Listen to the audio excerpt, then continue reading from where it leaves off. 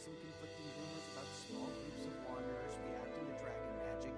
People pick sides, argue over things they know nothing about, spread conspiracies, yada yada yada, problem solved.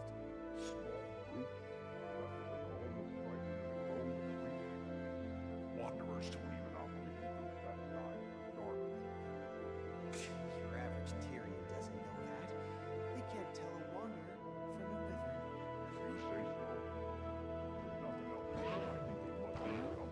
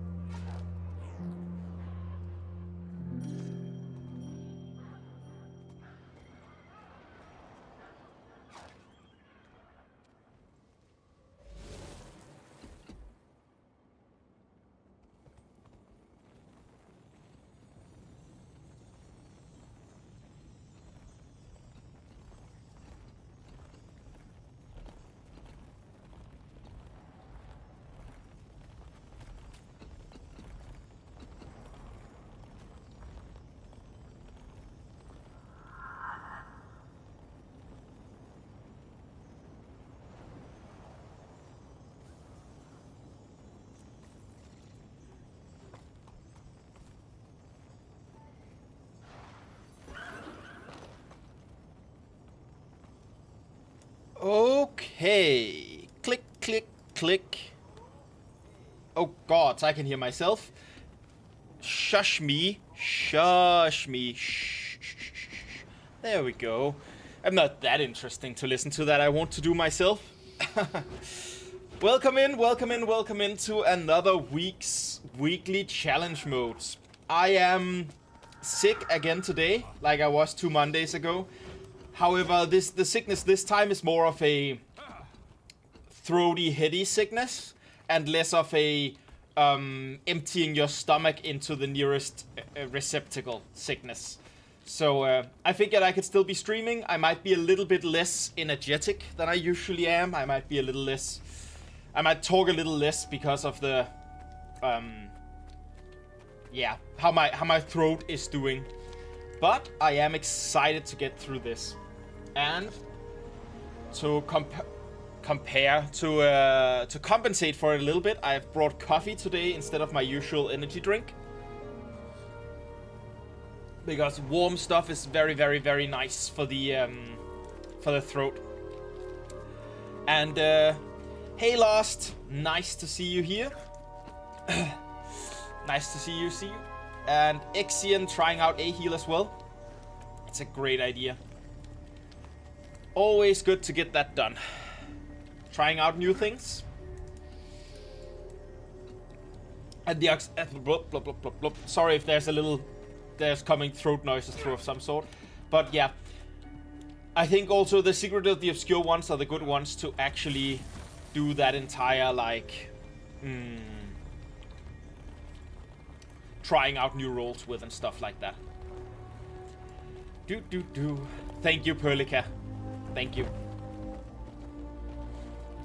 It's one of those things. Yes, lots of homemade honey and tea. But since I need energy, it's coffee for now, and it'll be tea later. That sounds great, Nanas. There should be plenty of time for you to do that and then get into the group. We're still at 28 out of 50, so we are a ways away yet. These Q deeps. 1, 2, I need 1 more A-heal. Let's update the group for now and say we need... Let's just say 1 A-heal, 1 Q DPS, not Q DPS, Q heal, and 5, 6, 7, 8, 9, 10 for Q DPS. There we go. Gonna move myself down into group 5. We need 2 more Q DPS. And no more A heals. Bloop. Heal and lock this subgroup. As people have been telling me forever that I should learn to lock the individual subgroups. So now nobody can actually do another A heal. It's very nice. So slow filling today. Hey Mook, by the way, thank you for the run again. Thank you. I'm very, very happy to see you here. And you're right, it's a little bit of a slow filling, but we'll see. Maybe that means that a lot of them will stay around. We can only hope. Fingers crossed and all that. And you got yourself a coffee as well. You gifted your wife a new espresso machine, Lost. Oh, that sounds amazing. Especially when you've just had a kid. Getting some extra caffeine in the system. I mean, I'm assuming she can only drink X until cups of day because, you know, breast milk going into the baby and stuff like that. But, you know, still nice to be able to get some amount of coffee in you. That's super 5G. That's super.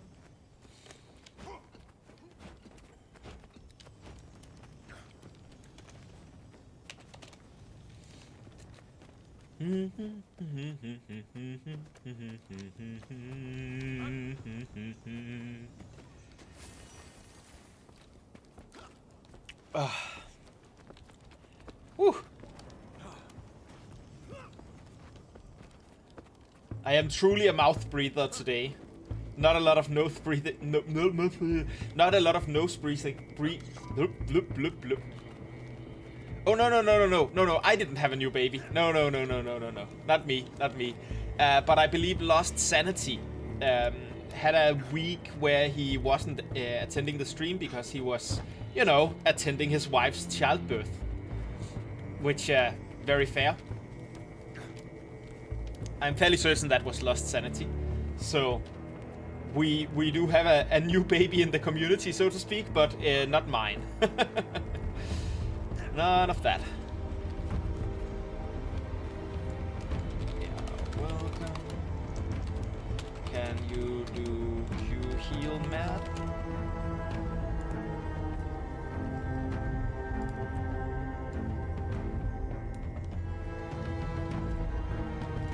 ESO defector says Q DPS. So that's the right one. Good. Yes! Oh, that's so awesome. Oh, babies, am I right? Great pleasure and great torment bundled into one little guy.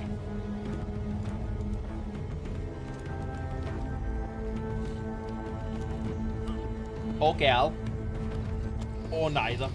I know, but one little blob.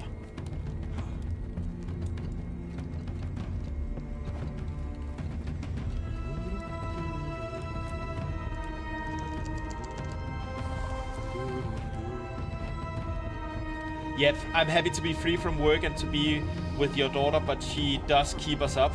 Yeah, makes a lot of sense. It's what babies do, right? They're either hungry, or they're tired, or they're both. I don't know.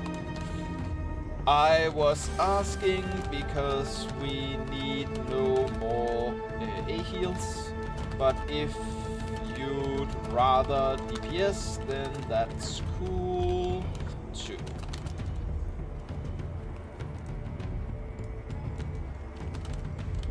Up now.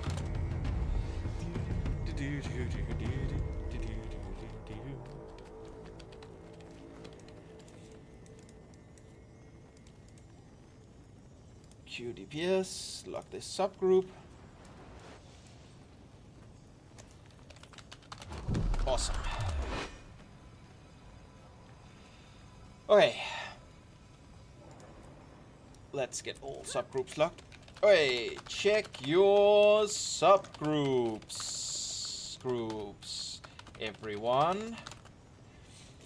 Yeah, you can swap to Q heal if we have too much A heal. That's awesome. But I think Matt found a way to Q heal, so we'll just let them do that. I'm gonna be sorting out squads in a second here. If you're in group 1 right now, you're a DPS. 2 is a heal. 3 is a DPS. 4 is a Q heal. 5 is Q DPS. If you're dissatisfied, please let it be known. No, EU, unfortunately. So if you're on NA, you won't be able to join the group here because it will be, on the EU servers. Sorry, Pokey. Poxutan.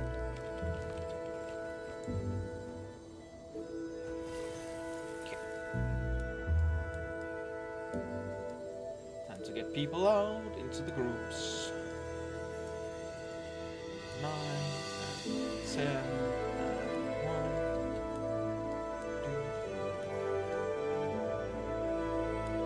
2. Do you do NA runs as well sometimes? Omal asks on YouTube. I don't currently.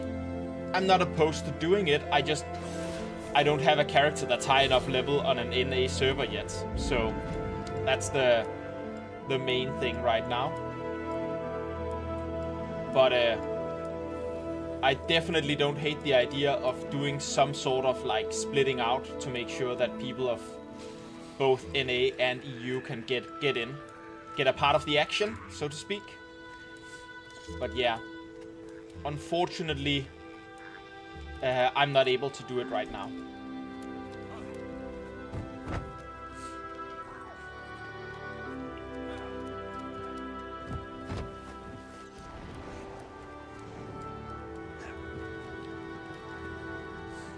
if somebody over on NA has a commander tag and wants to start some convergence runs on this time every week, and they want to make sure that, you know, I'd gladly, you know, throw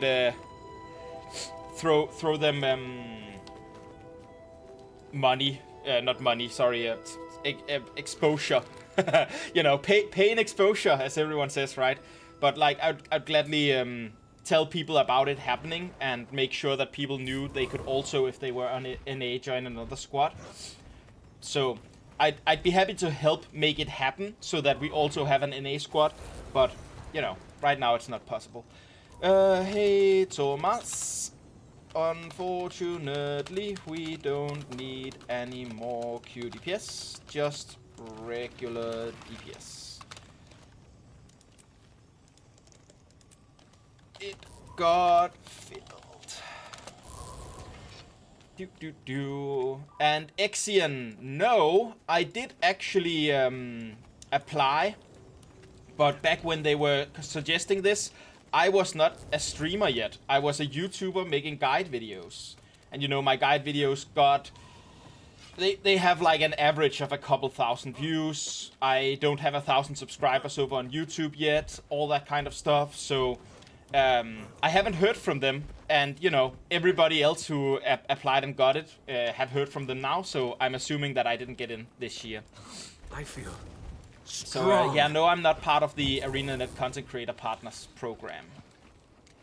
Do we do all CM from Soto only or also Janthia? We're also doing the Janthia wild ones. So we're starting out in Secrets of the Obscure, and when we're done here, we are going to Janthia. Yep.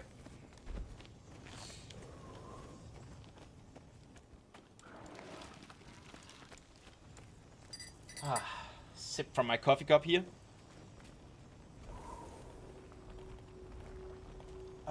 Good with hot drinks when you're a little sick.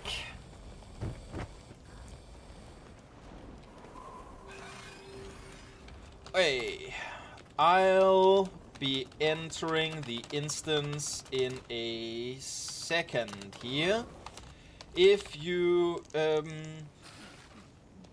just DPS Espor.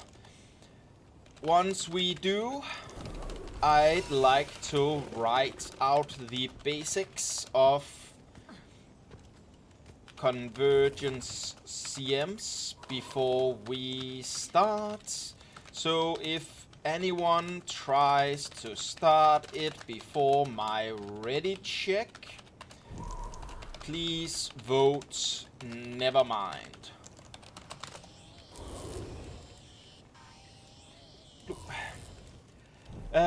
Exian says, all too bad. Partners can swap from EU to NA and vice versa for free, so hopefully you'll become one in the future. Yeah, I mean, that would be nice. I'd gladly join the program if Guild Wars decides to have me. And I will seek it out again next year. Because I think some of it was also... some of it is also like my guides, a lot of gold making guides, and I think those are usually frowned upon a little bit. Not like in they are bad, but just in a people don't see them having the same amount of value as guides on, you know, on actual how to do content, or guides on oh, look at all these interesting things that I found in the environment and stuff like that. I have this feeling that game companies like gold optimizing guides less than they like other kinds of guides. And again, pretty low viewership, and hadn't been doing. Hold on, I think. Come here. Need to get up here again. And hadn't been doing any streaming, so that means, you know, I think stuff like this is something they'd like to see in the partner program, right? People getting the community through instance content, blah blah blah, that kind of stuff. So, high hopes, crossed fingers, all that kind of stuff. And great that you made it, Andor. Very, very nice. Important to get both the fractals and the convergences in.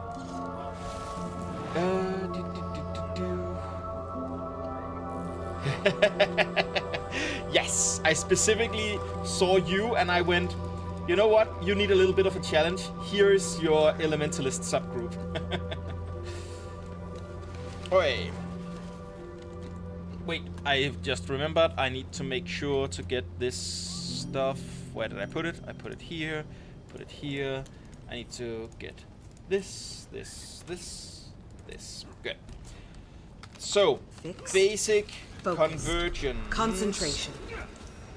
Tactics. Essence management is the most important thing you'll do in here. Since essence is a limited resource, dropping from Cryptis and every 10% of boss's health, and it is the only way to heal Soja. And if Soja dies, we lose. So, handing in essence at the right time is critical. Start handing in at about 80% health and be a little picnic about doing it fast at 50% health. If she nears full health, stop turning in. We do have a Discord channel, Kari, if you are listening in here as well. You can write !Discord on the Twitch to find it, and if you're a YouTube viewer, you can find the Discord channel in the description. Let's see here. Essence is also a DPS boost. Think of it as about 50% bonus DPS at 50 stacks of essence, plus 2k power and condition damage. Somebody just did something and I wasn't looking. Ooh, you subscribed. Not bad, by the way. Thank you so much. That means a lot to me. I'll make sure to use those Bezos bucks to, you know, buy myself availability from my real life so that I can do more of this stuff and more guides and stuff like that. With that out of the way, make sure to check your group and go to the right location. If you're in group 9, we hope you can get you can keep Soja healthy, so we don't need to get other groups back from doing bosses, since they are at since getting 40 people with 50 stacks of essence into the final boss means loads of health stacked up for Soja. Healing. Not just health, but healing. Oh, sorry. I forgot to turn it down again after the... There we go. Thank you for pointing that out, Perlica.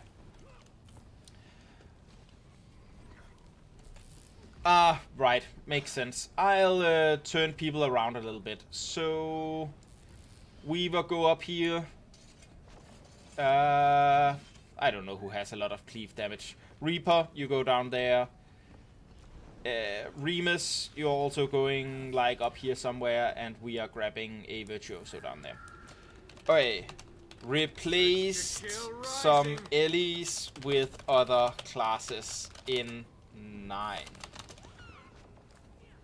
Check groups again. Also, group 10 You don't need to help with 3 big bosses. If you wanna go take out trebuchets early. Otherwise, do it when bosses go down and come back to help 9 when no traps are up. So, for Hell Sister, not Hell Sister, we're doing Demon Knight first. Demon Knight. Big circles target people. Get on your War Claw and move as far away as possible from group to avoid AoE damage downing people. If circles don't move out, do your best to dodge it. That's the most important stuff. The most important stuff. One last thing. I am live over on Twitch TV/MookChivalry. If you need, if you want a gentle, slightly sick, guiding voice, talking through mechanics as we see them, please consider popping by. No pressure, though. Let's do our best and have fun. And there's the ready check. Okay.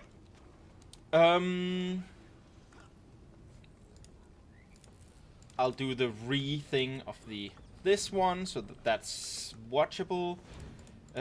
Sorry, but group got filled about 10 minutes ago. I'll keep it in mind for when we switch bosses and lose some people. Taurexed. Nice to see you. Welcome in. Welcome to the Mooks. Thank you for following.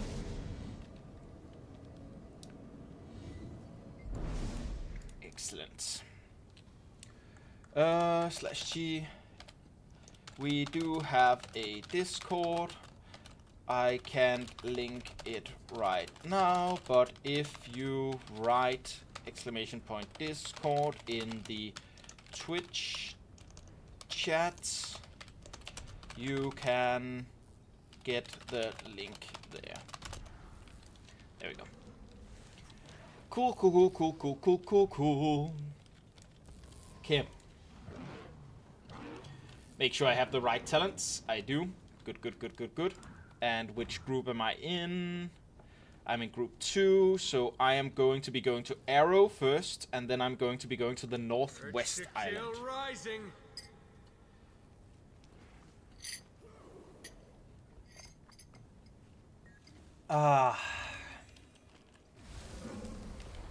So good. Coffee is just an elixir of the gods. Truly is. I'm a little out of range, so reviving will be a challenge. Luckily, the god taught me a few tricks.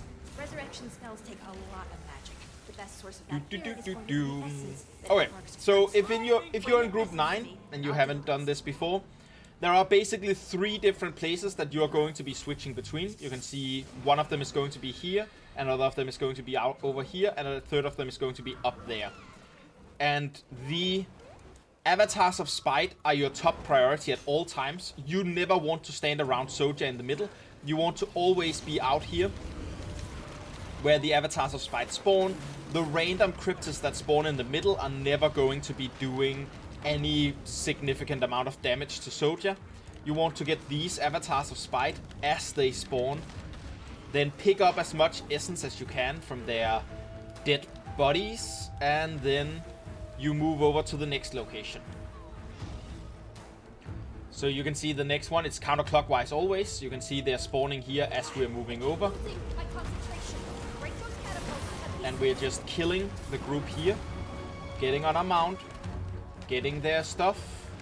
And moving on to the next one. And you're going to be going through this until the boss activates. You know, with the one exception of when 3 bosses spawn here in 1 minute's time. But it's basically after those bosses, you in Group 9 are going to be the only ones that are doing this. So it becomes even more important that you do it properly and not just stack up on Soja. So also, of course, Soja's health, you want to keep that nice and high. We don't want people to have to come back from the... we don't want people to have to come back from their boss islands to help heal her. So you picking up essence, unfortunately you're not going to be able to hold on to it. Instead, you are going to, every time you see Soja reaching about, like say 80% health, or every time you get capped on essence, move in and heal Soja up again, so that she keeps high health. We basically want Soja to go into the last boss with 100% health, or close to 100% health, and as much essence as possible saved up across all 50 people. And if people who are doing their bosses have done it right, and you're doing it right in mid, I can feel the demonic essence in those high cryptis. people doing the bosses should have 50 stacks of essence, and you guys should have Soja healed up.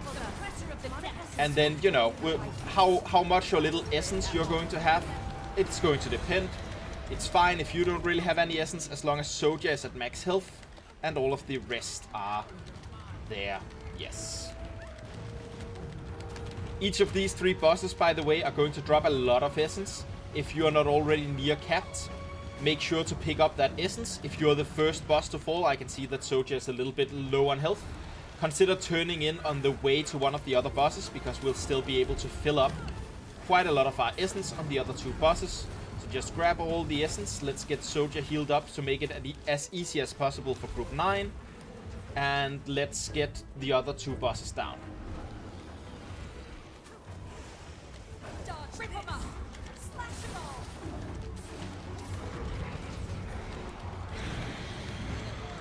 Excellent. Cortege. Pick up essence if you're not at maximum essence, and go to your designated islands. In case they weren't clear, I'm going to link them again here. So I, for example, have to go northwest, because I am in Group 2, and 1 and 2 are going northwest. Reneromt or Renerom Tier 2, whichever one you prefer of those 2. Welcome to the MOOCs, thank you for following, it's nice to see you.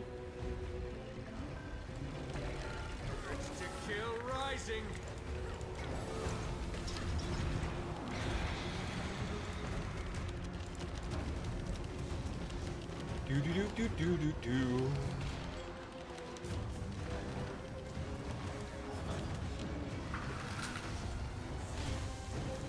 These, of course, also drop a lot of essence. So again, if you were one of the people helping out in mid by turning in your essence before moving out to these, making sure to turn in your essence here is a good idea. And we dodge roll things. These small bosses are also very, very good places to learn about standard boss mechanics, practice them a little bit. They're going to be doing all kinds of mechanics that bigger bosses will also do. You might sometimes find yourself near one that does the eye above head thing, or that does AoE waves, or that does all kinds of stuff. But they also do a lot of stuff that the big bosses don't do, right? So, like, these are standard things that you see in bosses across the open world as well. So this one that we're fighting right now, didn't dodge roll that in time.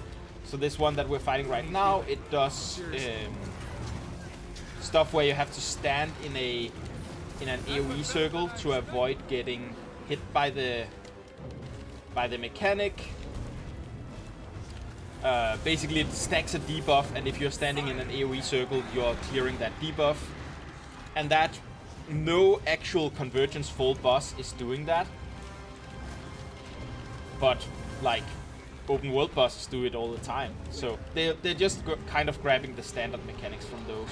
Some of them overlap, some of them don't. So it's a bit of a good practice run. Like, I really need to practice the timing for that 1, 2, 3 dodge roll. It's probably because I should dodge roll more on 2 and then just accept that the dodge roll is long enough that if you count to 2, you'll be getting to 3 just fine. Go.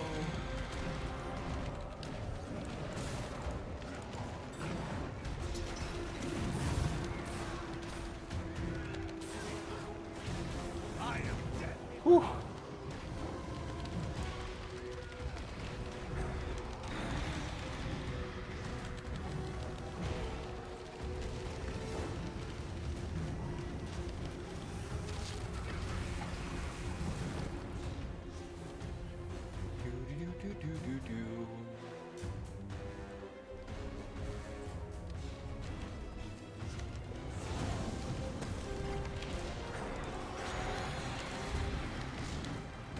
Ooh, somebody already cleared their island. Very nice. We have a very fast group over there.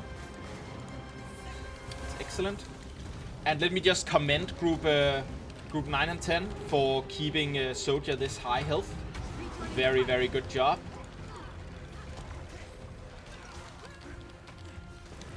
And right now we're not able to, but just remember, if somebody gets down and drops all of this lovely, lovely essence, that's the healing potential of Soja, which means you should prioritize, and this sounds heartless, but you should prioritize picking up their essence, if you don't already have maxed essence, first, and then getting them up second.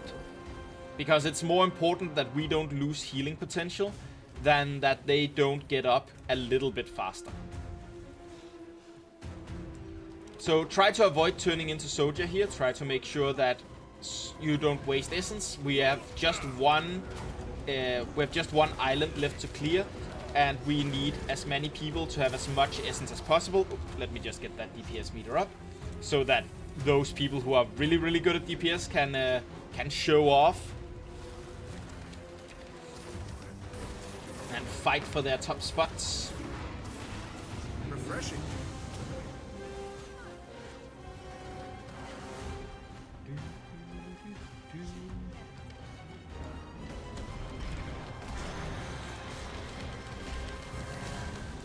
Out, we're attacking the avatars of spite.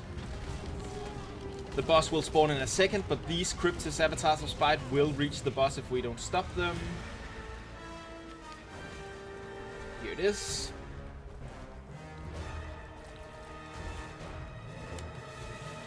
Make sure to be careful not to touch Soja on the way over here. She has a lot of health already. That is the circle that you want people to move out like that. You can see you want them to move even further out. You can see the AoE mechanics coming down. So the further out the better.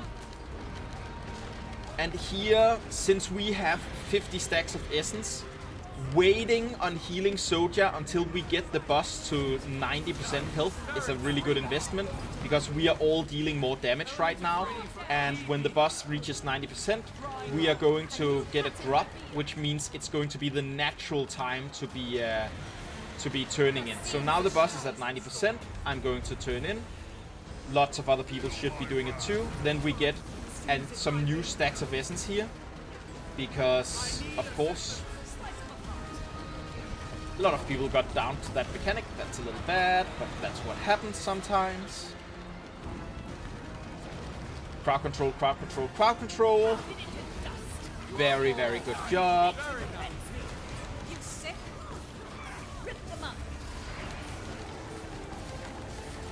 Should you get downed and become a wisp, your most important job... Oop. Oh no.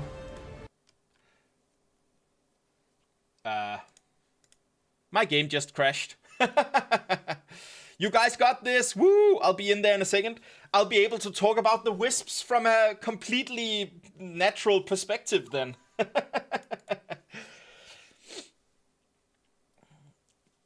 Big if. Big if. But yeah. Don't worry. You guys are great. You don't actually need me. I'm just 1 out of 50 people. And I think I'm doing okay in general, but I am not the best person in the group. Is it Arc DPS? So what I'm hearing is that if I crash again, I should make sure to turn that off. That sucks. Uh-oh. Let's hope it's not too many people crashing. Let's hope it's just you and me, Peterus. I mean, Peterus! Strange occurrence.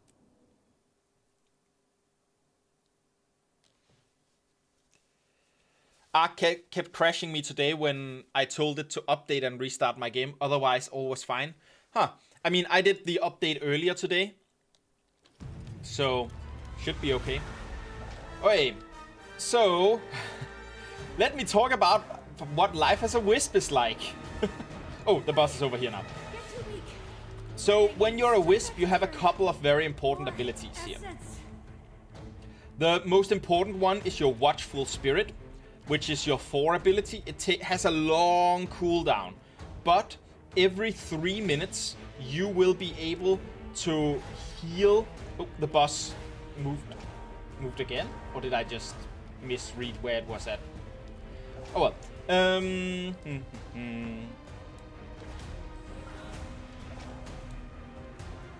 Make sure to be turning in essence here. Soja is getting a little bit low, but you will have the ability to get people up when they are getting down by the boss. And you will have multiple avenues of doing that. Your most important ability is the 4 ability, which is like the warrior standard if you've been working with that, which is an ability that gets all down targets up in a little area. Very, very important ability. You are also invulnerable as a wisp, which means if people get downed and you don't have your 4 ability up, it's also better that you are the one that is going to go and resurrect them than that anybody else has to do it, right? So I'm going to resurrect a person here. I don't want to waste my one Watchful Spirit, on a single person. I want it to be something I use when a group of people get downed. Yeah. I am going to remove Arc once, if it crashes again or between battles here.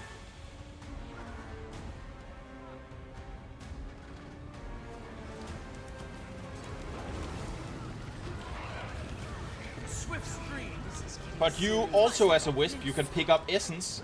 So if somebody gets downed and loses a lot of essence, like just happened here, you can pick it up. And you are the least valuable person to keep essence on since your DPS is 0, which means you want to be turning in that essence constantly to make sure that other people don't have to, basically.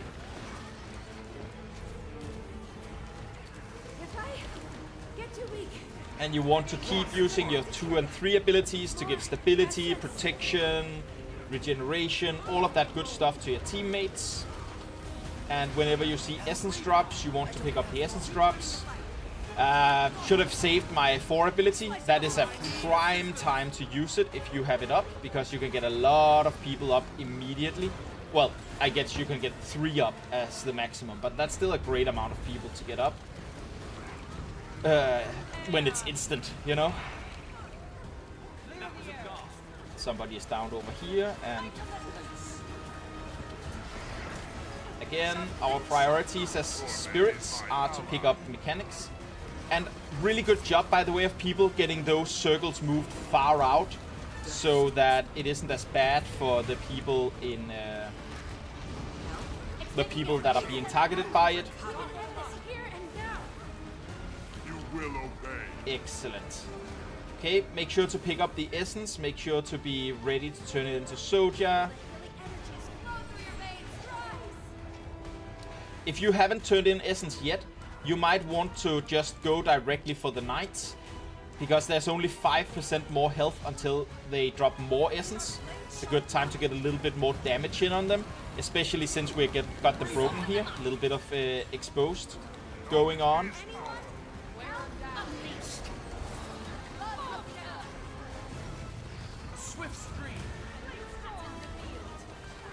It crashed again for you, Peterus. That sucks, man. Make sure to disable Arc DPS on your way in if you haven't already, in case that's the stuff causing your crashes.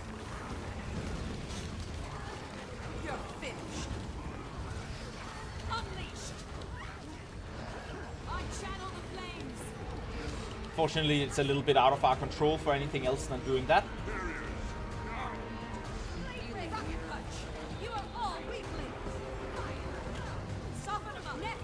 Make sure that once we've done this stuff, this is 10%. These are the last bits of essence that we're going to see.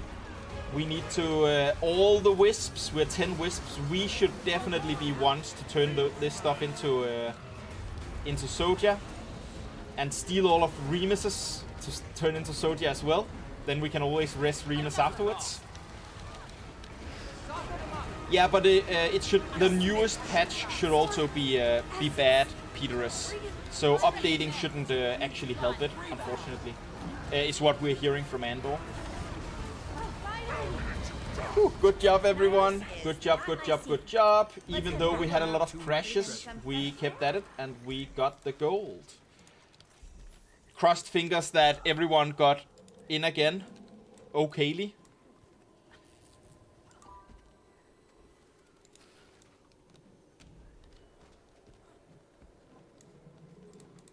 It's a new one that's bad. Yeah, that's extra bad, of course. Congratulations on the Supreme Runes of Holding, Remus. That's always a nice one. Hindistan's Visi. Thank you for following. Welcome to the Mooks. Nice to have you here. As always.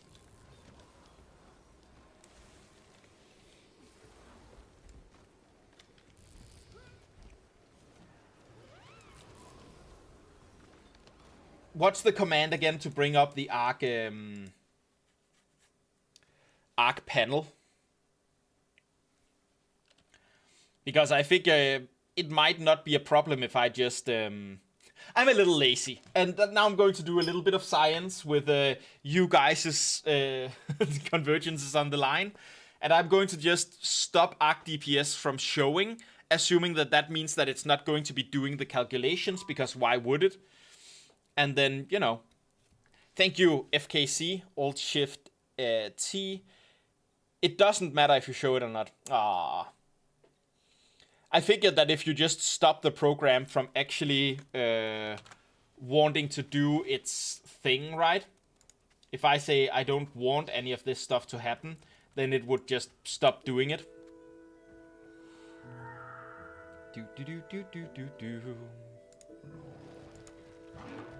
Let's see, I had somebody whisper me, but I can't see their whisper now. Oh, but I want squad manager. I want squad manager.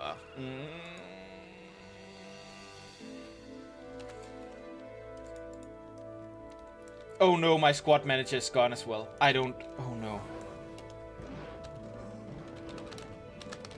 We're doing 7 more runs for the other 4 bosses here, and then 3 bosses in Janthia.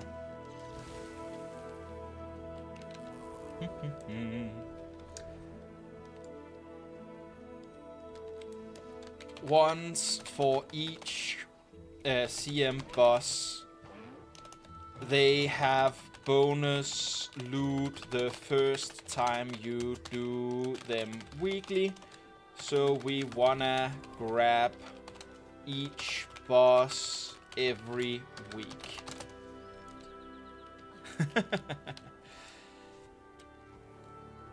Just replace your D3, D11 with the... Yeah, I guess I should. Hold on. Do. Yeah. I trust Andor. No problem. Download the unverified file. Ba-dum. Let me get into the Guild Wars 2 files here.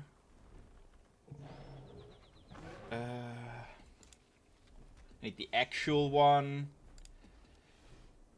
Remove that. D3, oh, right. I need a... Hold on.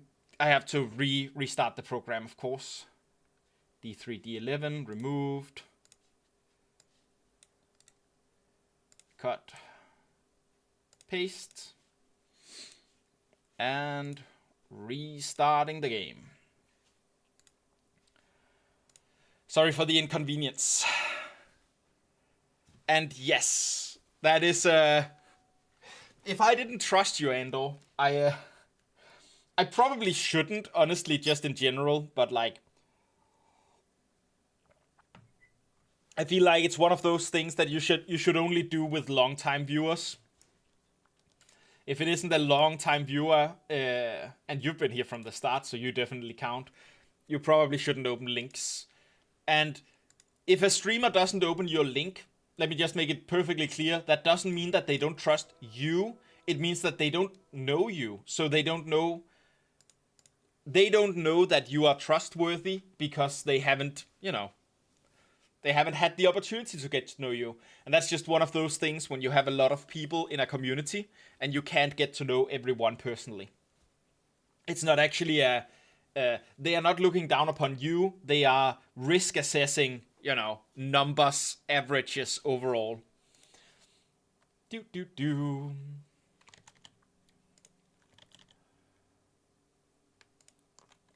Let's see here. Get back into the Twitch. While I get this back, it's probably a good time to run some ads, because we have 12 minutes left until pre-rolls will be added on. And I need to know everyone's roles again, so I have to put everyone out into group 1 and then have them move out into groups again, do all of that. That's gonna take a little while. So I'm sorry that this takes a little bit longer before we get into the next one. But at least it means that you will miss nothing of value during this ad break. Thank you guys for sticking around. I'll see you on the other side of this, and I cross my fingers for as few ads for you as possible.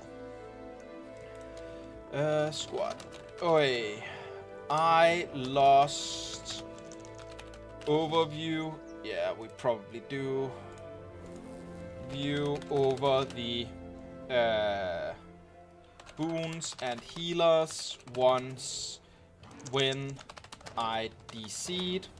So I'm going to move everyone back to group 1 and have everyone move out again so I can see where to put people. Sorry for the inconvenience. The inconvenience. So inconvenient.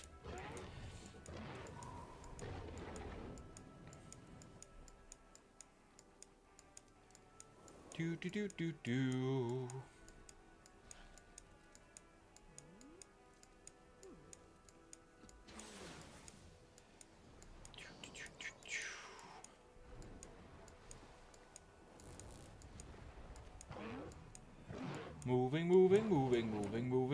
Moving, and then unlocking the subgroups, and saying group 1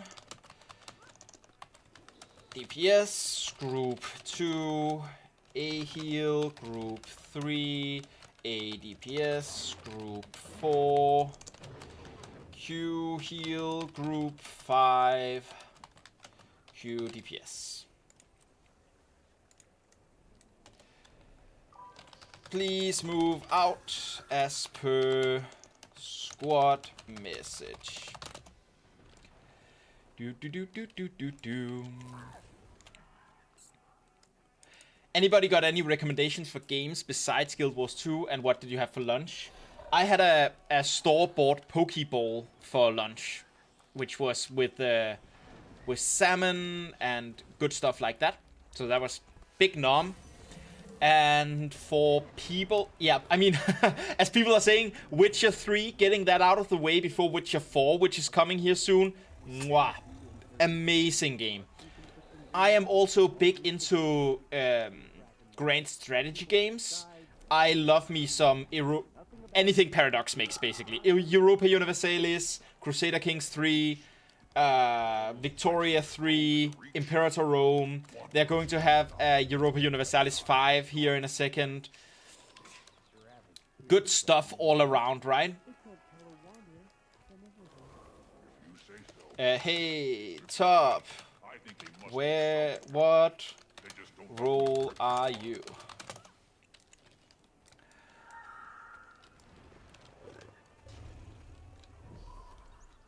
How come I do these runs on Monday and not on the weekends? Because my weekends are times where I usually have a lot of social engagements. So, doing it on Mondays is a time when it's nice to keep the weekends free, basically. To let the weekends be a place where I can find time with my friends or find time to catch up with volunteer work and stuff like that. So, yeah. That's why I do them on Mondays. And then Mondays is also reset, right? So it's a time when everything has just been reset. And, yeah.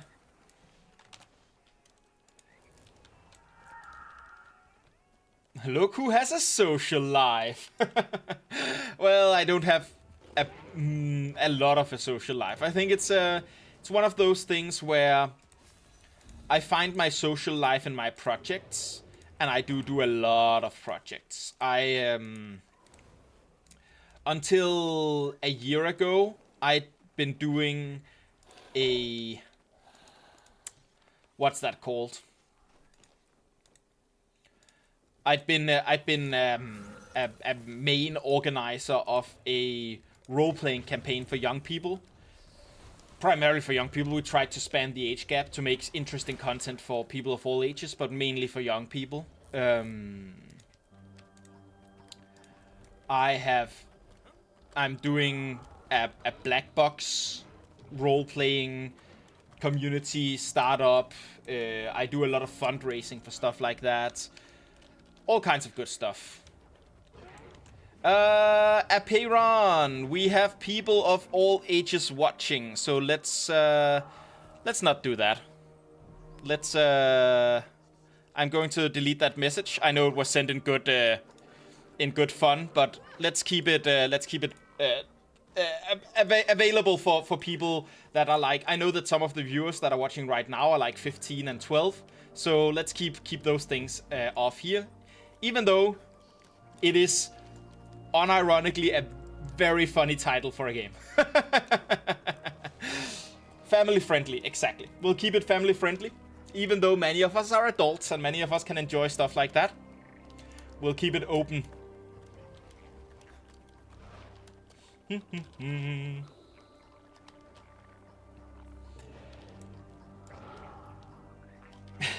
QPDS. Okay.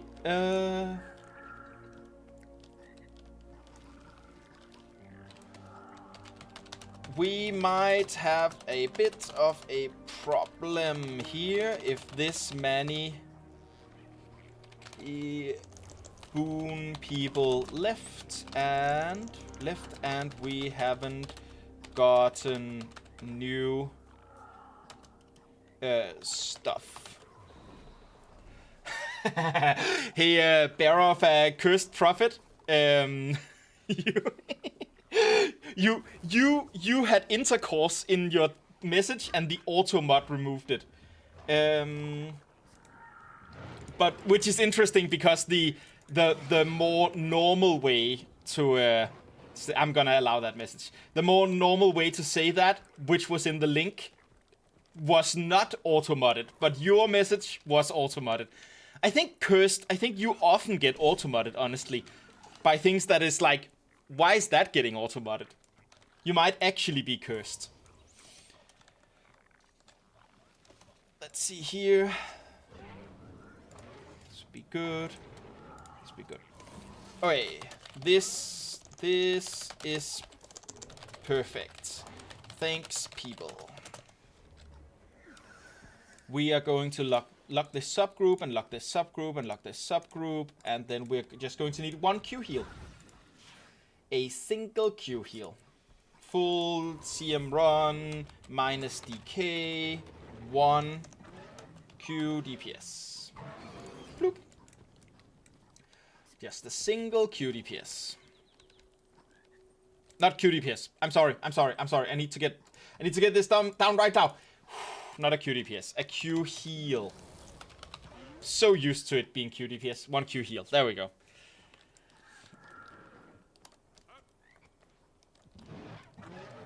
The guy 1 sends not family friendly message, ultimate I sleep. Guy 2 sends family friendly message, ultimate real shit.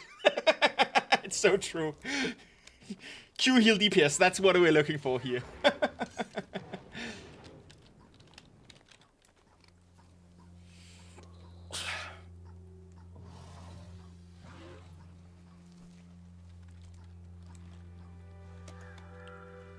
do.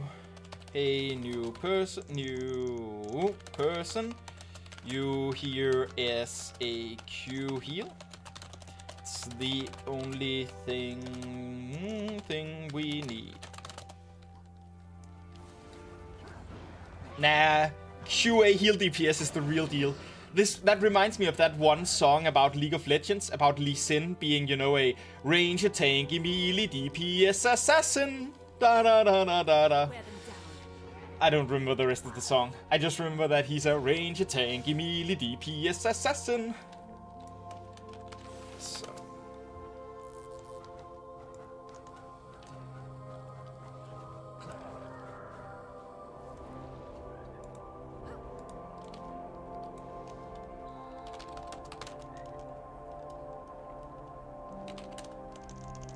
We do need an AQ heal, though, before we're ready to rumble. That's also, you know what I need? I need the game telling me who joins at what points, so that I can easily see.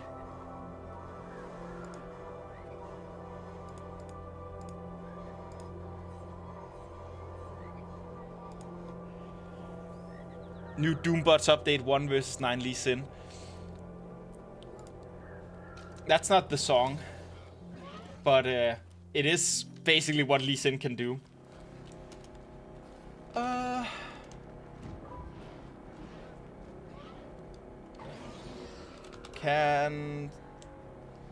Perfect. If Priscilla does the Q DPS and Kristoff does the Q heal. Thanks. So, Prisk is Q DPS. Kristoff is Q heal. Thank you both.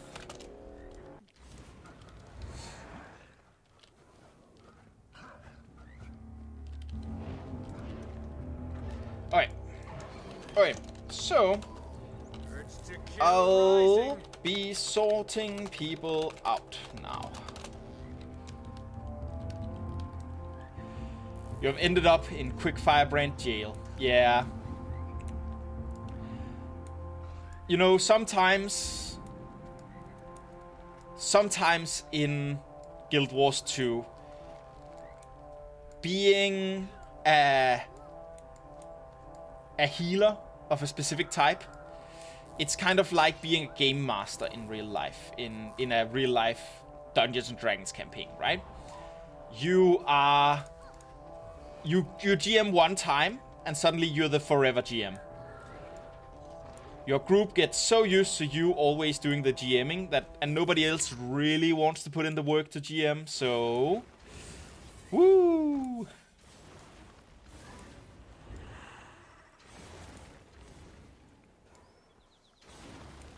Bloop. Bloop. Do do do do do do do. Get people sorted out.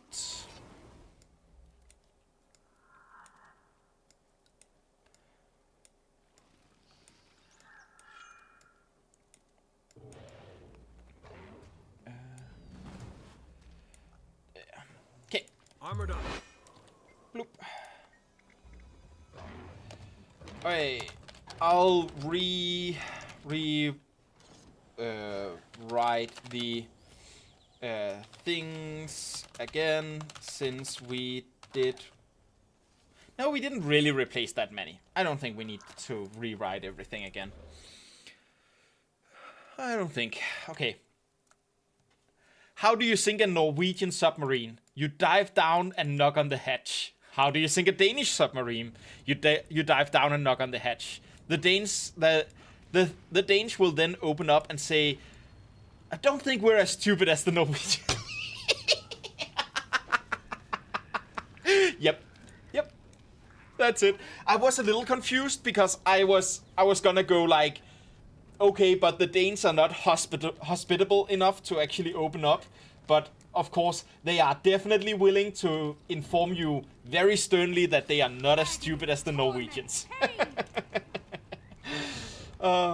And yes, you got red duty, Andor. I'm sorry. I need my best people on the rat, you know. Okay. Really quickly. Cryptis essence equals both heal for rats and DPS for us. So don't waste it on overhealing. Think that the best thing is to keep Soja at 50 to 80% health. Panic if she falls below 50%.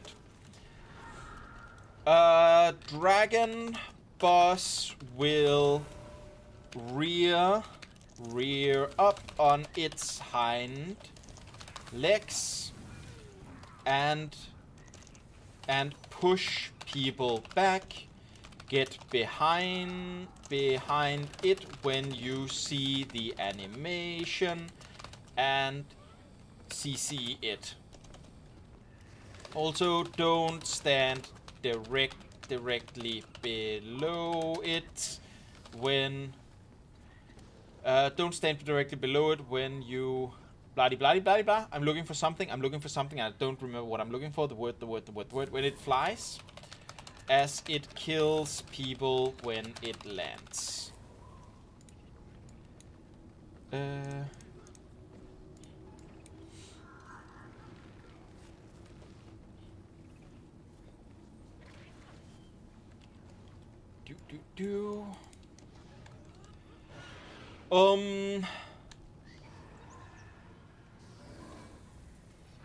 What else was I going to say?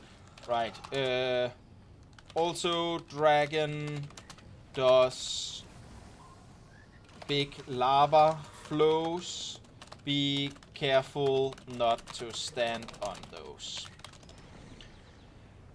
For if you're not comfortable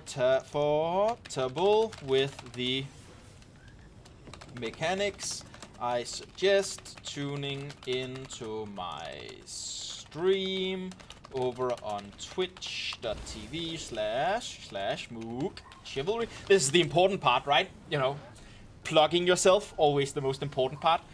To have a gentle, guiding voice talk you through it. Optional, of course. Let's do our best and have fun. Thank you, Nerillion, for following. Nerillion for following. Very, very nice. Make sure to grab, by the way. This is the healing one, right? Yes, this is the power one. Sioxo, thank you for following as well. Very nice to have you. Welcome to the Mooks, both of you. And should be about it. Let's see here. What have people written while I was busy talking about the rats? Do. Who even plays a Sora? Why do that to yourself? I understand player world versus world. Recent smaller targets. You do tap targeting. I do as well, even though I think the island dispatch. Oh right, yes, of course. Thank you for pointing that out, Exian. I forgot to put that back up.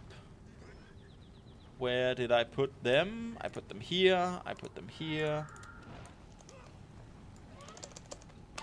There we go. Those are the groups. Thank you for reminding me about that. And MacBola's here, just lurking to help. Thank you. Thank you. And guys, Jeff Bezos is giving me Civ 4 Complete Edition claimable on good old games. Prefer the other type of games. Here's the code. Nice. Thank you for sharing that that code with the community. I think Civ IV is also one of the goats. It's one of those, you know, it's one of the games that... Okay, I'm gonna say something very unpopular now. I think Civilization 7 is a great game. I think Civilization 7 is the best game of the franchise. I like it better than I like the previous Civilizations. I thought Civilization 6 was great. I liked Civilization 5 a lot. Civilization 4 is one of the, you know, defining games of a genre, right? Civilization 4... Civilization 4 is one of those games that without it, the entire 4X genre wouldn't exist as we're seeing it today. It was a huge success. It was great for its time. I wouldn't go back to it nowadays, unless it was to get a nostalgia thing, right? Portaled in as soon as we lost track of your astral fluctuation. But I'll need to focus on maintaining our tether to Tyria. The nearest waypoint yeah. is It is a good game, and it is a game that if you haven't tried it, it's worth trying. Just like how it's worth watching A Day in the Zoo, which is the first video on YouTube. Always worth watching, right? Because it's history right there in front of your eyes. Of course, you should be aware of it. Or you know, the entire the history of the entire world, I guess. Videos like that, right? A lot of people dislike Civ 7, wish they didn't change certain things like era transitions being so abrupt. Honestly, I kind of like that there are 3 games in one, so to speak, and that this allows them to create much more defined era mechanics. So each era does something significantly different, whereas when the era transitions aren't like loading into a new game, as in previous games, you had these weird, like, some people had tanks while other people had just researched crossbowmen, and it's not even the imbalance about that bothers me. It's just that would never allow you to smoothly do stuff like saying the exploration age is about finding the new continents, finding these new luxury resources, bringing back treasure fleets. The modern age, it's about, you know, the space race. It's about factories. It's about, you know, modernizing society. The antiquity. It's about the exploration. It's about getting the big works of art done. You know, theater had its golden age. I was about to say under Aristotle, but that's a lie. Aristotle was 100 years late to the party, and he insists that the textual work is so much more important than the work that's being performed on stage. And the reason he's insisting on that is because he was 100 years after Sophocles, Aristophanes, what are the other two? Aeschylus and Euripides. I think those are the 4 we still have works from. He's 100 years after them, and he's just reading their text instead of seeing them performed, and he's like, oh, this is so much more cultural. Ha ta ta ta ta. Anyways, women should be on the 2nd floor when you have guests, because I'm a huge asshole. Oh, Aristotle, you did a lot of good and a lot of bad. Anyhow, that's Aristotle for now. So we are now at a stage where it becomes relevant to get out to your bosses. 1 through 3 should go to the boss at the arrow, 4, 5, 6 to the boss at the circle, 7, 8, 9 and 10 to the boss at the heart. Unless of course if you're prepared for it in group 10, going out now and beginning to attack the trebuchets is a good time to do it. It's just a little bit more advanced, so I would rather, you know, make sure that people handle the mechanics better, basically, than that they try to do that. Another Aristotle rant, here we go. I am, you know, Aristotle, I'm so ready to rant about that asshole any day of the week, all days of the week. You could not pay me to stop ranting about Aristotle. And yeah, imagine if someone clipped that out of context. You mean Aristotle's opinion on where women where women should be in society? Yeah, that would be real bad. Oh yeah.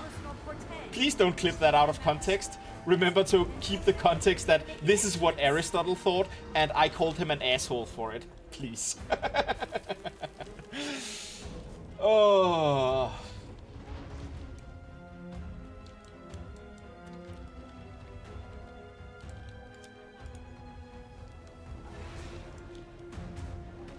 But yeah, that's today's Aristotle rant. If you joined here to get the lowdown on how to do this, welcome to not quite getting what you were being promised. Right now we're just separating out. The reason I'm not as worried about talking about mechanics right now is because this is just one big, we're separating out into the different small mini bosses here. And group 9 is handling Soja and keeping Soja alive by attacking the avatars of Spite and turning in their essence regularly to Soja to make sure that she keeps her health up, so that we in the other 8 groups don't have to turn back as often, because we want everyone out here to be able to kill these as quickly as possible. And 50 stacks of Cryptis Essence is 50 times 20 power and 50 times 20 condition damage, which is 2,000 of each, which is about half again as much as you usually have in total. So think of it as 50% extra DPS, which means we are completing these bosses 50% quicker. So it's pretty nice overall to have group 9 and 10 handle Soja while the rest of us handles the bosses here. But the bosses themselves don't have a lot of super important mechanics. It's a lot of, you know, standard world boss mechanics that comes down to stay out of red stuff. And a couple of... Sometimes they have the eye above the head mechanic that some of the bosses you meet in here will also have. Good time to practice that. And stuff like that.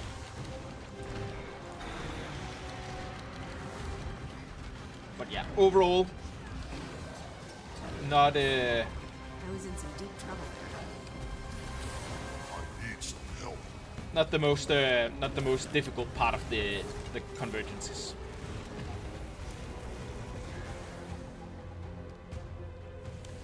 Here, we switch here, we switch here, we click R7.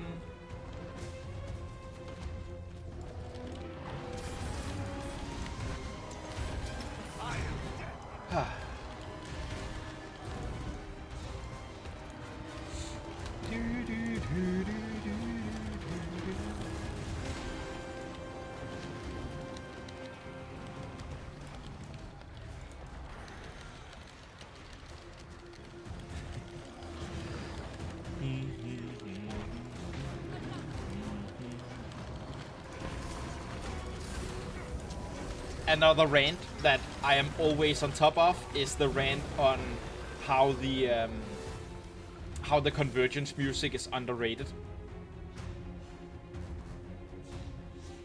Really good stuff.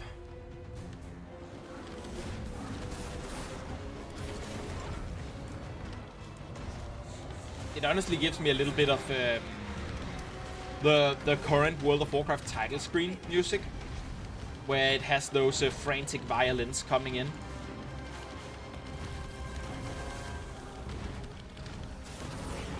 Oh yeah, the rant on Soja. I can do that rant too, Andor. So, if Soja is getting... We haven't had that problem at all. You guys have been great all day. So, this is not a rant in response to anything. It reminded you of the Shire theme. Huh. When I get the da da da da da da da da, I get a lot more like franticism, where the Shire theme of the da da da da da da da da da da da da da da da da. I get a lot more of the you know, it's a lot calmer, there's longer tones, there's more you know, it's more flowing, where this one is, well, I guess it's flowing-ish because it still goes. The Silver Moon theme. Oh, it's been a while since I've heard that one, but I'm looking forward to hearing that one in Midnight. Looking forward to Midnight in general. I've been having fun with Salatath being our best buddy forever, but I'm ready for Salatath being our nemesis again. They're taking the hobbits to Isengard, Da da da da da da da. Yep. Right, the rant. The rant that isn't really necessary here, because you guys are doing it so well, is that a lot of people, when Soja is beginning to get low, they begin to yell Soja in chat. They begin writing Soja in all caps, or rat, or whatever in all caps in chat. And that is the least useful way of doing that. Because science tells us that, psychology specifically tells us that people under stress have a harder time of following directions if those directions are unspecific. Which means when you're in a stressful situation, like Soja is getting low, we are having difficulty getting the boss done on time, blah blah blah. We are in a strike mode convergence, right? And people might not have done this before. If you just write Soja, they might know what that means in real terms. They might know when you're asking them between convergences, and you're going, what does it mean when someone says Soja in chat in a challenge mode convergence? They might go, oh yeah, that I know that. That means that you have to go and turn in some essence to Soja. You should be aware that her health is getting kind of low, blah blah blah blah. But when they're stressed, they might not realize that. You know, not because of lack of realization, but lack of... This is a good time to turn in, by the way, because we just hit the the first 10% threshold, which means it just dropped 15 new essence for us. So turning in the max cap essence here is good to get some new essence done as well. Anyways, people are yelling it in chat now because of course they are. Don't turn in now because she's almost full. Ah, damn it. Yeah, people are messing with the streamer. What you should do instead... It makes sense, anti-type. It makes sense. And what people should do instead of just yelling Soja is they should be saying, go turn in essence to Soja, or go stand on Soja, or turn in essence by moving to Soja. It feels like you're stressed too, right? When you're riding out and you're going like, oh, but that'll take so long, it'll lose a lot of my DPS, and you know, I'm a max pumper. Let me just get the DPS meter up there. You know, you might be Andor, right? Topping the DPS charts in many of the convergences we have him in, right? His time is precious. But in a group of 50 people, even the guy doing 36k DPS is still just a little bit in the bucket, right? I'm not saying that Andor's DPS is irrelevant. It definitely isn't. The people pumping DPS is allowing us to pull some people through that are not pumping DPS. But the time it takes, the 5-7 seconds it takes you to type out the entire message is insignificant compared to how much clearer the messaging becomes by you writing the specific action you want people to take. So, you know, you want people to move to Soja, right? That's what you want to happen. You want them to do that because you want them to turn in essence. You want them to do that because you want them to heal Soja. But that's the outcome. And if instead of talking about the outcome, you talk about the action, then a lot more people want you to do that. A lot more people will do that because they'll understand what you're asking of them. And of course that makes it a little bit, how do you say that? That you might, the counter argument that I oftentimes get for that is people saying, oh, but you know, they should already know, they should understand what Soja means, they should blah blah blah blah blah. But let's say that you're right. Let's say that they should understand all of this and that it's a problem that they don't. Would you rather act based on the world as you want it to be, or would you rather act based on how you get the results you want in the world as it is? I'd argue the second one, right?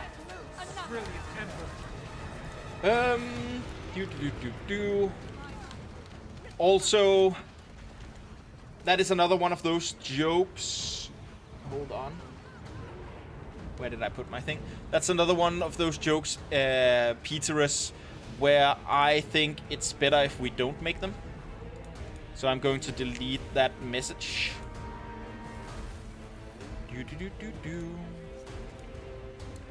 Where, you know, we're in a political situation where there are people that are actually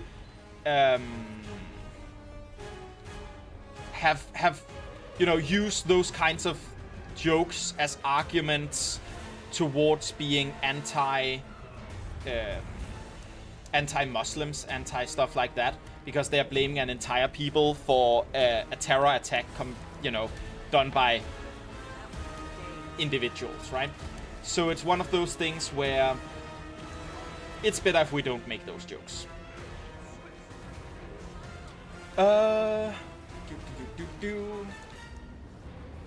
Yeah, none of that, please. Thank you.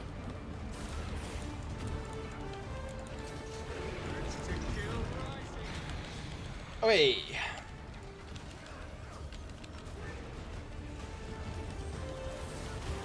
If you're a healer or a quick DPS, by the way, you should probably be moving in to heal Soja now. Anyone should heal it.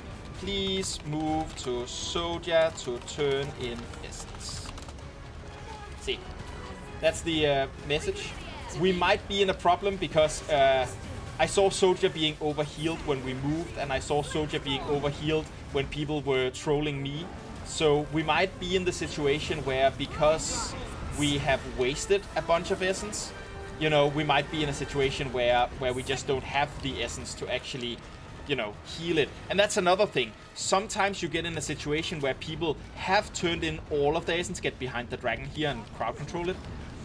Where people have already been turning in all of their essence and have no more essence left, and people get frustrated, they begin yelling Soja, they begin yelling all of that stuff, and, you know, it doesn't help anything because, you know, there's no more essence left to give. So we just have people being frustrated that people aren't doing something that they're not capable of doing because the mistakes lie in other parts of the thing, right? Basically. And the anti-type followed. Thank you so much for that follow. Sorry, I was just on a little bit of a rant there. So I didn't see your follow till now, but thank you so much. That means a lot. Be careful not to overheal Soja here. Be careful not to turn in here. We need as much of that essence as possible for this last part. Oh, dragon! Dragon! There we go. And of course, remember that if you got disconnected and you're a wisp right now, you are still valuable. You can still make sure to pick up essence. You also get essence drops. They're not as obvious. You don't get the big arrows pointing to your specific essences, but you still do get essence drops every 10% health. So the next drop will happen now. I see. It's not actually arrows. It's hands holding out towards the essence. But yeah, you are going to be getting essence. You are going to be a good... You should turn in your essence immediately as a wisp, because, you know, you don't do any DPS, so the essence is a little lost on you. You also want to make sure to be keeping your force skill available for whenever we get some anti-healing in. You know, when somebody gets downed, when a group of people gets downed, and you want to keep an eye on whenever single people are downed around. Make sure to keep an eye on them. Make sure to not... Soften them up. Make sure to keep an eye on them and make sure to get them up, because we would rather have wisps doing that, since you guys, again, can do no DPS. We lose less DPS from you getting over and helping people up than from even the healers doing it, right? Because even healers have a little bit of DPS. So, if you get disconnected and come back as a wisp, as I believe a lot of people did this round, you are still useful. Make sure to keep yourself useful, right? Good job, everyone. That's another gold medal here for us.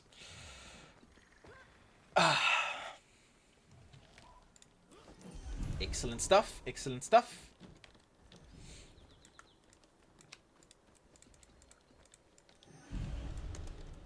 2 down. 6 to go.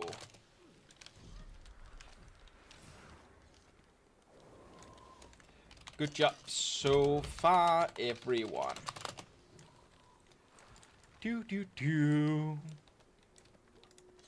Oh, we had a ready check hanging over us for this entire match. Whew.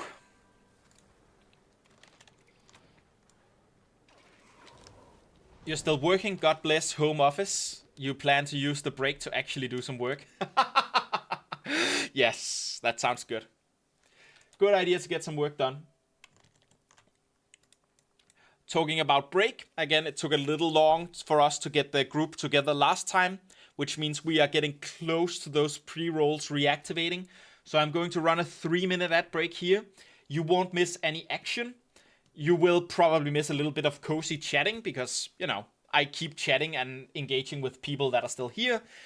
Of course, you can get rid of the ads, and I know this sucks. You can get rid of the ads by subscribing, either with your Bezos bucks, if you have any Prime subscriptions that you haven't used anywhere else, or with what are the equivalents of about a large coffee latte of some sort.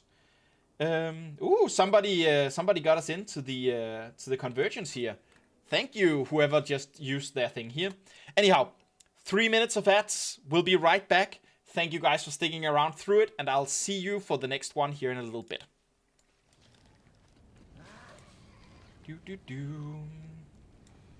Okay. Just need 1 DPS. Which is pretty easy. DPS.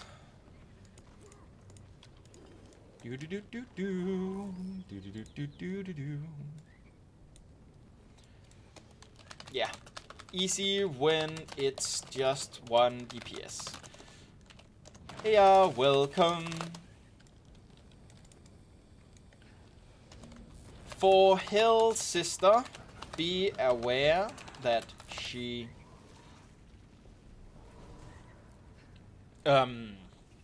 what's that called? For Hell Sister, be aware that she is she has a high risk of insta downing you with lava flows. For some buggy reason to do with terrain overlapping.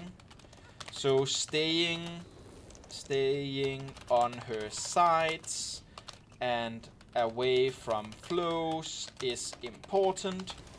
She also has the big eye above her head, where we have to look away to avoid getting Unbroken, taunted unshaken, into resolve. huge damage from a frontal cone.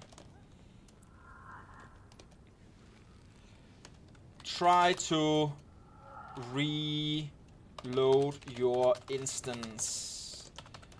Is Spore that usually solves that.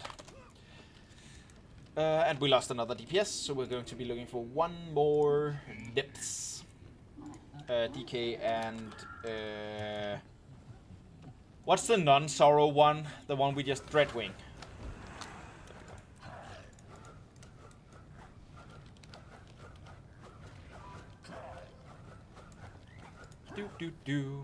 Thank you, Storm Krieger, for the unstable motivation. That helps a lot. For those of you who might not know, these unstable motivations, they help us open these instances. I have a bunch of them. I buy them from the trading post to be able to open all of these. So, you know, I use 8 of these a week for this. They cost 7 to 10 gold per, depending on when you sell them. You don't have to give them to me. Those are some of the most valuable stuff you get from doing this. So definitely, you know, only donate them if you really feel like doing it. I am also earning enough gold that I can easily replace them. And of course, you are, by watching this stream, giving me your real life money, even if you're not subscribing, because you're giving me your attention and, you know, Twitch commercials, ads are giving me money. Tiny amounts of money, but money technically. So, you know, don't feel stressed to give me anything. Thank you, Exian. I appreciate it a lot, of course. I will never say no to any donations like that, but they are definitely not necessary.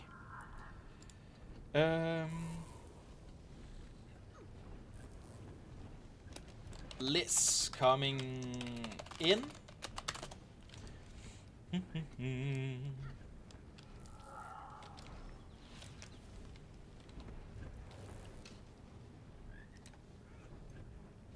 My coffee has gotten cold. I guess I will open a monster anyways. Here, let me just treat you to a little bit of ASMR.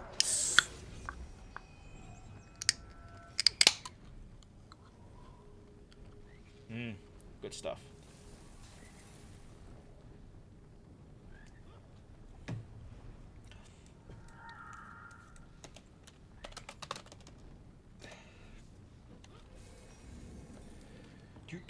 Do.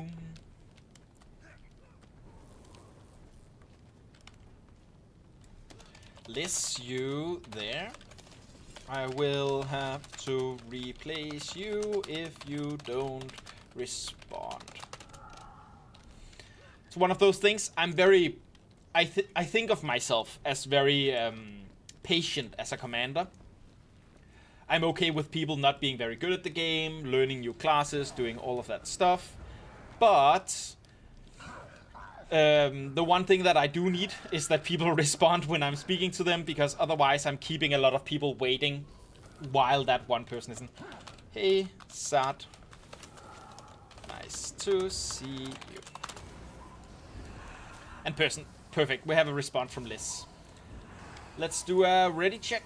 Let's get these stuff going. Let's remind people about the squad message so that we can bloop. Oh, the squad message didn't update. There we go. All of that stuff. Stuffy stuff. Do.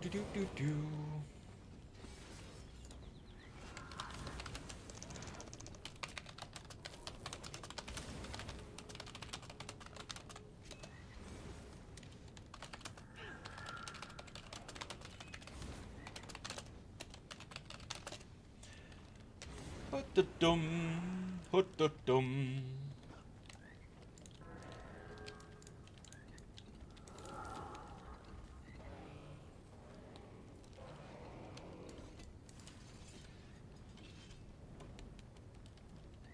The last couple, we'll get there. They'll get there.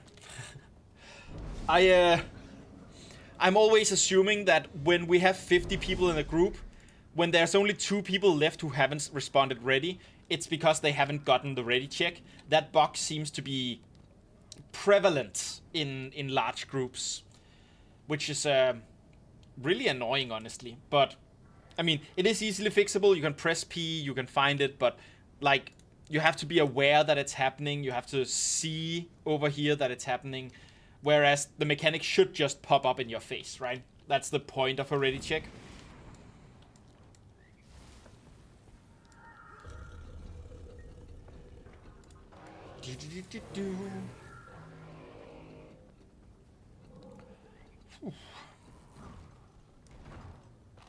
I'm just gonna go open my window real quick. Hold on.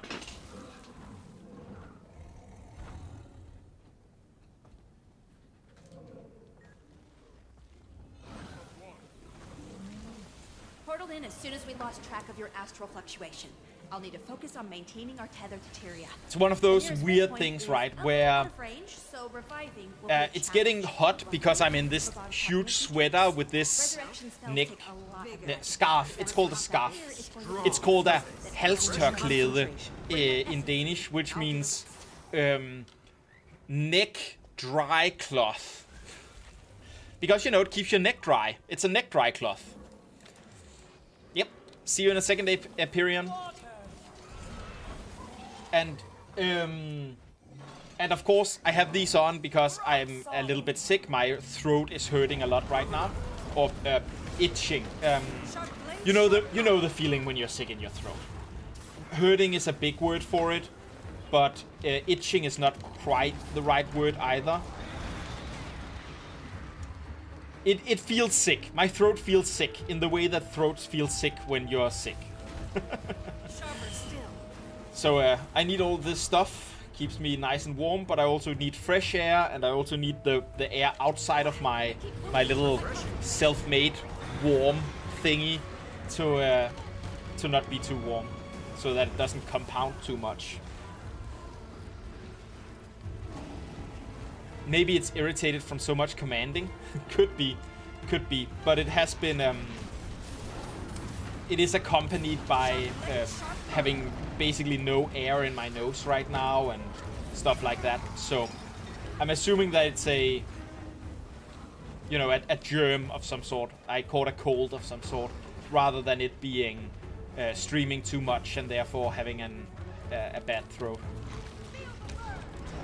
I also think that I am pretty good at managing my air, so to speak. That's when you take basic singing lessons, you learn to use the muscles around your diaphragm to basically to let air out a little bit at a time, which makes it easier to speak without interruption, which lets you speak for longer without having to take a breath, and which also means less pressure on your throat when you speak. The Sigmander. Yes, you know what? I also need an emote that's like the Green Commander thing, but with a little cup of coffee, being clearly sick. Take them down, and I can throw that power back in their face. Collect enough, and I might even be able to cast some additional. Yes, Lost Sanity. I was also sick 2 weeks ago. Definitely with a different sickness, though. Plus, there is that whole 2 weeks ago, it was it was something stomach based on how much my stomach wanted to be on the outside of my body rather than on the inside of my body, if you know what I mean by that. Without going into too graphic detail and stuff like that, right? So it was definitely a stomach thing last time. This time I think it's a cold of some sort. So yeah, it's been a rough couple of weeks in how how sick I've gotten, but you know, you have some times like that. This is getting serious.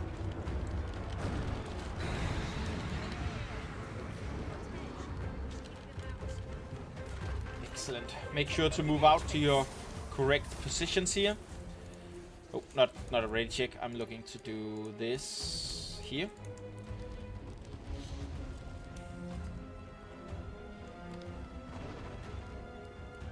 Whew.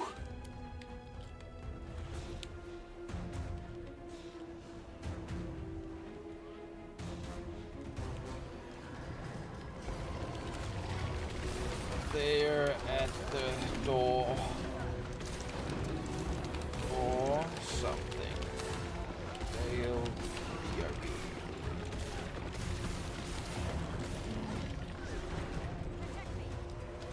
Do do do.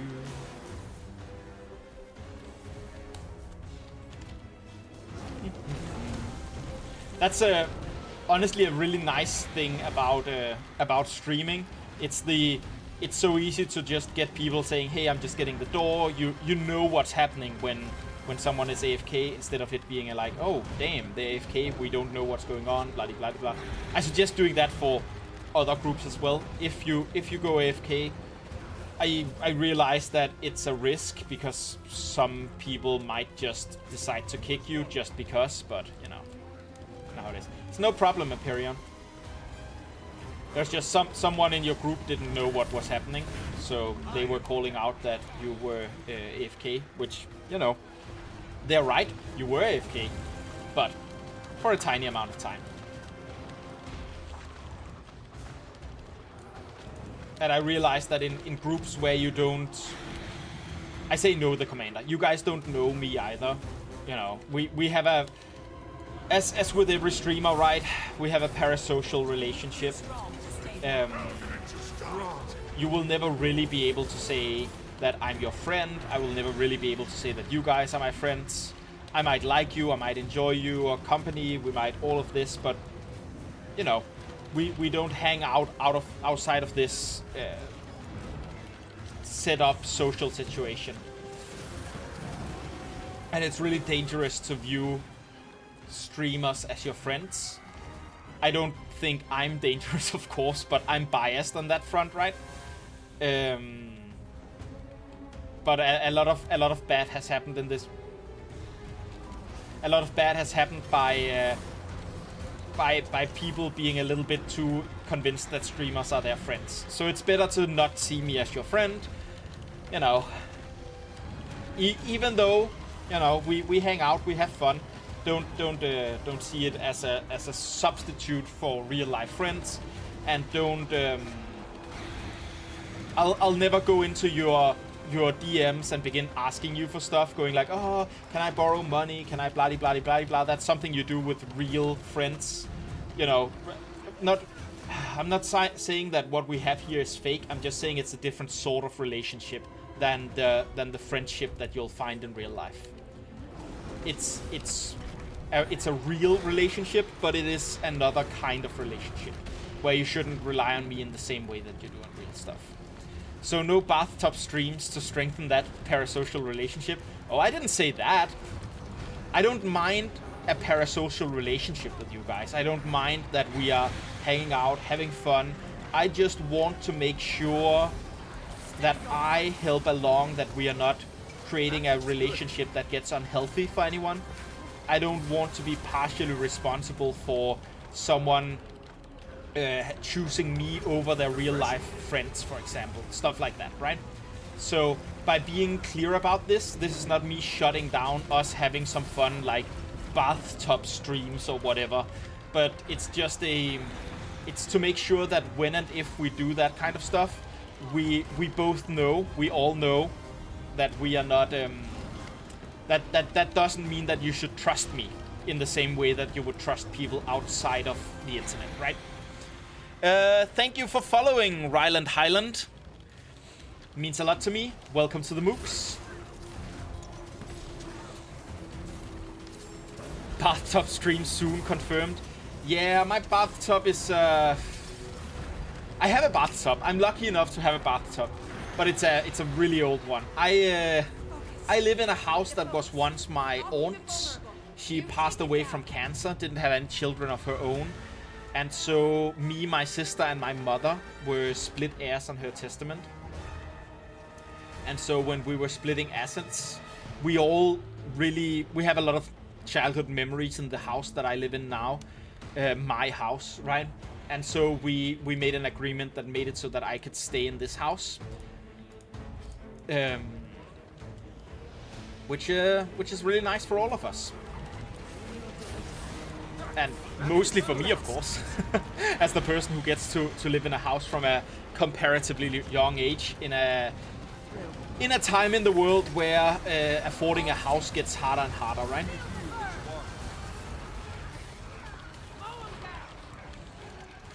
Yeah, there needs to be a healthy boundary. Exactly, Pearlica. Like, we can have fun, we can hang out. I can enjoy you guys, but you know, the thing is that because we don't hang out in real life, no matter how much I tell you about, you know, how I got this house or all kinds of stuff, you don't know me because you don't get to see me in those kinds of real life situations, and I don't know you because I don't get to see you guys in those kinds of real life situations. Oh, we need to deal with Soja. I've been too busy talking about parasocial relationships. There we go. Yeah, so I'm not so worried about Soja now. So I can also say I think it's a case of the same thing as when you're doing role playing, right? I'm a role player. I'm a LARPer. I do a lot of LARPing, and when you LARP, you can get really attached to other people, and those feelings are real. But the circumstances about how those feelings arose was in a very specific setup. In LARPing, it's a fake environment. This is not a fake environment. It's a more extreme version of how I am in real life, but it's not, you know, extreme as in I am myself 120% when I'm on stream, right? But it doesn't mean that the stuff that's happening here is fake. It just means that the situation that it's happening in is a set-up box, which means that we have to be aware of that, right? But see, they wrote Soja and then you knew what they meant. Lawyered. You know, my name is Rasmus. And one of the famous plays by a Danish playwright called Ludvig Holberg. And suck it, Norwegians, he lived in Denmark for most of his life. So the fact that he's originally from Norway or whatever doesn't matter to me. He's a Danish playwright. He wrote a play called Erasmus Montanus, which is basically just the Latinized version of Rasmus Bjerg, which means Rasmus Mountain. So, you know, Montanus, which means mountain, and Erasmus, which means the loved one, but it's also just the Latinized version. And it's about a guy named Rasmus who goes to the university, and he comes back and he has learned how to logic at university. He's gotten so good at logicking that you won't even believe. We need to get essence to Soja. He got so good at logicking that he comes home with this parable. He's like, I can even prove that mother is a stone. And then he says, stones can't fly, mother can't fly, ergo, mother is a stone. And his poor farmer family, they go, oh no, mother is a stone, it's true. How can we ever compare with this logic? But you know, of course it's not real, right? He knows rhetoric and he knows how to make it sound like it could be real. That's the same thing you just did, is what I'm trying to say. You and I both know that because I knew what was going out with when someone said Soja, that doesn't mean that my argument is invalid, but you can logically say that it is if you use bad logic.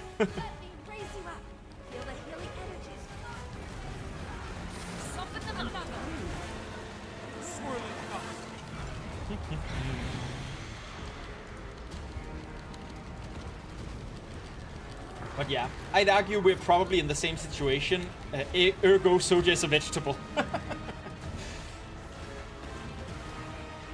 What's the logic behind that? Sylvari are vegetables.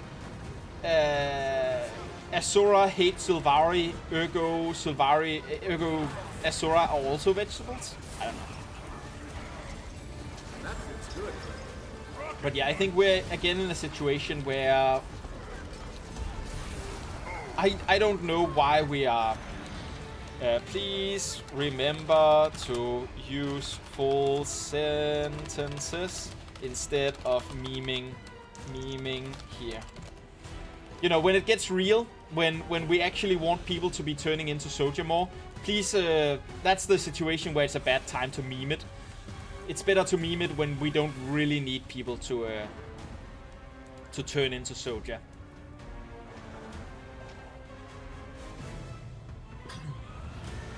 So right now we really need people to be turning into Soja, so it's better to actually write it for real, so to speak.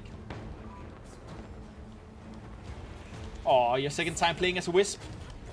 Well, make sure to get all of our downed people up and steal all of their essence so that you can turn it into Soja.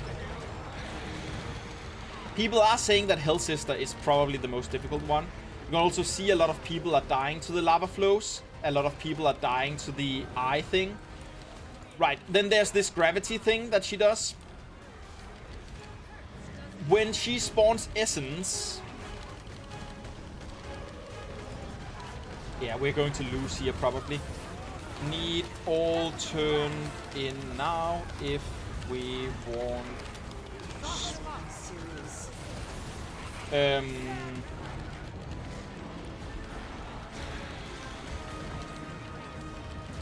But yeah, we have trouble here because we have turned in all our essence by now.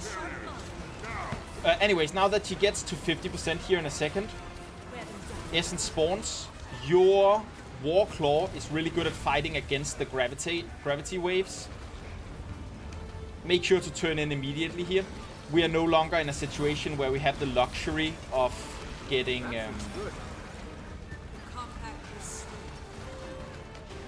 stuff, where we have the luxury of keeping the essence on us for DPS. So,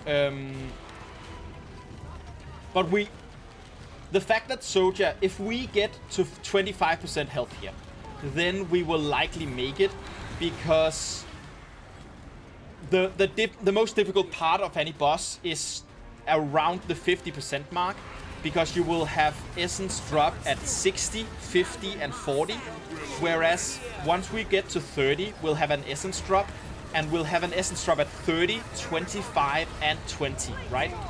So as long as we get the essence here, get that turned in, and we get, you know, getting to 30% means as long as we are aware, we make sure to get our essence turned in whenever we can, then we are probably going to be good. Honestly, getting to 30% means we are likely to be good, as long as we keep up the good work. So this was very dicey. People are saying that Hell Sister is the most difficult one right now, because against those lava flows can insta-gip you, which makes her even more of a annoying person to deal with than Umbriel is.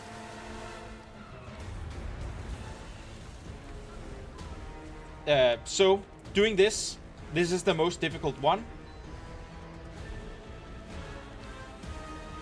And yeah, I agree. We do need people to either remove Arc DPS or get the older version. So, in case anybody is wondering, the reason I can run Arc DPS right now without disconnecting is because I went and grabbed the link that Andor sent in our Discord for the older version of Arc DPS, so that instead of having the newest update, I'm on the older update, and that one isn't actually a problem. And yeah, that makes sense, Nanas. That's a good reason, and good, you know, that's good. It's what I'm trying to say. That's good. good thing. Well done.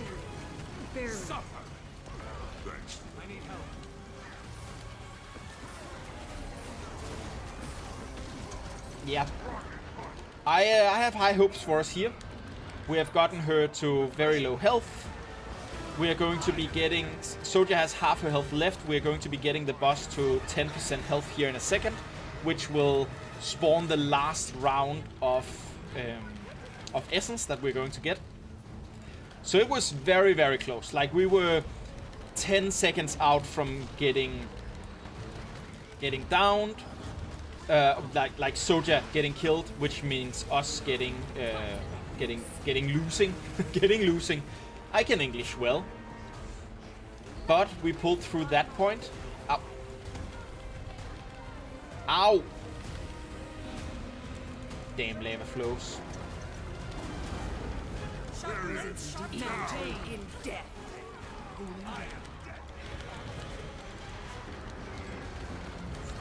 Okay, get out of the lava flows. 5% left. We just have to do big DPS here. Soja is still at half health. We're going to be good. Look away from the eye. Again, it's not worth actually getting taunted by it. Good job. Good job, everyone. Cheers for that. Was close, but we got it. If you have arc DPS, please either delete it completely, or if you're on the Mook Discord, and find the link to the previous version and replace your version with that. Just make sure to not update it again. Set them up for the kill. Whew. Time to close the box that will terminate your game. Yes.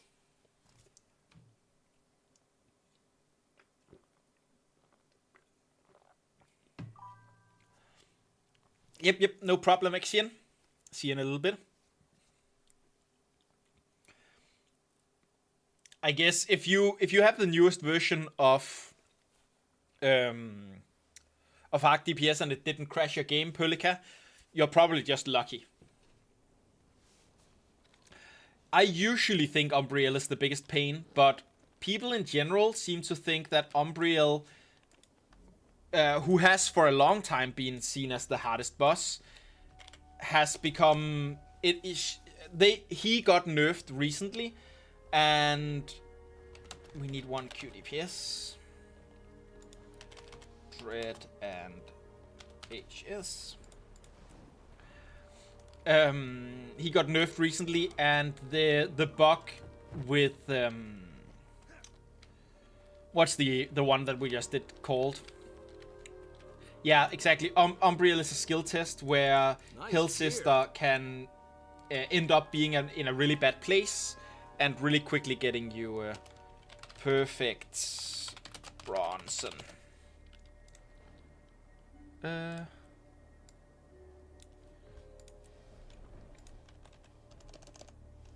Then we just need DPS fill.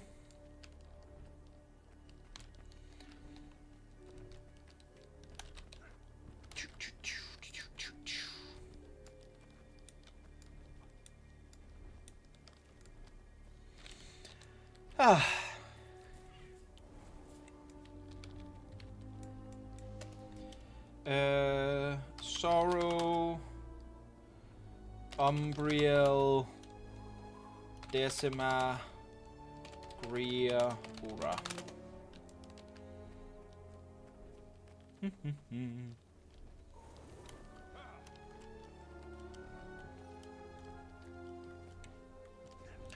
Hell Sister is the only boss where you don't live the whole time. That makes sense, right? Because if you're unlucky where the lava flow spawns, you can be double hit by it because of terrain and then get instantly downed.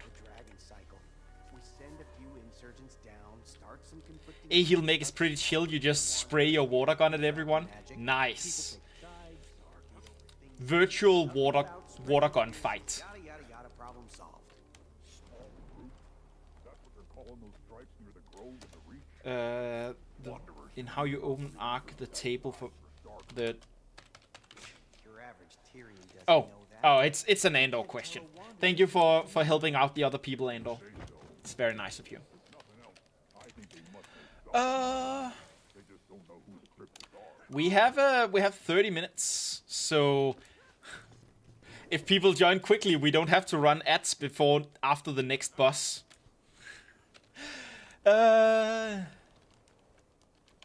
Nerilyn, you are liking the A-heal Spectre? Ooh, yeah, that is definitely exciting. Bloop. I have done an A-heal Spectre build on my Thief. I haven't played my Thief a lot, but I did the build on it, and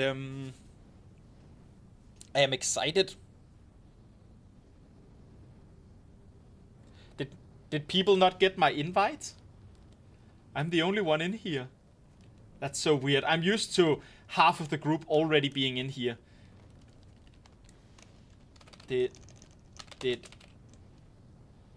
Wait. Oh, wait. Why am I not in the same instance as you guys? Wow, that's weird. Okay, well, I guess I can leave this instance by logging out and in again. Yes, I am the Guild Wars version of Let Me Solo Her. That's me. Where's...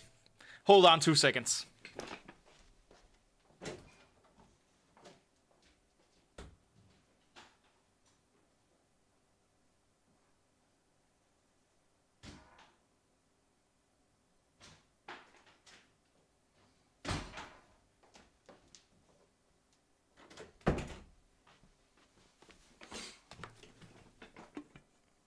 It didn't fit. I thought this was big enough to fit my head, but I have a very big head. So I can't quite be Let Me Solo Her with this. Unfortunately.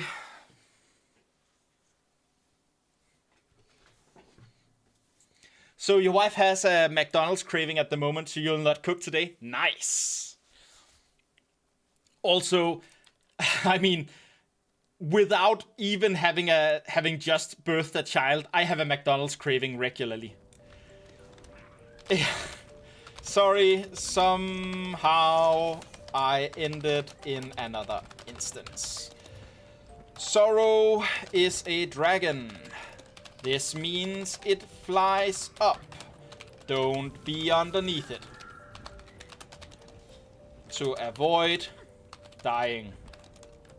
Also, when it rears up on its back legs,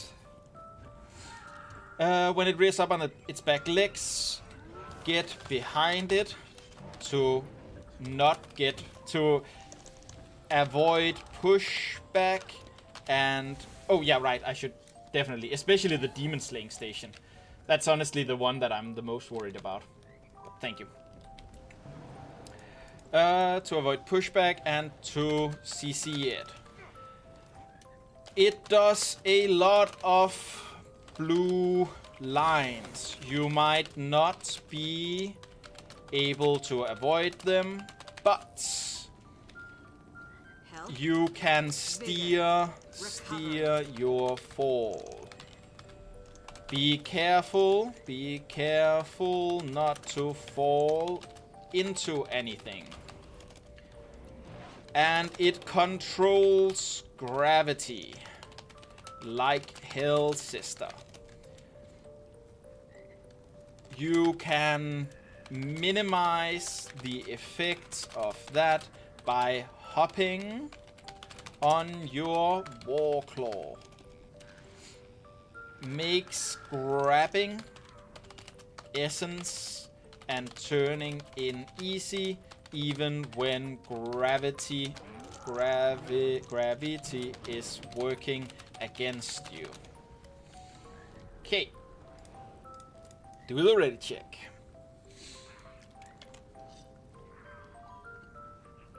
Let's talk cravings then. What do you crave at the moment the most?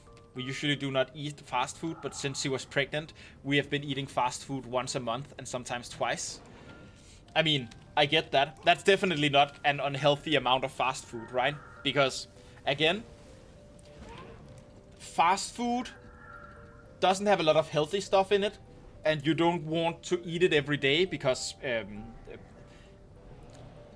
satiated fat, I guess you'd call it in English, middelfedtsyre in Danish. You know, too much of that is bad, but like, in the end, as long as you are keeping below the amount of calories that you need, and as long as you're getting your protein and your, you know, vitamins and all the other kind of stuff you need from other places, then you should be good.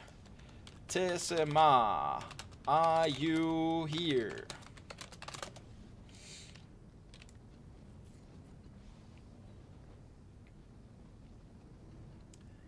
Oh, a proper burger would also be good. I haven't used my grill this year. Oh, I could, you know, just make a nice big beef bun and then just like marinate it a little bit in some... Oh, that would be so good.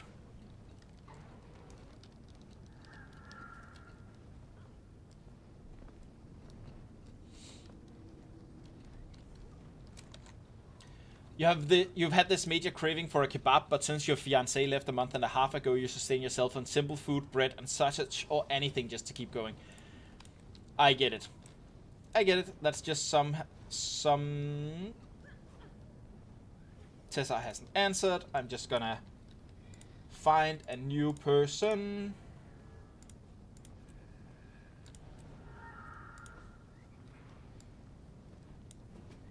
Leo Löwenherz, you're now in the bottom one. The group 10 now. Okay. I'm sorry to hear that your fiancé left, first of all. I think it's really good to keep to the simple stuff. I think it's always good to have some nice, easy fallbacks. Personally, one of the things I do when I can't really be bothered to cook anything fancy, it is to simply... I like to buy like containers of butter chicken mix. I like to buy containers of butter chicken mix in the shop, and then buy some chicken on the side, and then just, you know, chop up that chicken a little bit, and then throw it in there, and then throw the butter chicken mix in there, and then just do all of that stuff.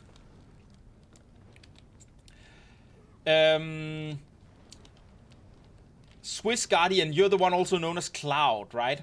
You didn't know I spoke German? I've been taught German. I mean, you know, my teachers did their best since 7th grade of... I don't know what that is in other countries' terms.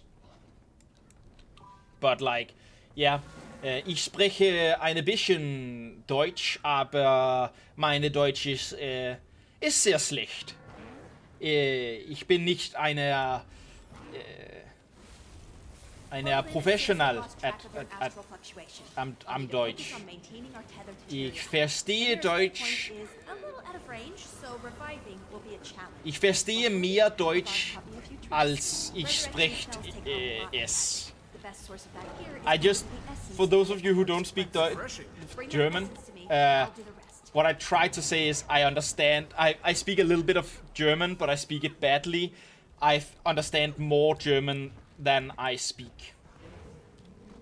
But like, I know the most important thing, right? The most important sentence in any language. I would like some of that, please. Ich möchte gern dieser haben. Then you can just, you know, point at something, and, you know, your waiter or whatever will likely understand what you're trying to say, right? It's the same in French. I know how to say je voudrais une glace, s'il vous plaît. Une glace means an ice cream, but you know, I can remove that and just say je voudrais une s'il vous plaît, and have the same result, right? But just with the I would like this, please.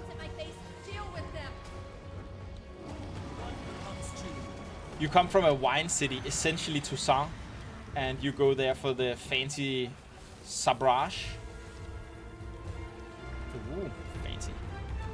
You can also say, Oi, Kraut, you speak the kings?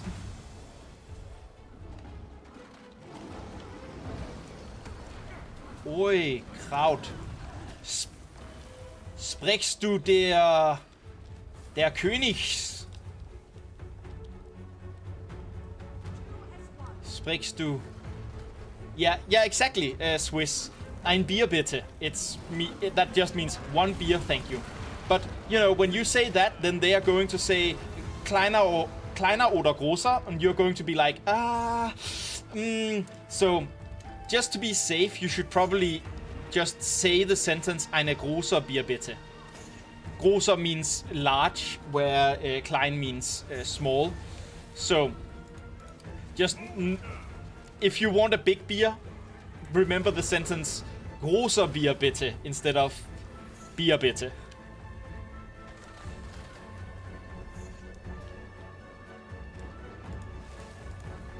One of the most important words to know in German. Yeah. In any language, really. I can feel the demonic essence of those high cryptids. Take them down, and I can throw that power back in their face. Oh, Enough, and I might even be isn't able it to cast some usually additional 0.8? potions. I find that Be it's careful, usually though. 0.8 Demonic liters. essence will But, you drain know, your life force. I haven't been that much in Germany. Refreshing. I've been on trips to Germany. I live near the German border, but like, I thought that you, like we in Denmark, often use the 0.8 liters as your big beer.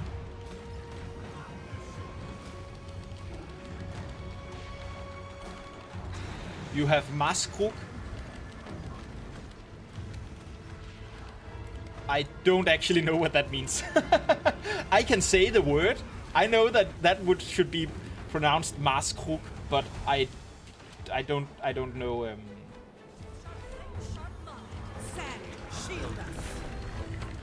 Maßkrug is a liter. Even more Emperor's personal Is Maß like? Does that mean massive? See if we can entice their leader to make an entrance. You live very near the Austrian border, but that German is a joke. Makes sense.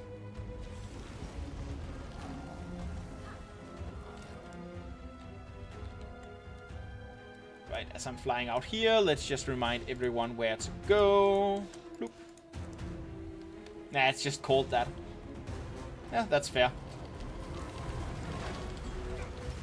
Now that's a combo.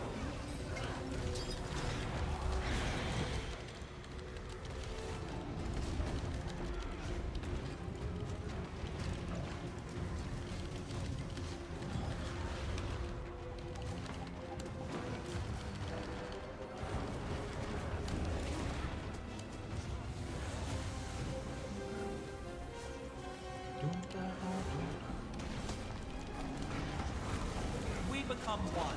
I am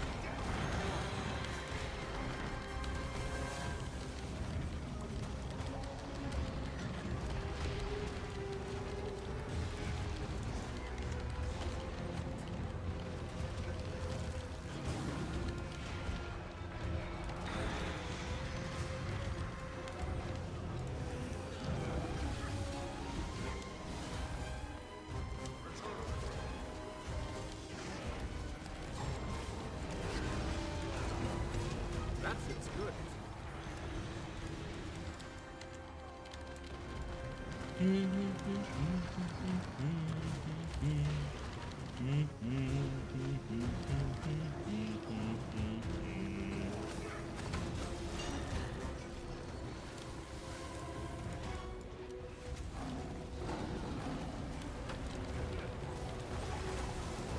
But yeah, we Danish people who live near the German border, we generally cross the border to buy cheap soda or cheap alcohol because it's cheaper to import it from Germany than it is to buy it in Denmark.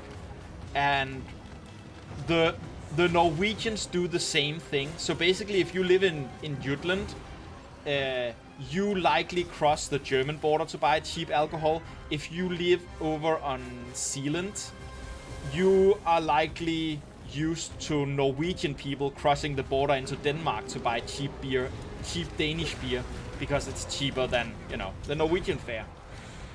So we have this little... it's fine, Tessamar. See you in a second. We have this little, like... we import from the Germans and the Norwegians import from us chain going. And when I say import, I don't mean big firms do it. I mean everyday families travel across borders to get the cheap stuff.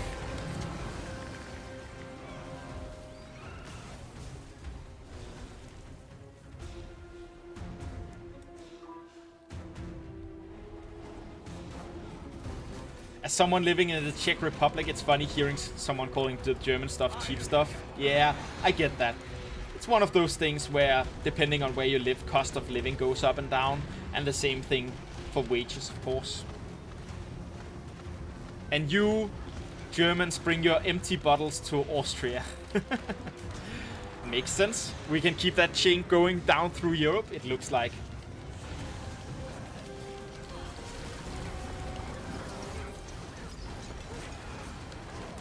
Also, I have a bit of a funny story from when I was a young man of 16 years. I went to Berlin with a friend of mine. Hold on, let me just check where the bus is spawning before I begin doing anything else. Where are you, Sorrow? There you are. When I was 16 years old, I went to Berlin with a friend of mine. And my parents collect small alcohol bottles. You know, alcohol bottles this size. And they have like a wall where they're keeping them. So they are using them as souvenirs and stuff like that, right? And so I saw some fun small alcohol bottles in a German store. And at this point in time, in Denmark, the second you turn 16, you could buy any type of alcohol. As much of it as you wanted. You just needed to be 16 years of age. But in Germany at the time, you could buy less expensive, less potent alcohol. So like beers and stuff like that. You could buy those when you were 16, but stuff like the stronger stuff, you needed to be 18 to purchase. But I didn't know that. I was a Danish person, and you know, like everyone from any country ever, I assume that my government is basically the world government, and everyone does the same stuff that we do, right?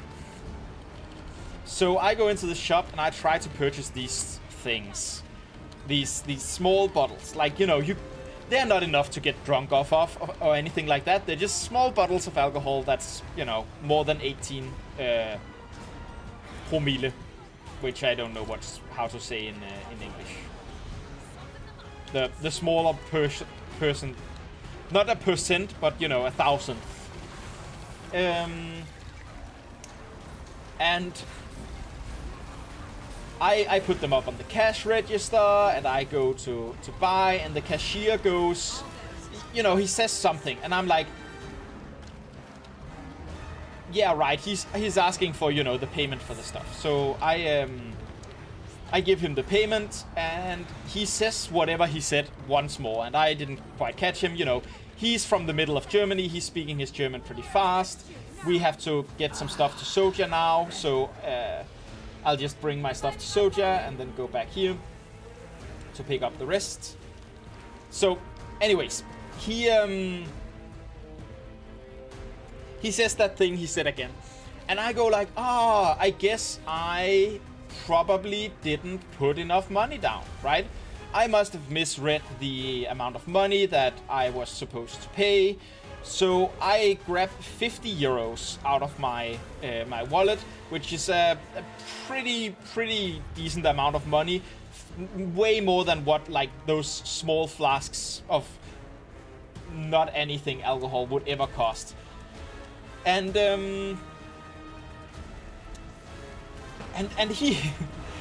he looks at that semi-large amount of money, and he looks up at me again, and he repeats whatever he was saying.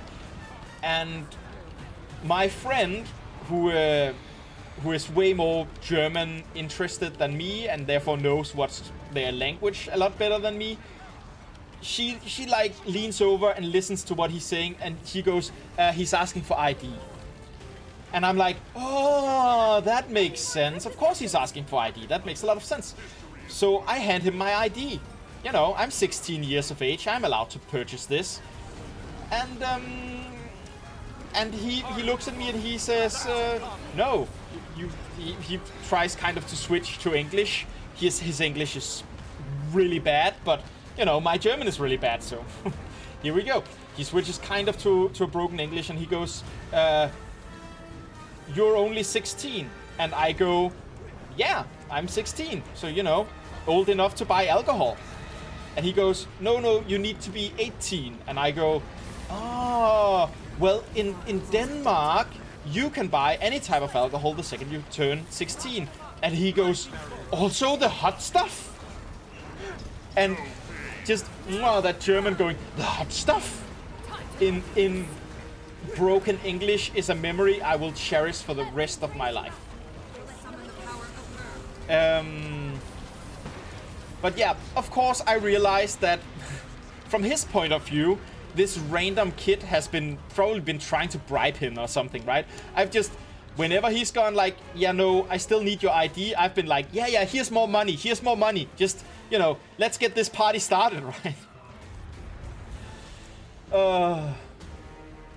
And he's been like, no, I need your ID. And I've been like, no, here's more money. And he's been like, no, the ID, please. But luckily it all sorted itself out, and, you know, it worked out. He wasn't offended. And he learned something about Danish culture, and I learned something about the German culture. I learned that they are prudes who don't let young people drink. And he learned that we're raging alcoholics that let people drink from basically any age. We don't do that anymore. It's been restricted in Denmark as well now, so that you have to be at least 18 to buy the hot stuff in Denmark as well.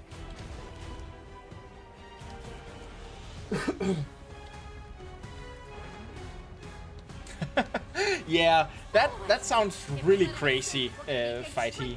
The antitype says, I live in the United States, and my mom told me when she was in high school they started raising the minimum age every year, so she'd be able to purchase alcohol from her birthday until the new year every year. That's a great story. But yeah, it confuses me that America has, you know, the alcohol age set to 21. And it also confuses me that America has that, you know, don't drink in public law, where I'm like, but, like, why? Let us... When I get to... Isn't this the land of the free, right? When I am able to purchase and drink my alcohol, shouldn't I be able to purchase and drink my alcohol wherever the damn well I please? As long as I'm not bothering people, of course. Oh, yeah, we need to pick up essence and turn it into soja. If anybody has any essence, they should be turning it into soja right now. I don't have any essence, but you might. Hopefully you do, in fact, have some essence. Okay, essence is dropping, so we can pick up some more essence here. And hopefully get that turned into soja and have that last for the next 10% health. The land of the free is with a giant asterisk. Yep, I think so too. But I also think there's a... When Europeans and when Americans say free, they mean different stuff. In Europe, you're generally free from stuff. We're free from having to worry about our education. We're free from having to worry about what happens if we get sick. We're free from stuff. In America, you're free to stuff. You're free to carry arms. You're free to, make your own luck in the world. You're free to all that kind of stuff. And it's different concepts of freedom, and they are both freedom in their own ways. But it's also one of the reasons we're definitely oftentimes talking a little bit past each other when we're talking, Americans and Europeans about this kind of stuff. because we fundamentally believe that different kinds of stuff is freedom, right? And you know, as a European, I am of the opinion that our free stuff is more important, or you know, is the more correct version of free stuff than the Americans' version. I believe that to be free from people having guns in the street is more of a freedom than being free to carry a gun myself. I believe being free from crushing medical debt is more important than the freedom to keep my hard-earned money for myself and not get taxed too much on them. You know, it's one of those things where I can see the arguments for both things being freedom. I believe our freedom is more freedom and more important freedom than their freedom is, but you know, we both live in democracies. You can vote for whatever kind of freedom you want to live in, right?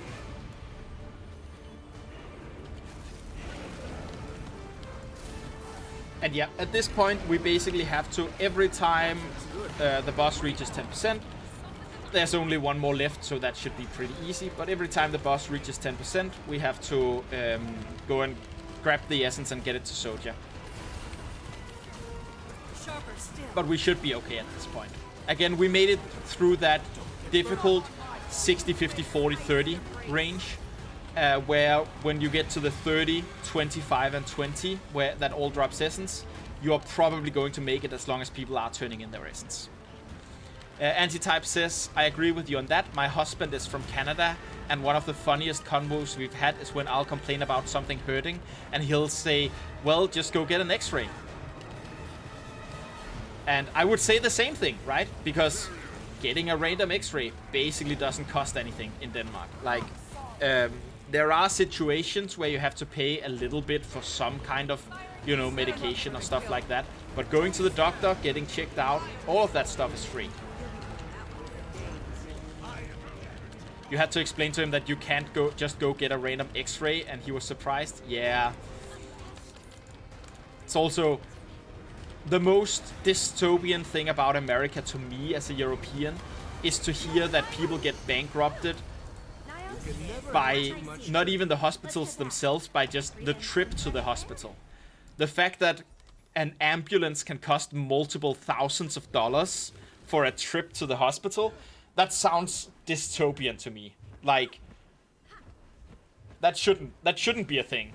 I can't see how that's allowed. I can't see why they're allowed to charge that amount of money for that service. I'm okay with the fact that they're allowed to, you know, run neutral on it, right? Profit neutral, but there's no way that they're not making massive amount of monies from their you know, hospital runs if they can charge a couple $1,000 for every patient they bring to the hospital. You're so happy to live in the Netherlands where you pay nothing to have a baby? Yes, that's also one of the big things, right? Oh, having parental care worked into our taxing system so that you don't get fired from your job in Denmark when you have maternal leave or paternal leave. Both father and mother have access to child leave, and you know, just not having to worry about that. And it's illegal for the firms themselves to fire you because of it, but we are also giving the firms a lot in exchange for this, because they are also making sure that you get to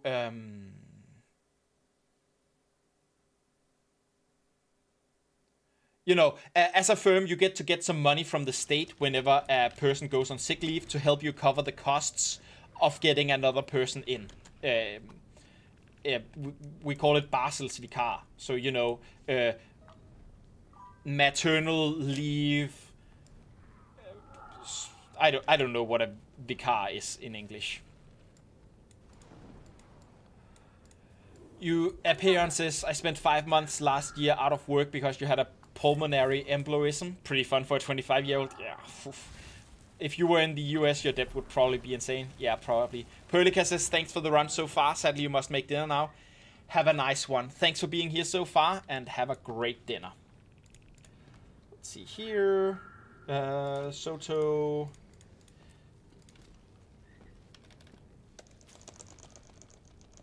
Only Umbriel left, then Janthia.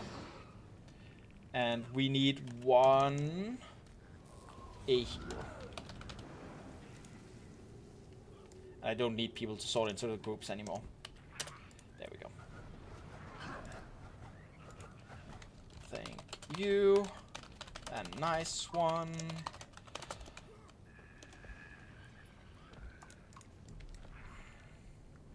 So yeah, for people leaving because they have stuff to do, I run these every Monday from 3 p.m. So, 2 hours ago, almost 3 hours ago now. Oh, pre-rolls are happening in a second here. I have to run some ads. I will see you guys in 3 minutes. Thank you guys for sticking through it. It means a lot. You won't miss anything. We're just moving on, through group making and stuff like that. And Hugh XO follows. Thank you so much for the follow, Hugh. Thank you, thank you. Welcome to the MOOCs. But yeah, I run these every Monday from 3 p.m. my local time. You can... I write out about this on our Discord, which you can find the link here if you're on Twitch. And if you're on YouTube, you can find it in the description. I write out there to make sure that people can join, stuff like that. Thank you for following, Wing Skills. Welcome to the MOOCs. To you too. Do. Squad here, welcome. Whew.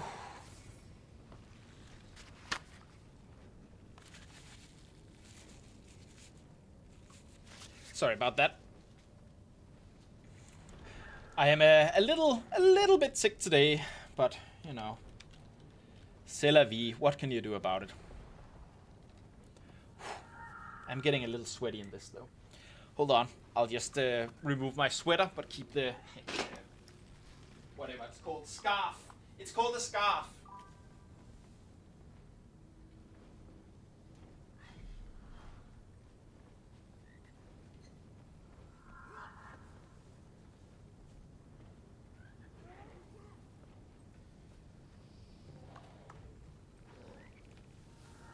There we go.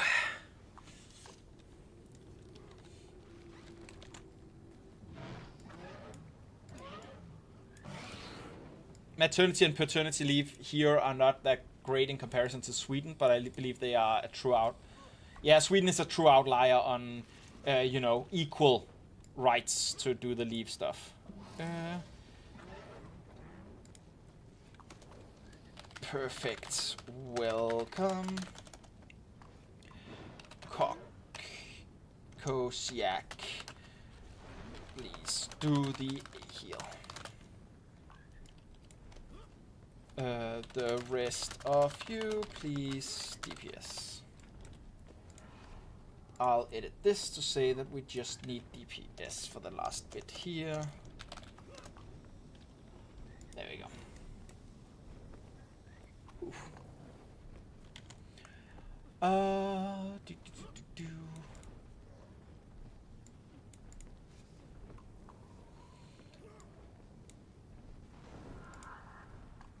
It's not correct that you don't have to pay anything, but you pay with your taxes and or reasonable insurance. Yep, that's true. It is definitely not that you don't pay, but by having graduated taxation, you make sure that people pay in according to their ability, and then they take out according to their need. And we are getting worse at that in Denmark, as we are in every single Western country right now. Because it's been a popular policy in every single Western country over the last decade or so to... Yes, I'm sick to a Perion. I had more clothes on today and has this scarf on because my throat is being a real non-helper. So, yeah. Important to get that done sometimes. But yeah, cutting taxes for the super wealthy. Been very popular across the things. Across Western civilization, so to speak. For the last decade or so. And I think it's because everyone thinks of themselves as potentially getting super wealthy, and they don't want to share their potential wealth that they could probably have one day. And everyone thinks that taxing the wealthy means taxing people making, $200,000 a year or something like that. But that's not what taxing the super wealthy looks like. It looks like taxing the people who have multiple $1 million in their bank accounts and have familial wealth, and and the thing that we need to figure out is how to tax that wealth, not to tax the work, so that people who work and make a high salary, we are not supposed to be fighting the lower class people against the people in the top 20%. We are supposed to be fighting everyone in the top 99% against the top 1%. That's what this is about. Class warfare. Are you ready for your streamer getting really political here? That's what you want, right? I hear that gamers love it when their video gaming chill streams get really political. Yeah, I'm sorry about that. I have strong opinions because I think we are degrading as a society. And I would like to see my children and their children being able to afford homes and stuff like that. And I don't think we are going in a direction as a society across multiple countries where they're going to be able to do that. I think we are going to be okay, the people who are right here, but I think we, yeah. You just typed something political and your opinion a bit earlier when you talked about Americans, but we were killing Zorro, and typed after. I get it. And just tax the poor even more. It'll surely fix all our problems. Yeah. Bring out the guillotines. Do you hear the people sing? Do you hear the people sing? Singing the songs of angry men. It is the voices of a people who will not be slaves again. When the beating of your heart matches the beating of the drums, there is a day about to break when tomorrow comes. I don't really believe in guillotines, by the way. I don't think we should kill the rich. I just think we should take their wealth and distribute it to the rest of the people. Oh, I don't need a ready check. What am I doing? Sorry about that. I do need, however, to make these things happen. People need where to go. Yeah. It's one of those things, right, where it's difficult to do because we live in a society where a lot of us have been very convinced that, you know, the fight, what the poor want when they want wealth taxes, the middle class, the upper middle class, the top 20%, right? People who are having decently high paid, you know, executive positions in small firms and stuff like that. They think that it is them that we are coming for, and poor people are being told that it is them that they should be coming for. But that's wrong. It's the billionaires, right? It's the super mega wealthy. Those are the people who, because they have so much, whenever they get more, they invest their money in more stuff. You know, they don't invest in more food because they're already eating all the food they could ever want of any luxury variety. Instead, they're investing in, you know, your homes, your businesses, your anything. And that means that they invest their wealth in getting more wealth, whereas most people, including, you know, the middle class, will, when we get more money, likely invested more into, you know, daily, not necessities, but daily luxuries. We will consume more rather than invest more. And that means that they will have compound interest on their side forever. And slowly it will become...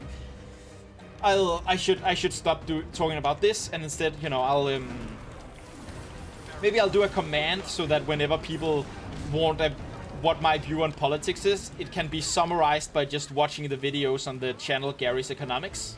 Gary is a UK multi-millionaire who earned all of his money during the 2008 to 2011 financial crisis, and he earned it by looking at it and going like, hey, so every other wealthy person, he's an educated trader, right? He went, oh, so every other wealthy person bets their money on the economy getting better after the crisis, because it has in the past. I see that there are no more money for the poor people to you know, give out and make the economy better again. So I don't think it's going to get better. So he, you know, threw a lot of trades in against the economy and earned millions of dollars off of that. And yeah, now he has a YouTube channel, and he's been fighting for this for the last many years. The idea that he wants us to tax people like him, the ultra wealthy, because he would also like to live in a functioning society, and he thinks that's more important than him being able to keep some amount of more of his money, right?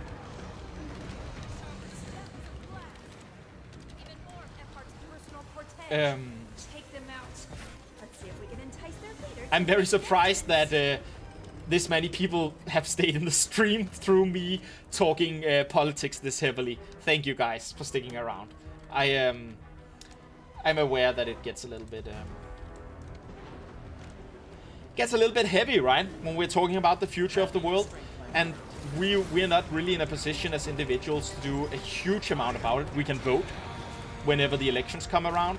We can talk these ideas to each other, because the more we all need, the more we all want, the more we all share these ideas, the more we can think on them, the more we can share them around, the more we can educate each other and find solutions.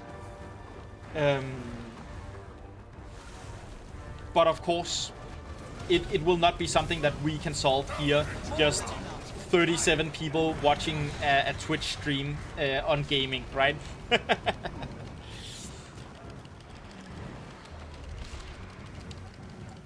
And yeah, as you're saying, Andor, I think it's important as long as the debate is respectful and the talk is nice. But I do also understand why people have a lot of feelings in it, right? It's literally people's livelihoods that are in danger. People's ability to not completely go bankrupt and to see their children have basic necessities in generations to come. And on the other hand, it's people, you know, having worked really hard and been lucky to some degree, but having worked really hard and thinking that, oh no, it's my, you know, should I not get the stuff that I was promised when I started working hard, right? And I understand those people too, right? It's it sucks, and the answer to those people, in my opinion, is no, I'm sorry, you were overpromised because of the system, but you should still be able to get more stuff, right? Hard work should be rewarded. I'm not looking for a society where everyone gets exactly the same amount of everything. I'm not looking for the communist utopia necessarily. I am just looking for a cap. Like, can we say that whenever somebody reaches $100 million, that's enough? Anything over that, you don't need that.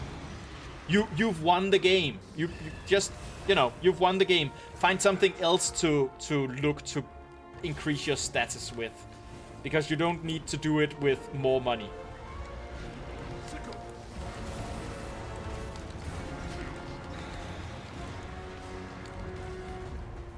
Yeah. Oh, I have so many opinions. I have so many opinions.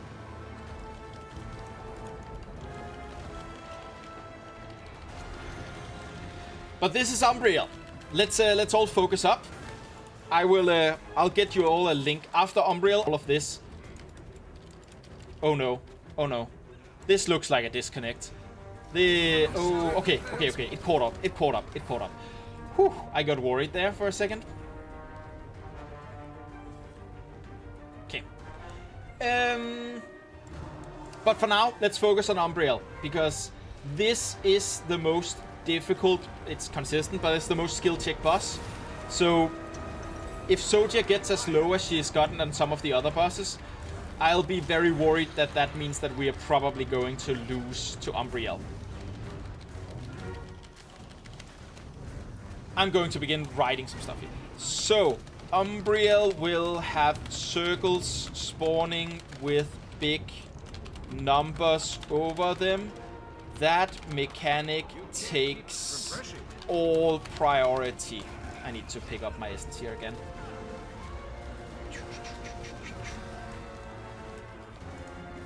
Get out of those at the cost of anything else.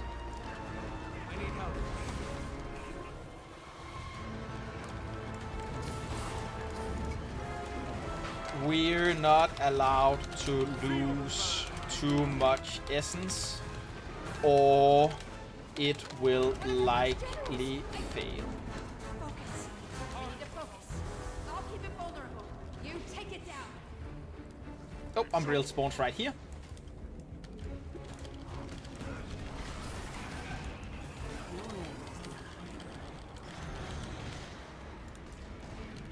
There's a little circle there you can dodge roll. You know, this is where also the stream is going to be 5 seconds behind. For some of you, maybe even 8 or 10 seconds. It's something I can't control. I have asked Steam to put it on the lowest amount of latency possible. But that means that if I yell out a mechanic and you're like, that already happened, then think of my yell out as being a... Now you know what that mechanics looks like.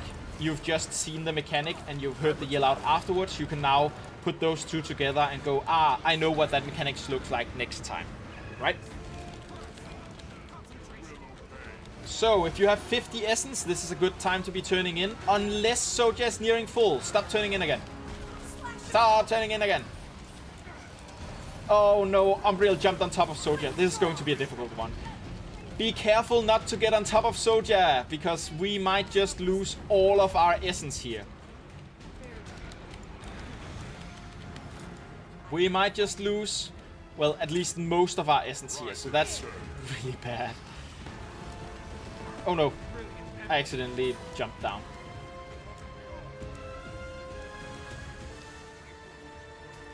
Yeah. Don't worry too much. This has happened many times to me before, and I have still been able to win this even when it looks a little desperate.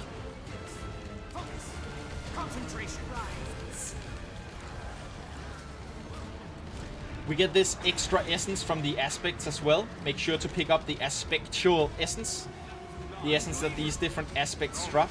That feels good. We wounded it. Keep up with it, and I'll use that essence to give us a little extra juice. Just to pick up all the essence.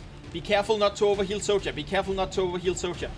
It's very important that we keep our essence reserves really tight controlled here. So this is probably a time where you want to save your essence for as long as you can, generally. Unless you're a squishy class, where you're worried that you'll get downed with the essence on you, then it's better to turn in than it is to, you know, get downed while you have essence on you.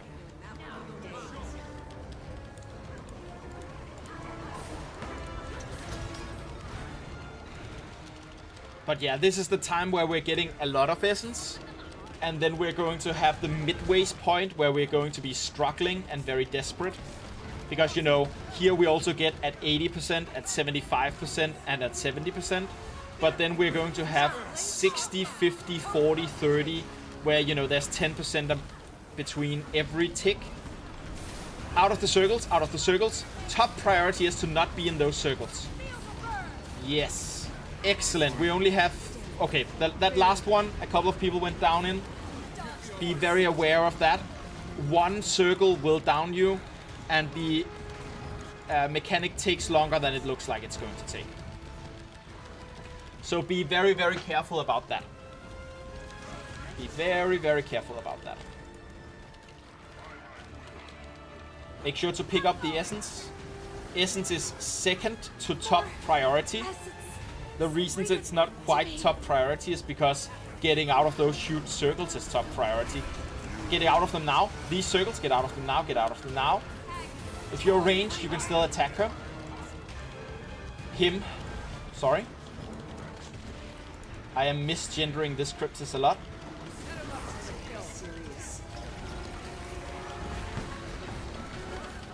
But yeah.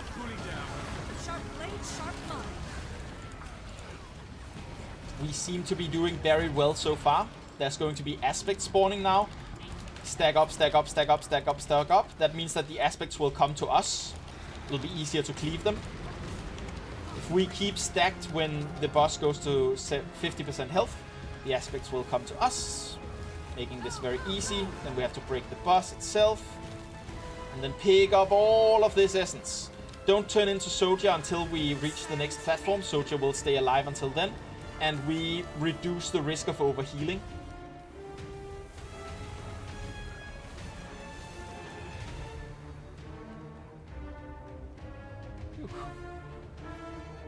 Excellent work so far.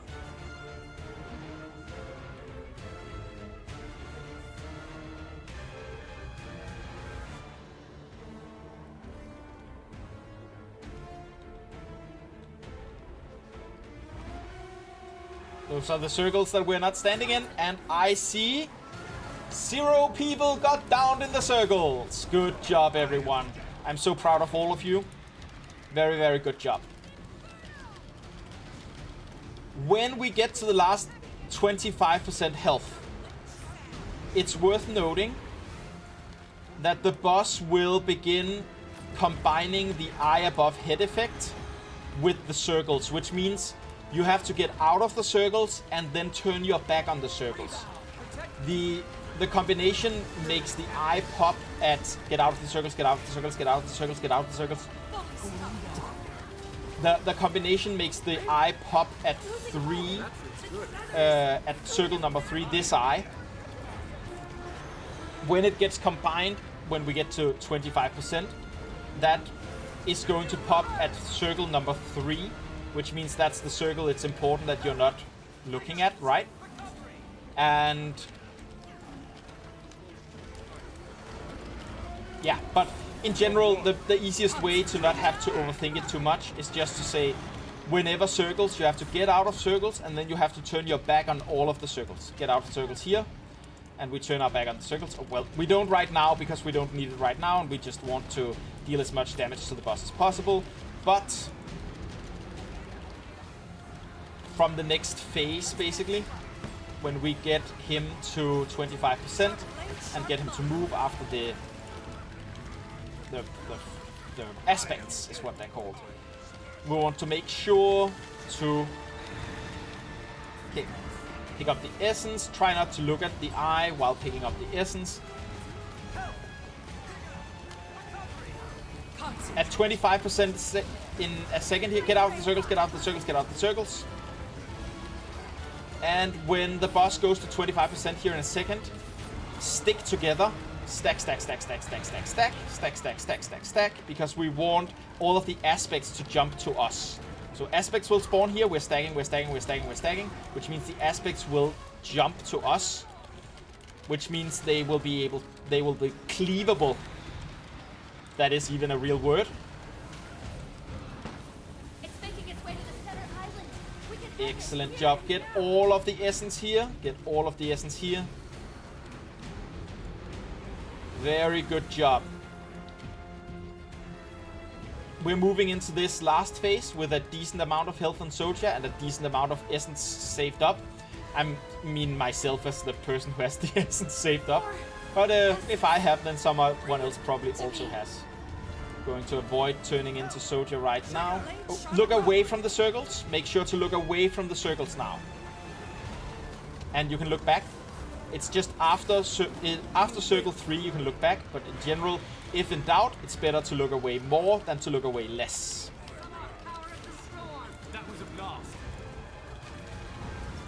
Okay. In a second there'll be essence spawning. Make sure to pick up the essence. Soldier isn't in desperate need of healing right now, so make sure to just use that essence to deal more damage. And be careful about whenever Umbriel... Oh god, oh god, oh god. Get out of the circles. Don't care about the people in the circles. Just get out of them. Get out of them is your top priority. Let the wisps care about getting people up. You guys need to just be out of the circles whenever the circles are up.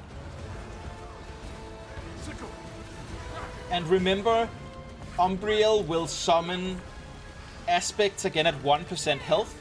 So be careful not to underestimate that we still need a little bit of leeway with Soldier when we get to that.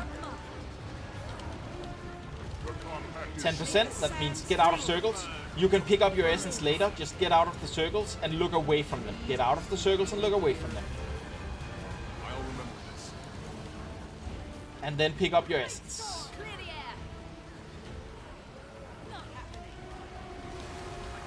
We are surprisingly well. We're doing surprisingly well here, which means we are not too worried. Usually I'd be talking about whenever the aspects spawn here at 1%, you have to kill them and you have to make sure to get that essence back to Soldier the second you can. But Soldier is looking fine, which means you don't have to worry too much. Get out of the circles, get out of the circles, get out of the circles. And look away from the circles as well. Get out and look away.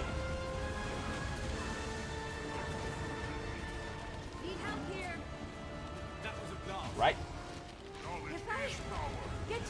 In a second here, we're going to get aspects for the last time. Stack up, stack up, stack up, stack up to make sure that the aspects come to you. Cleave those aspects, and the second, like, if somebody has a lot of essence, turning it in now is a good thing. It would suck if Soldier got a lot of damage here for now, but she probably won't. We should be good here, we should be good here. Just get the boss CC'd and out. Good job. You have to head out now, Anti-Type, but hope everyone has a good day. I hope you have a great day too. Thank you for being here so far. The rest of us are going to be moving on to the Janthia Wild Convergences. And yeah, this is good. This is good. Good job, all. Very smooth on Soldier health management. Janthia next, which is much easier to complete and much harder to get gold on. Whew. Oh, you DC'd at 8%, Andor? Ah, that sucks. That sucks a lot. Did you get back in time to get the loot? Or did you miss it this time?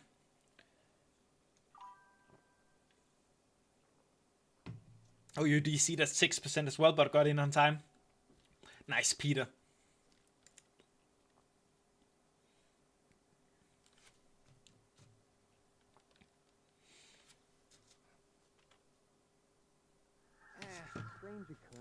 Okay. Whew.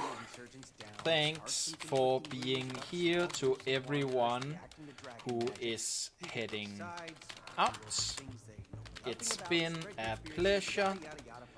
For the rest, we're heading to Janthia now. And that sounds good, Andor. That sounds good. Whew.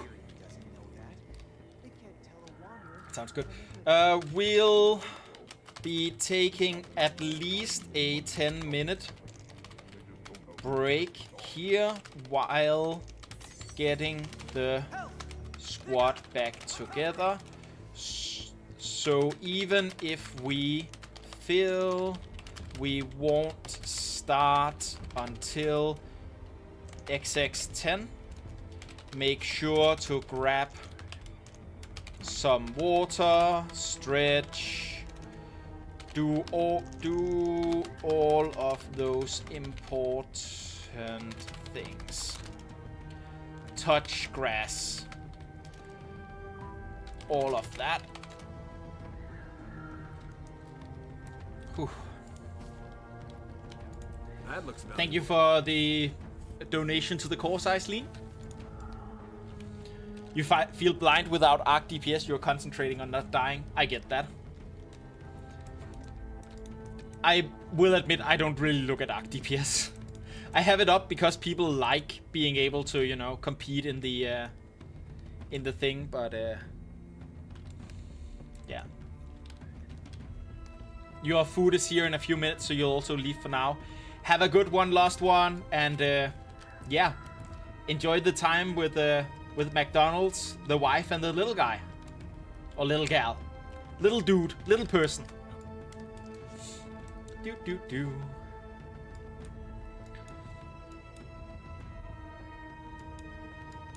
I'm going to redraw the groups again here in a second.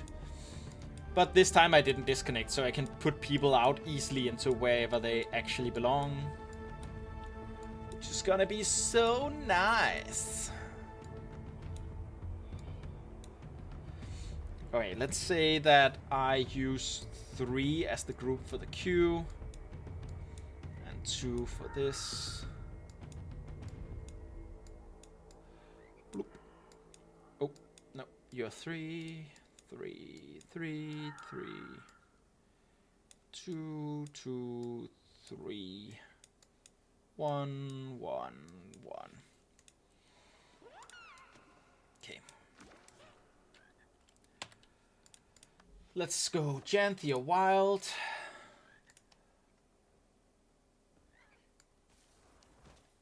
Full Janthia Convergence CM run. We need 2 A heal, 1 Q DPS. Call out rule when joining. Do something like that, like this. Then I get to go to Janthia myself. Whew. Good times.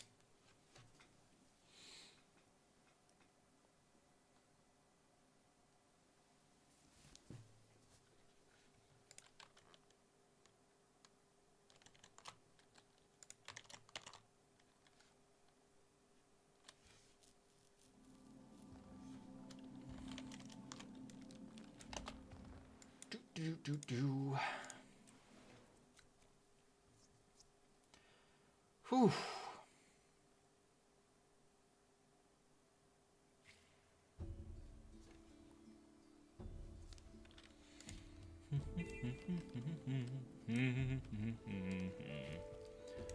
There's an A heal. Oh, the A heal left again.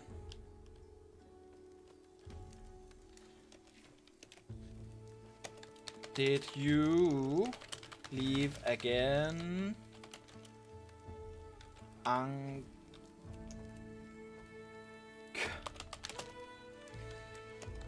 thank you for the run to Mel. Doom ba doom ba doom bum ba ba doom bum ba da ba doom bum bum.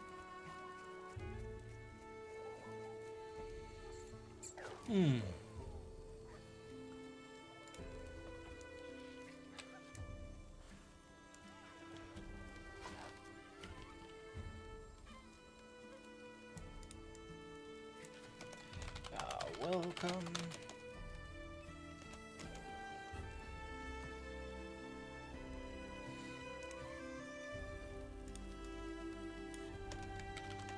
back. Whew.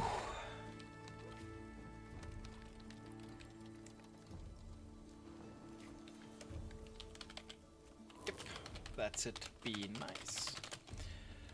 I have to really quickly go bio. BRB. I'll sort the remaining A heals and Q DPS when I get back. Arisa is an A heal though. There we go. Do.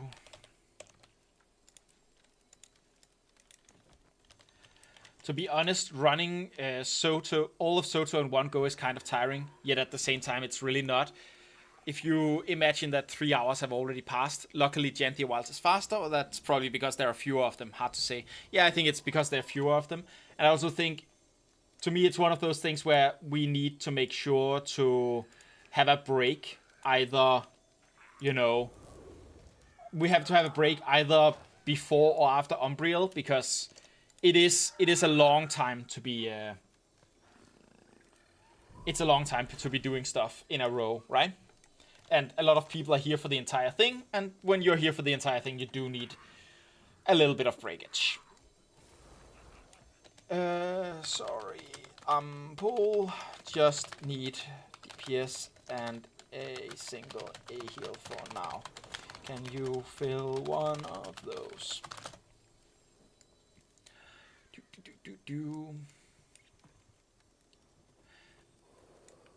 Anyhow, I needed that bio ERB. Yep. I need to really quickly go to the toilet. I'll run some ads while I'm gone so that you can I don't know, just to make sure that we don't need pre-rolls at all. The subscribers will get the very, very exclusive chair stream, watching the chair without me on it, and the rest of us we'll just, you know. Hey, you know what could be fun? You're from all kinds of countries. Tell me what the craziest ad that Twitch runs for you here is, and I'll see you in a couple of minutes. Thank you guys for sticking around. It's been a joy so far. We'll be back with the convergences here in a second.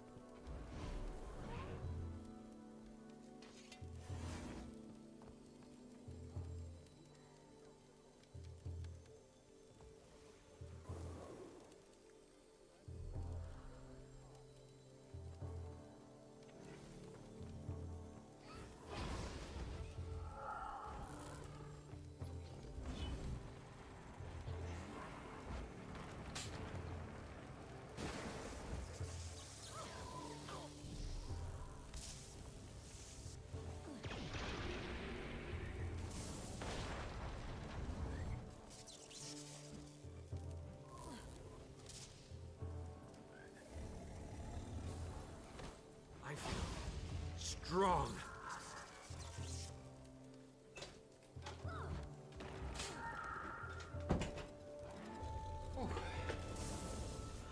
And I'm back. I need to get it up again. However, I can see that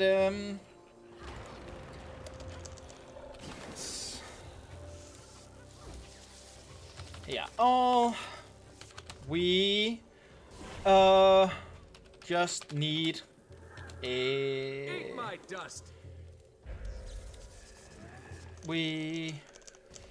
If you're... That's the way to put it. If you're in group 1 right now, I need you to DPS.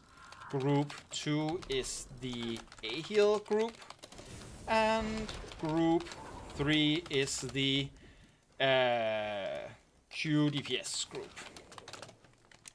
Thank you for following Liam Comedy. Liam Cody 2013. Thank you, thank you, thank you. Welcome to the MOOCs.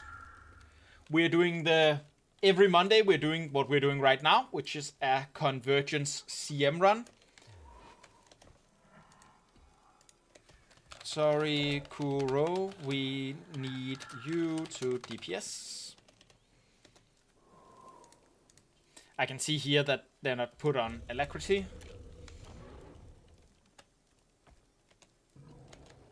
Thanks. Wait. I'm beginning to sort people out now. If you miss what role you are, please ask. There we go. Yep. And while I was gone, Swiss Guardian said, that's my favorite part of the stream, and Epinero Cosplay says, God damn it, that chair Mook must have really good posture. I'm sitting curled up like a shrimp, and my lower back is killing me. Not to mention the neck support. Yeah, I mean, I think, I'm fairly certain, first of all, that usually people, what are they called? The people who know about posture stuff, they usually say that the best posture is the next one.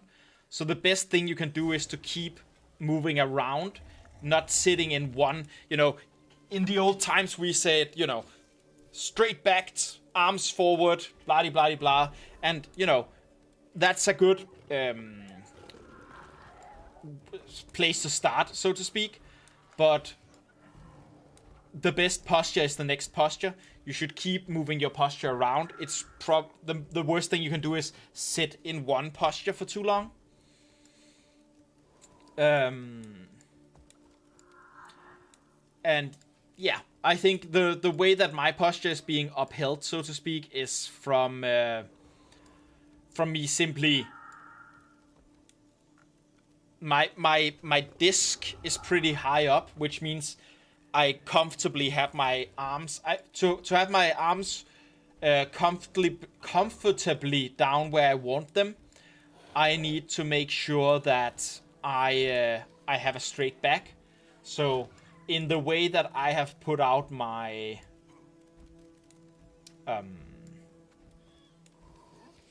my chair to desk height, I optimize my pose basically. Okay. When we get in, I'll need to go over some basics. So if anyone tries to start before my ready check, please vote never mind. There's no one that's in like... Good. I've gotten paranoid now that one is already open and I missed it. Let's see here. I need this one to do my Control-C, Control-V stuff. Here are the groups.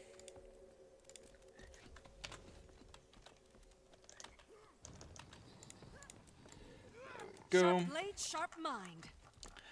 And since I have been doing the copy pasting here, this should be okay. But like, I should really also be doing some copy pasting for the Secrets of the Obscure ones. I've just not gotten around to it yet.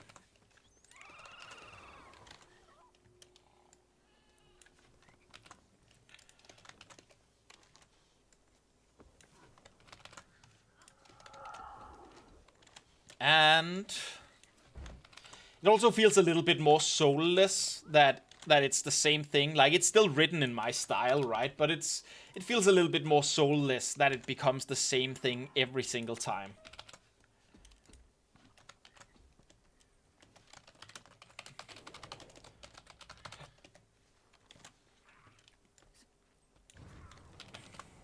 Then, for the first one, we're going for Decima.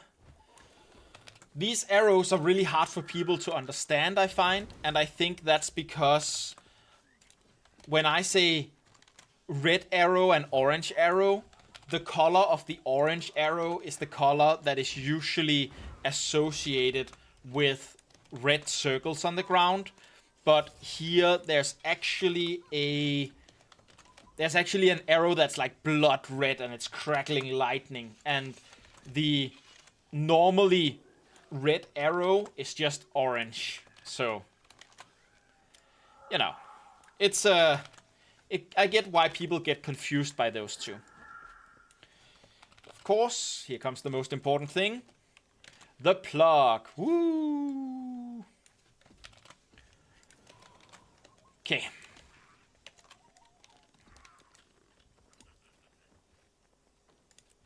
And a ready check. And grabbing the demon slaying station.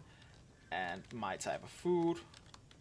Making sure that people see this and actually click it. And I'm sniffing and digging. You are sniffing and digging and sniffing and doing all of that stuff. Which group did I put myself in? I'm in group 2. Which means I have to go to Western Landing. I'm in close. If you didn't get the ready check, you can press P to click ready. And G5. Oh. Kid Ku, you here. We need you to come into the instance if the offline tag is a bug, which it sometimes is.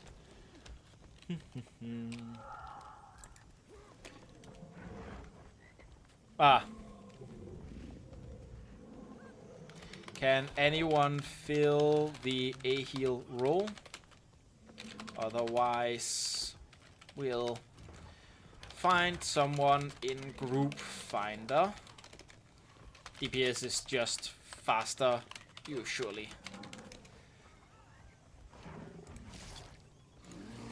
Nice, thanks. Samuel, you do it. I'm gonna keep you as a DPS, Andor.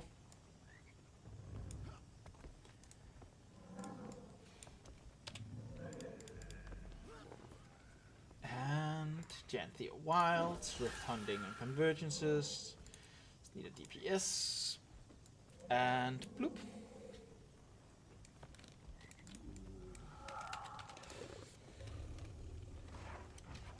Remember again that whether we get gold is based on how well we do the pre-boss part. So don't turn in early and follow along the wall run. And if you're the first to reach the walls, wait a bit for the rest of the group. We're not in a huge hurry before the RP ends.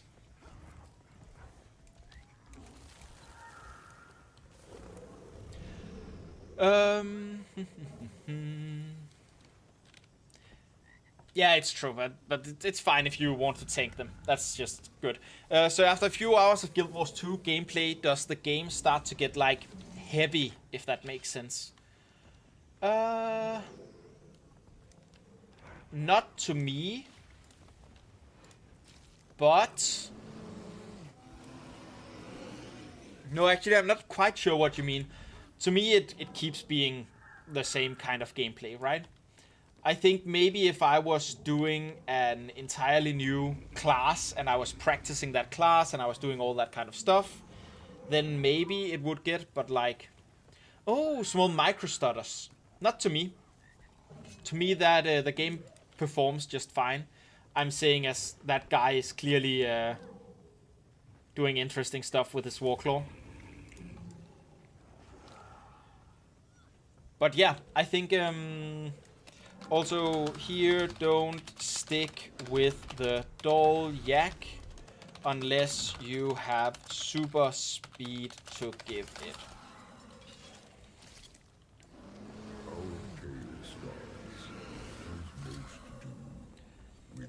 But yeah, I don't experience any micro stutters in the game in general. Sounds like an annoying bug or technical issue or whatever you want to call it.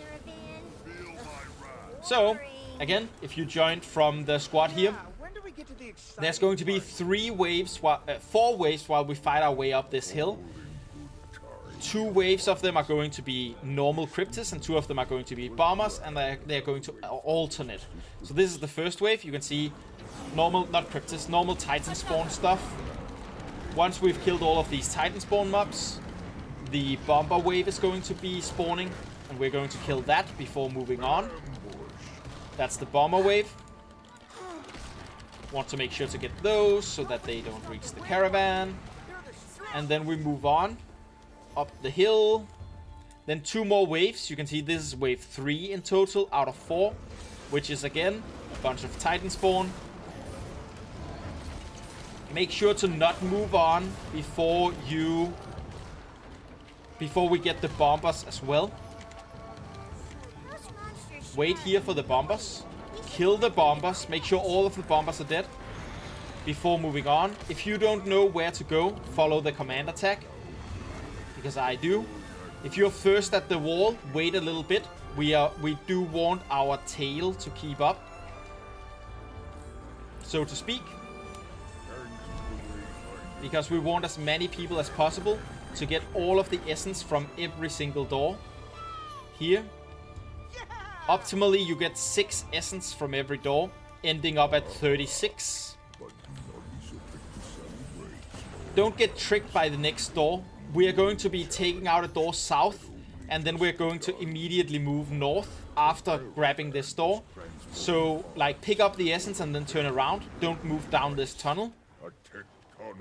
It is a tarp. Tectonic means Stoic Alder. We're waiting here a little bit for the tail to catch up. Again, as many as possible. We want to get all of this essence. We are not busy, per se. That this device was an essential tool in the Wayfinder's triumph over the Titan.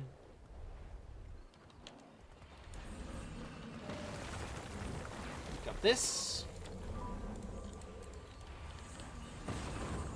Just having your dinner now. How are you feeling, Mook? What boss do you have left to do? We just started Jantia Wilds. Oh, damn. No! We just started Jantia Wilds. So we have all 3 Jantia bosses left to do. I'm honestly feeling pretty good, you know, comparatively. My throat hasn't gotten any worse. Be careful not to turn in here. You there! Stop dawdling and make yourself useful. She was rather rude. Stay out of white circle.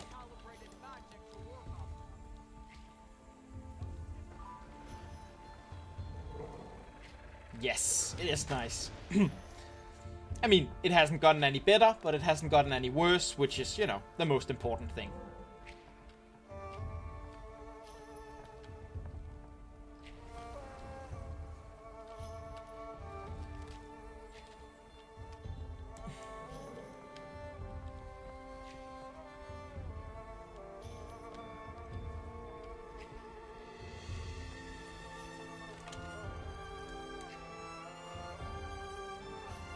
I see North are taking what I consider the long way instead of the short way, but that should be fine.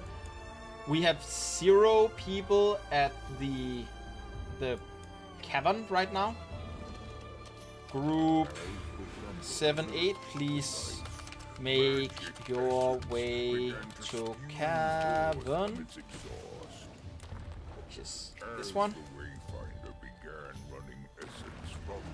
Once your thumper is up, your job is to collect as much essence as possible.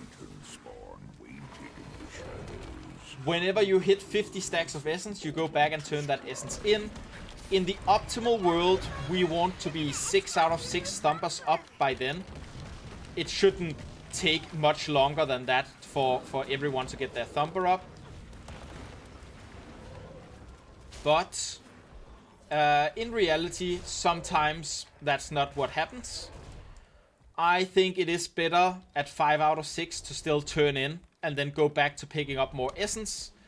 Just because standing around while you're full of essence also means, you know, you lose more essence progression.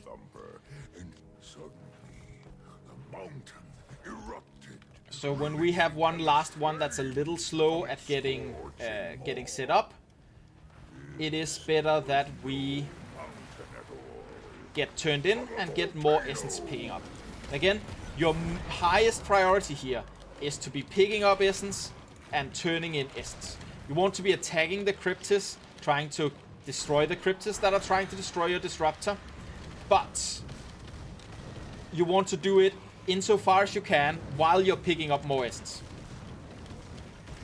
If you can turn in twice before your boss spawns, that's good. Someone who is very focused can sometimes do it thrice before the boss spawns. But if you can get to 50 stacks of essence twice, that's a really good thing.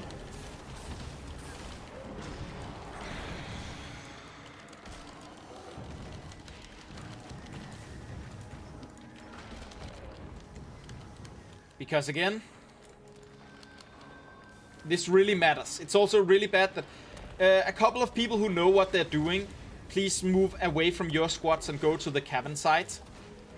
We will just have to deal with the fact that not enough people know how to do that, and we have to get that done.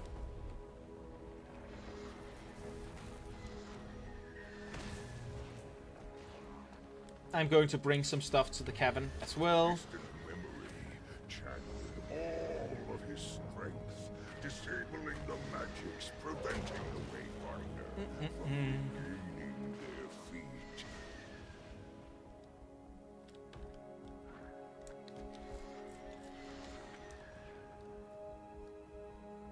Cavern is the one that people most often get confused on, of course, but if you don't know where to go, it's better to ask in chat than it is to, you know, just run around blindly.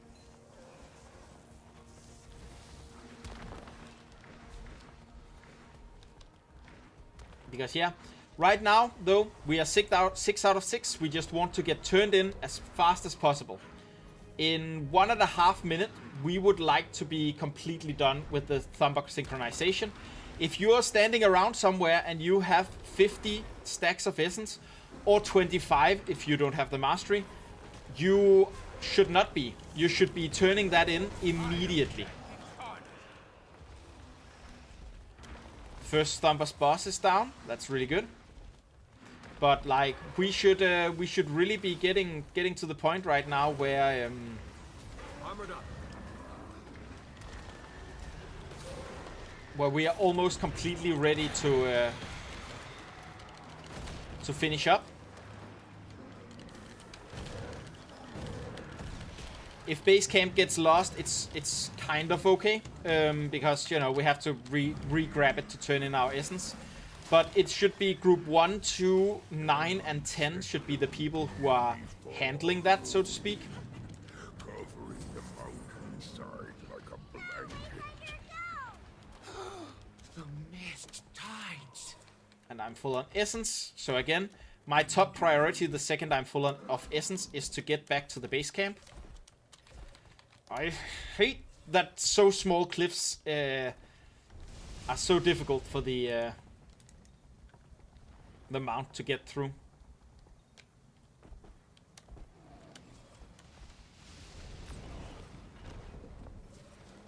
But yeah. Turning in. We are almost fully synchronized. So if you have just 30 essence or above, begin turning in here. Try to force the boss here. We want to get to the boss as soon as we can. If you have just a decent amount of essence, turn it in. They could overwhelm the camp. Potentially. We need like... Excellent. Now get to the boss plateau as fast as possible. If there's any essence on your way, grab that essence real quick and move on to the boss plateau. Now we never want to turn in again. For the rest of this fight, we are not turning in anymore.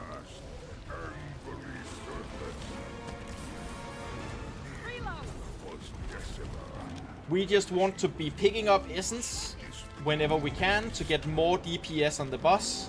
Because every piece of essence, that is the yellow or the orange arrow, that should not hit a pylon. You could see it hit that pylon. Dodge roll. You could see it hit that pylon, which means it spawned a little ooze puddle underneath it. Those puddles get stronger and stronger. That is the red arrow. Get out of that, get out of that, get out of that, get out of that. If you get hit by the red arrow, it's as much your fault as the red arrow's fault. When you see the blood red arrow, get far out of it. They will be trying to get behind the pylon, or just stand still and accept death. It's our responsibility to get out of it. The green clouds or markers, so this is the orange one. This is the one that should not hit a pylon. You can see this one will likely hit that. Oh, good. Excellent job, whoever had the orange. So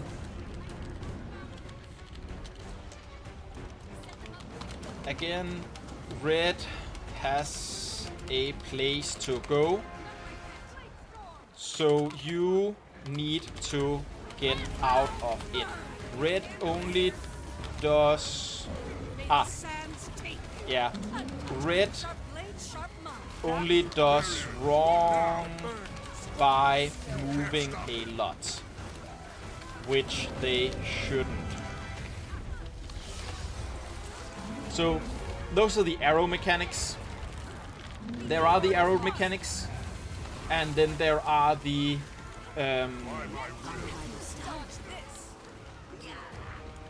then there's the mechanic for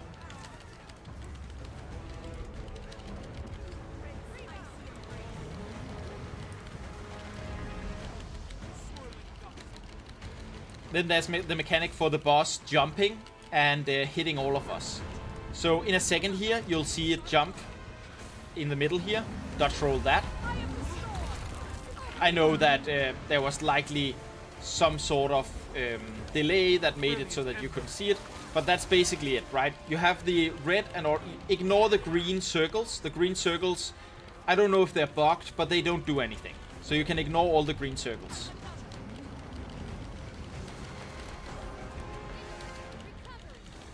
The most important thing here is red, hide behind a pillar. Orange, make sure to not be behind a pillar and not on top of any other oranges either. And dodge roll when there's big circle around boss. And the boss will do the big circle this like very, very slightly after we're going to get to the boss again here. So that means that when you click the teleport to boss button and you go charge the boss, be aware that you'll have to dodge roll within too long.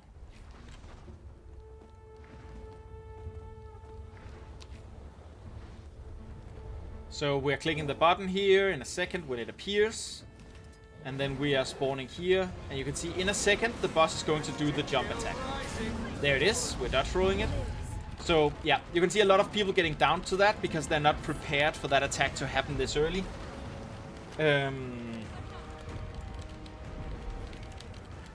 But yeah, there are those things, right? Big storm, orange arrow. You can stand on top of one orange arrow without it being a problem. So the orange arrow you can ignore. They just have to not hit the pylons. Dodge roll this. And again, just do like me, get far out of the way of wherever red is. Because then you are sure that you don't get hit by it. Because red's job is to get behind the nearest pillar. Well, optimally they get behind a pillar that's further out, but yeah. And again, the orange arrow is supposed to just not hit anything. As we get further into this, dodge roll in a second here. As we get further into this, ow, I missed that. As we get further into this, the boss is going to want to make multiple orange arrows and the red arrow at the same time. Out of my way. Concentration. That was a bluff.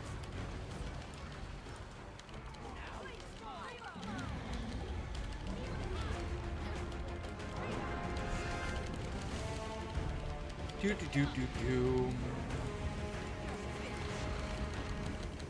can see that's the right thing for the red arrow to do. Got behind the pillar. That also means, right, that if every red arrow knows exactly how to do their job, we can be safe as long as we just move behind. You know, we make sure that there are no pillars behind us, ever. Because if there's no pillars behind us, then we should never be in a place where a red arrow goes. But assume that the red arrows don't always know what they're doing, because we are an open group, so to speak. Excellent work on the red arrow there again. And nobody got downed. We are getting good at this, so, you know, cheers for that.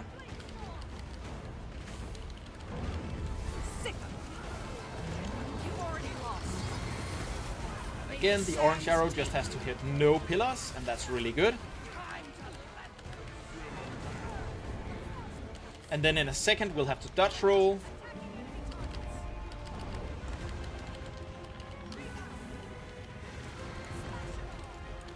Again, a red arrow doing, well, kind of their job.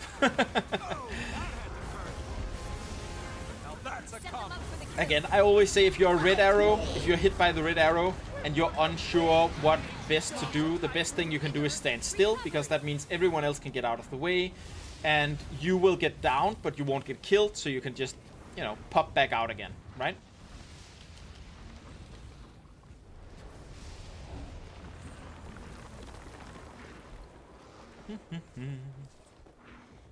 Yeah, you shouldn't be turning in your essence right now, because the synchronization is never going to hit 0 before we kill the Titan.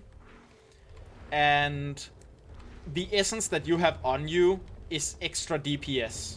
So by turning in, you're reducing the DPS you're doing and getting us further away from getting gold, basically. Again, be aware that it's going to jump here in a second. Dodge roll. A lot of people not prepared for that very, very first jump. It's okay.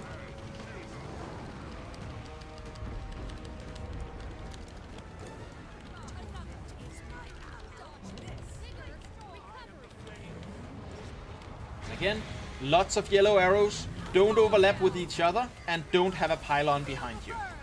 That's the job of the yellow arrows. I see no one that has gotten anything, so that's really, really good. And again, we have to dodge roll here.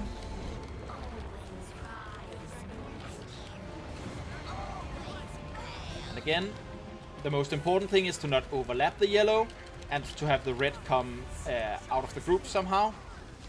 Preferably behind a pylon. People did that very well as well. Really good phase. You guys are getting the mechanics, getting the hang of the mechanics really quickly here. Good, good, good, good, good.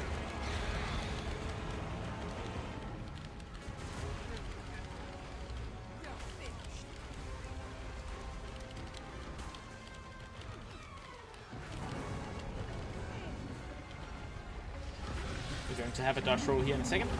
There we go.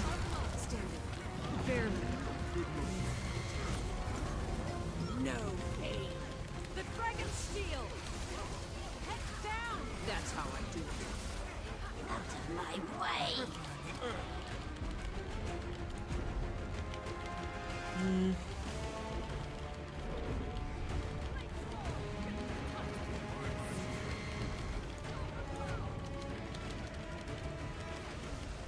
Another. Health, vigor, recovery. Soften them up. Not enough energy. Here nor there.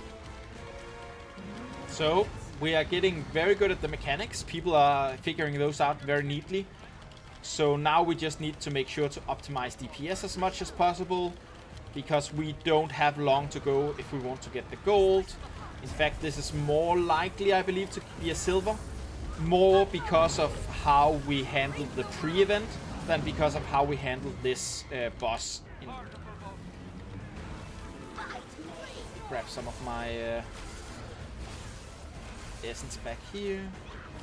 I was getting tired of lying around. Then there'll be a dodge roll here in a second. Good job. Yeah, gold is 20 minutes total time, but the timer resets between the pre-event and the boss, which means I think we took like 7 minutes for the pre-event, which means we should be doing 7 or 8 minutes. 7 minutes is the optimal we're looking for, because then we should just have to do the boss before the convergence ends gets to 17 minutes because of the 10 minutes plus 3, right? So yeah, gold without pre-made is pretty hard.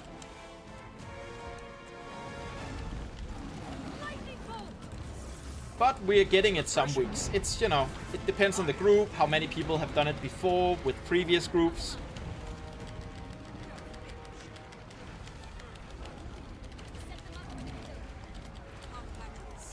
Well, honestly, Andor, I think we're doing the mix pretty okay. It took a little while to get there. You know, people had to learn them, but people learned them and are applying them here. You're kidding, right? We always rise. Calm before the storm. Will always fail. Oh, I have decent boons.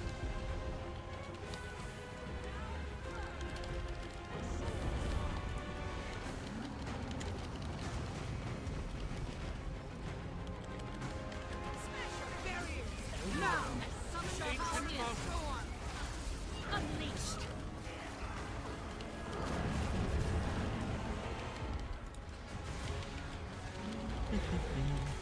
Well, that's really bad.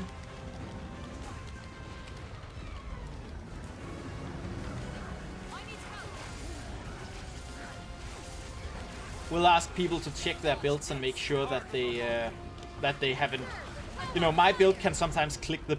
I have a version of my build where I remove my boon traits to be able to do more DPS instead. Sometimes people might forget to click onto their boon parts of those builds.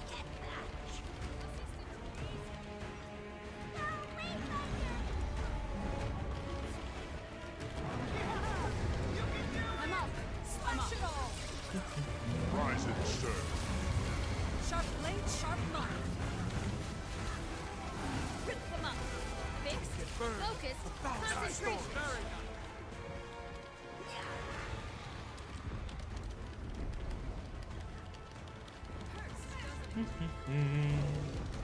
I mean, it's comfortably silver, right?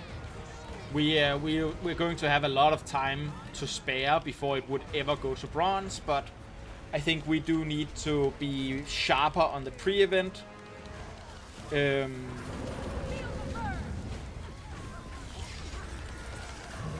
And if there are groups just consistently lagging boons, that's of course bad. Yeah, 2 minutes over time for gold, which is okay. That looks valuable. in pain. Boon givers, both healers and DPS. Wayfinder was victorious.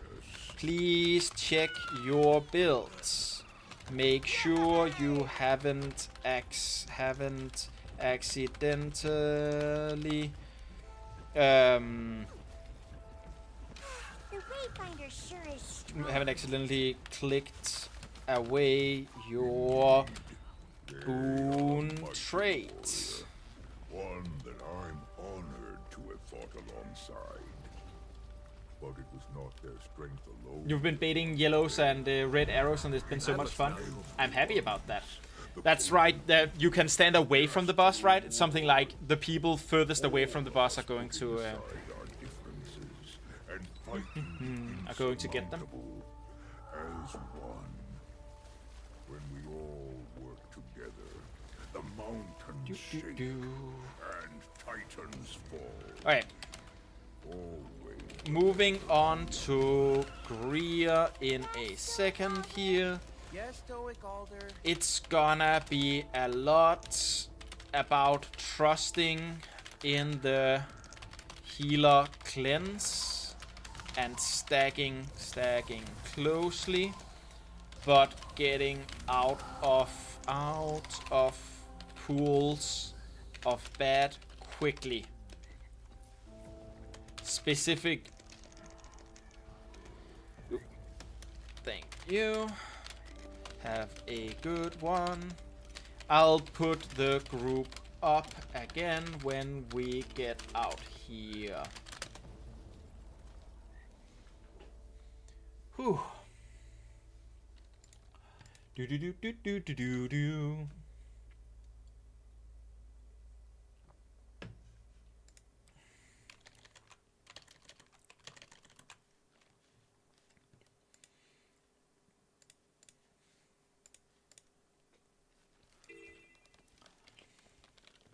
Excellent. Okay. We need one UA heal. Gently Wilds. CM minus Decima. One A heal, one Q DPS. There we go.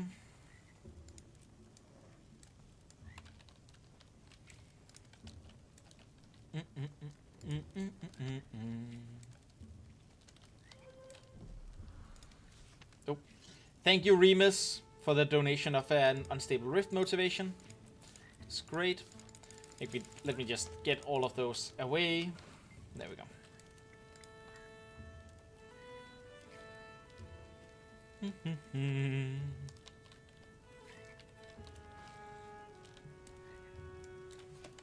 Yeah, welcome. Steam, please. A heal. Yes, perfect.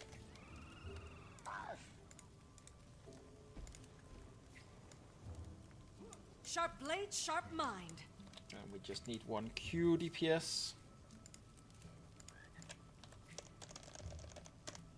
Boop. Excellent, excellent, excellent. Do.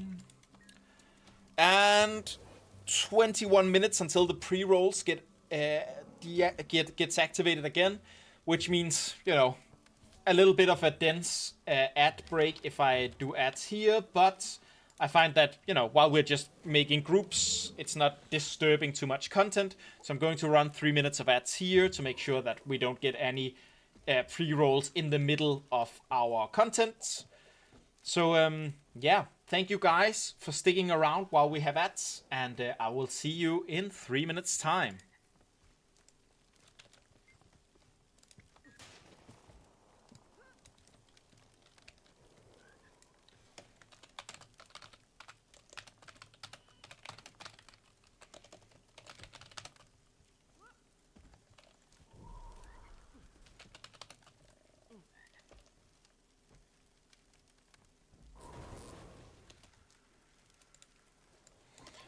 No, should be no. Cavern is 7-8.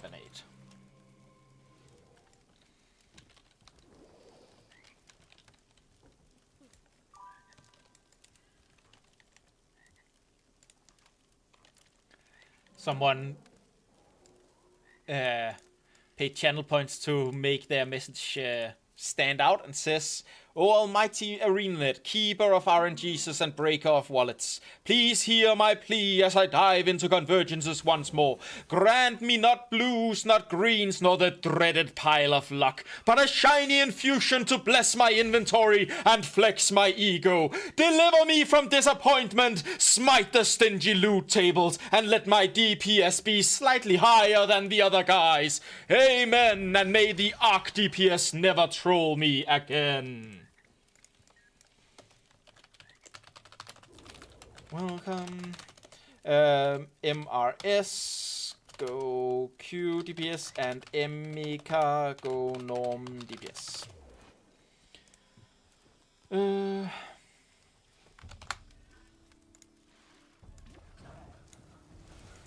And...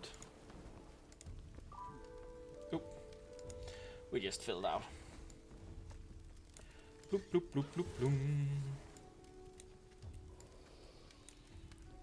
I do enjoy grand speeches. Yes, I am a role player in real life.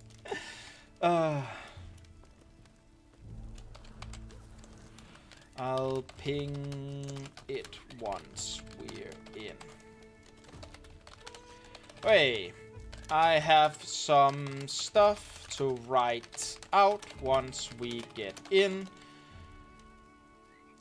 So let me do that before we start.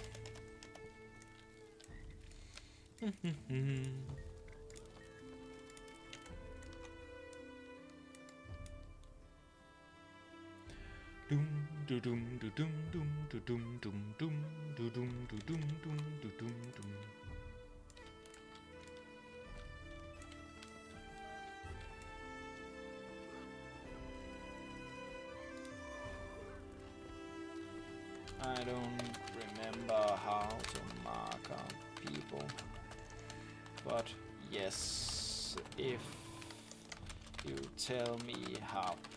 Or I could just write, if I just make you lieutenant, you can mark yourself.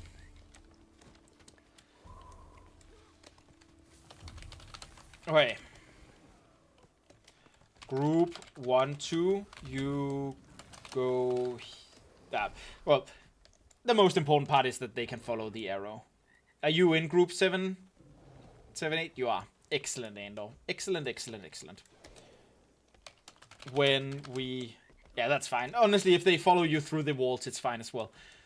Okay, let me just get my copy-paste out here. Greer.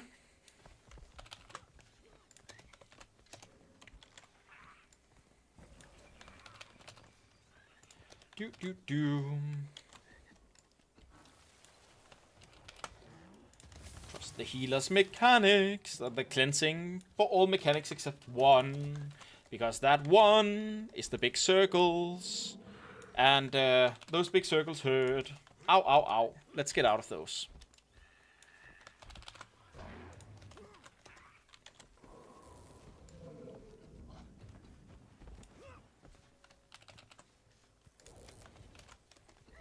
And of course the self-pluck. Oh, and if you don't know what the wall run in the beginning is, stick to commander through that. We're grabbing 35 essence for everyone while the Kodan do their RP speaking.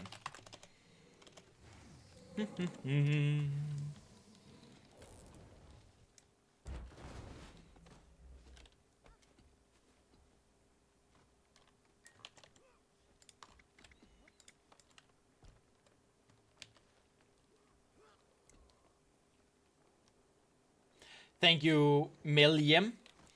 You should probably have done that in /squad instead of in /party, but that's a very nice, very, very good overview. Our tale starts, as most do, with deceptively humble beginnings. The Wayfinder happened upon a quaint supply caravan at the foot of the mountain. Boring. Yeah, when do we get to the exciting part? Alright. If we keep standing behind the boss and we switch on the right times, Andor will be able to tank the boss so that we basically don't have to deal with any of the mechanics. Which is very nice when it succeeds. And if you're tuning into the stream over from the squad right now, then there are 4 waves up this mountain. We've just killed the first wave, normal Titan spawn. Bombers have just spawned. That's the second wave. Then we have to move up to the next wave of normal Titan spawn. And then there will be a 4th wave, which will be made out of bombers. And once we kill that, we are going on a wall run. We are going to be walking through all of the walls, grabbing the essence that they drop. And yeah, that's going to be very, very important for us getting earlier times here. So everyone, come to the wall. If you're one of the first persons to enter the wall, wait for the rest of us to come there so that we can get everyone. Thank you for following Chickpea84. Welcome to the MOOCs. Let's make sure to get as many people here as possible because we want as many people as possible to get the full amount of calibrated essence here.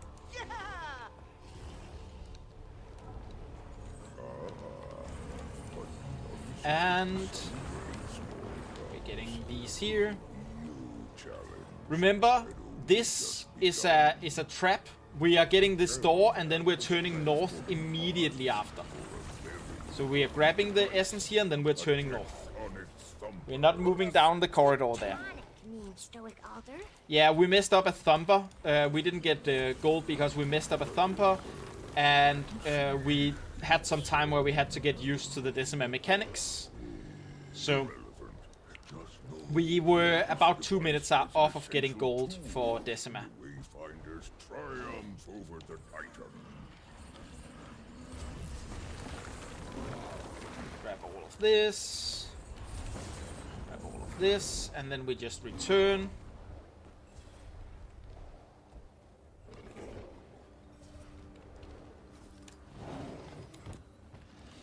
To the campsite. Okay. Be sure not to turn in accidentally here. We don't want to turn in until all of the thumpers has been done. So, oh, not 9, 8. Stay away from X to avoid turning in.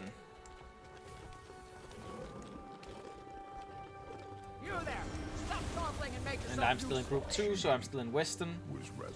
Because we want, you can see right now we have active Thumper Essence Multiplier 1 out of 6.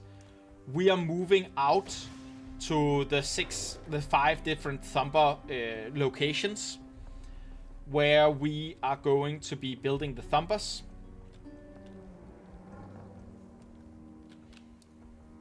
Once all 5 locations have been built, we should begin seeing the first, which is west and east and more. Those are usually the first to build, which means they are usually also the first to get 50 stacks of essence. So basically, you should be getting 50 stacks of essence if you're on one of those 3 locations about the time that we get 6 out of 6 Stumpers up. So the second you get 50 stacks of essence, and essence is the most important thing here.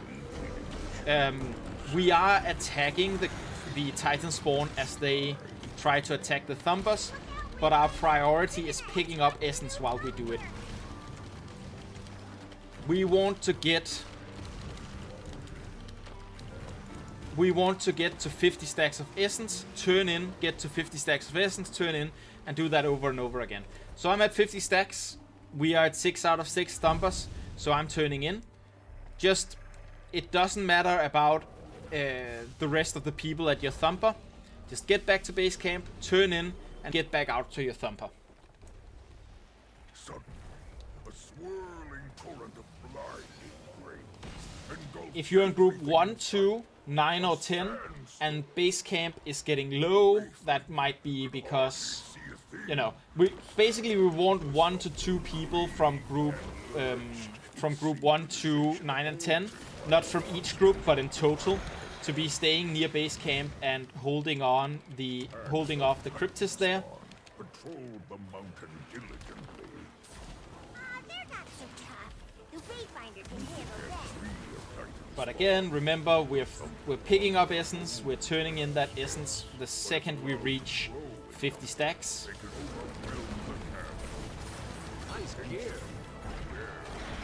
So I'm like attacking the cryptists, but I'm constantly on the lookout for where the essence have spawned, so that I can get over to those locations and pick it up.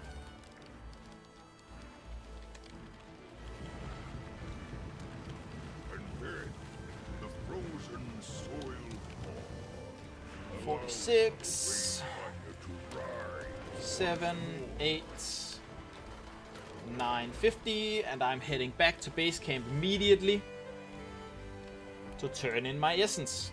And you should too. The second you have maxed out your essence, you should get back to base camp to get that essence turned in.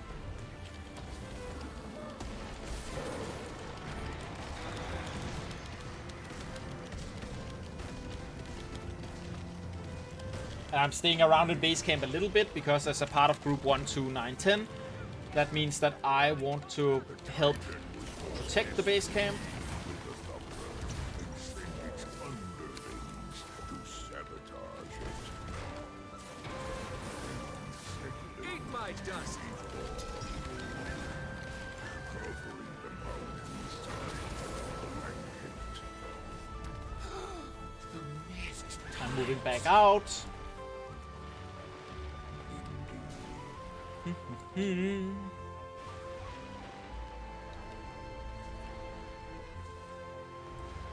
Look at all this essence just lying around. All for me. We have to kill the Titan Disruptors here.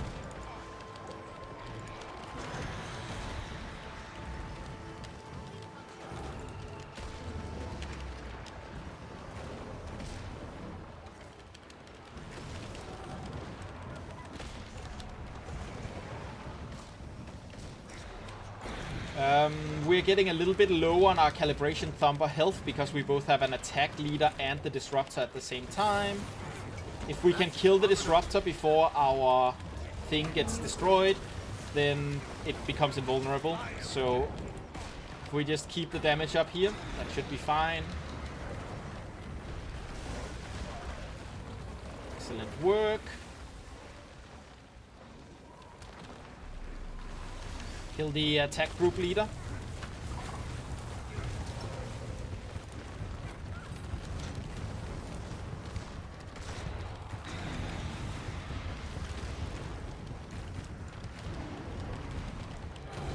But also make sure to get out and grab some essence whenever you can.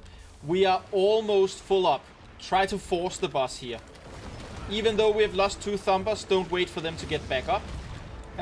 It might be base camp, one of them, honestly. But get back to base camp. Try to get your essence turned in if you have any amount of essence left. There we go. Now we don't want to turn in. Oh right, that wasn't it. Okay, one person has to turn in a little. Good. Now we don't turn in for the rest of this fight. Now we just get to Greer as fast as possible. And we fight Greer. Right, we fight his 2 ads and then we fight Greer. Normally, when he begins jumping around, we can just make sure to get the closest one, because usually the closest one will be basically split up a little bit, so that we are going to naturally just, you know, get equal amount of people to each of the 2 mobs. But this first time we have to split up on purpose, so to speak. And then grab Greer, come up to the back of Greer, to the back of Greer, to the back of Greer. Stack on me, stack on me, stack on me.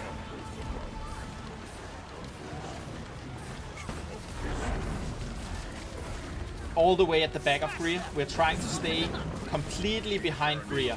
So that's why I'm moving back all the way back here. It's because we want to make it as easy as possible for Andor to keep aggro.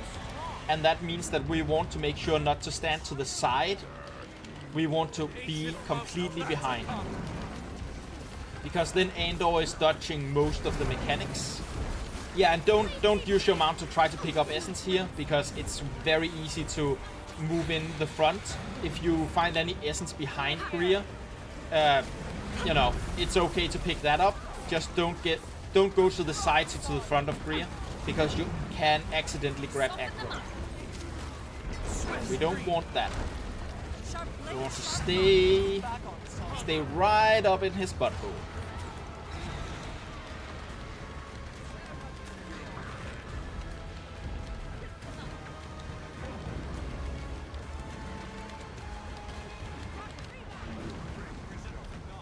This is a little bit of an advanced tactic.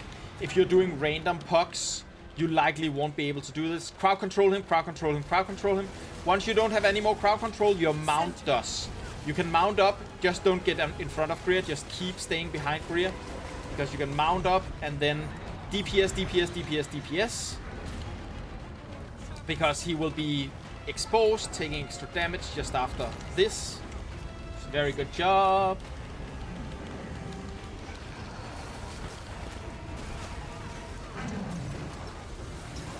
Excellent. It's north for the for picking up the stench.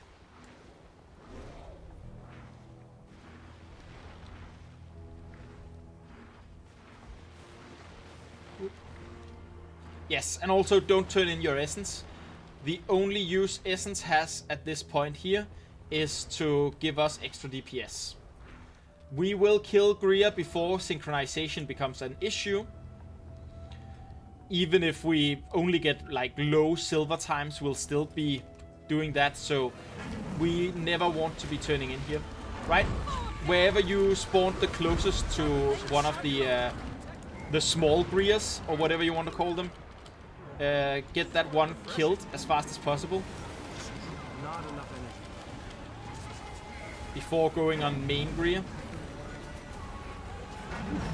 We had a couple of unfortunate mechanics. Make sure to stack up as much as possible. We'll wait until Greer does a big mechanic and then we'll switch sides. So right now we're in front of Greer. We will walk through Greer when he does a big mechanic. So now walk through Greer. That's a big mechanic, right? I think it's a big mechanic. We want to be behind Greer right now. And instead of walking around him, walk through him. Because that lessens the risk of you grabbing the aggro, basically.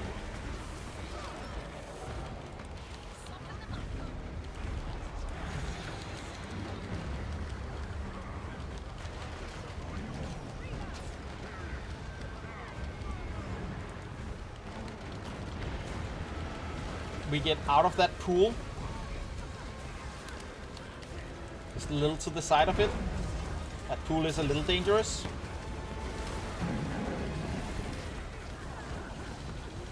If you have green, make sure to stack on top of group. You can walk through the pools.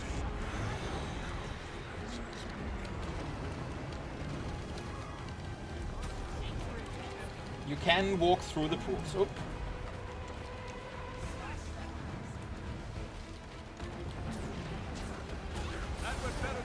Okay, all of your crowd control. When you don't have any more crowd control, you get on your mount, and your mount has more crowd control ready. Then you get ready to burst. Again, we're standing behind Greer while bursting.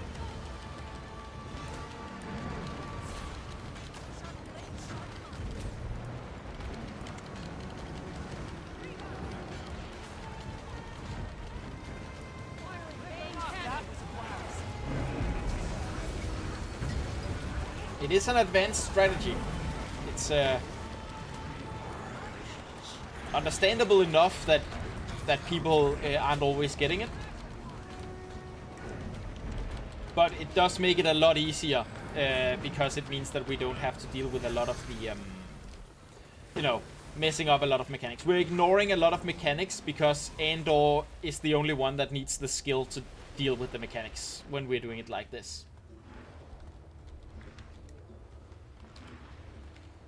Just grab this back up. Remember, every Titan Stench you gather, you get full energy again, so you can keep doing your spamming the mount's forward movement. And when you click the button, find your nearest little Greer person and kill it as fast as possible.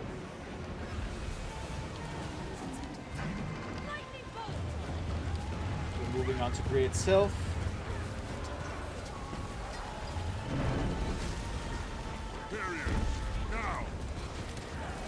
It has some big pools right now that makes it difficult to do stuff. But we are behind it, between them, so that's nice. Oh, it turned around. Wait for big. Go through Greer, through Greer, through Greer.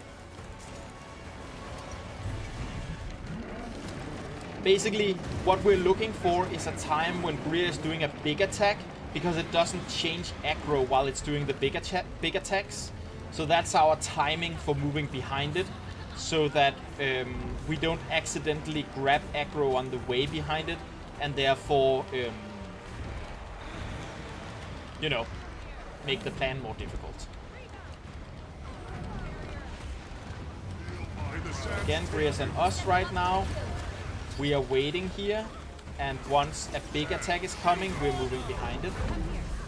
So, right now, to the side and get behind Greer. Be careful about the arrows on the way.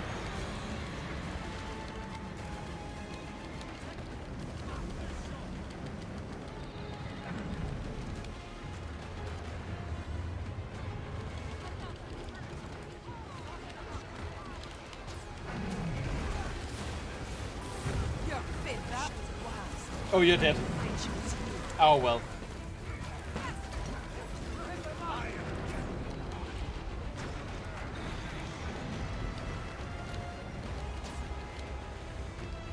That happens.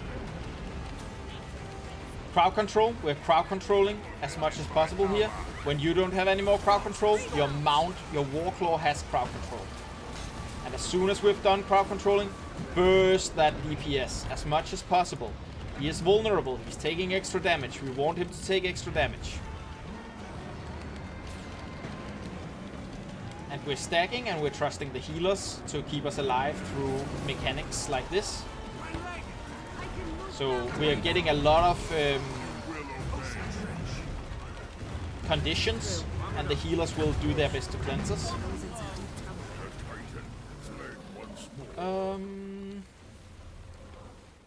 Through here to the north.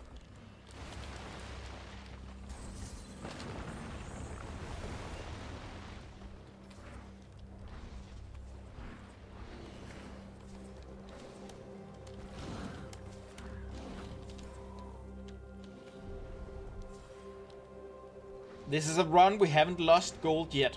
We can do this in time for gold if we're just being... Oh, right, this is the one where we have to go to the side and up. To the side and up. We are all getting tricked. I was just talking about how we hadn't lost gold yet, but then we all got tricked by this this sneaky Titan Stench.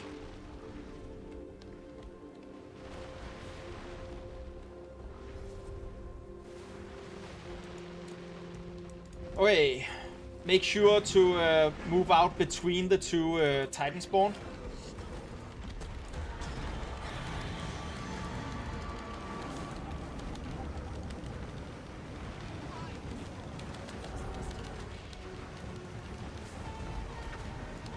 Okay. And as soon as they're dead, we're going on Greer. Be careful not to stand on top of the arrows. Trust the healers to purge you. Cleanse you is the word. Purge is in another game.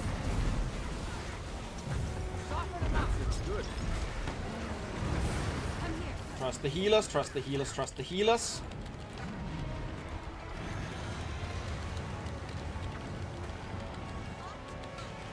And deal as much damage as you can here. Trust the healers to cleanse us through this. We're no longer doing the getting behind the boss thing because our tank died, unfortunately. So we are just making sure to deal as much damage as possible here. And we're stacking, we're stacking, we're stacking, we're stacking. Moving away from the arrows if we can. But that's the... There are two mechanics we're moving for. It's the arrows and it's the big pools underneath us. Those are the only mechanics we're moving for. And the arrows we're just moving slightly. The pools we have to get completely out of. This mechanic, not moving. Just dealing as much damage as we can here.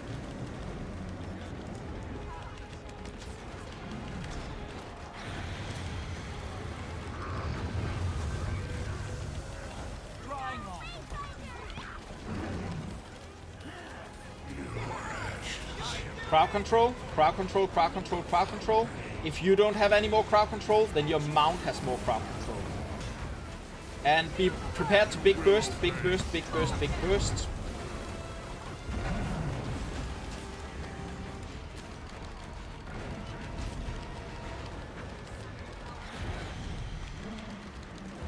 It's gonna be a close one.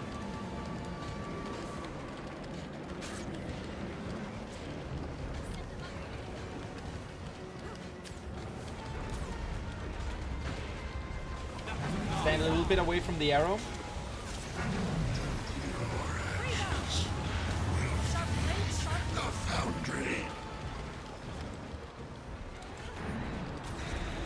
Kill, kill, kill, kill, kill, kill, kill.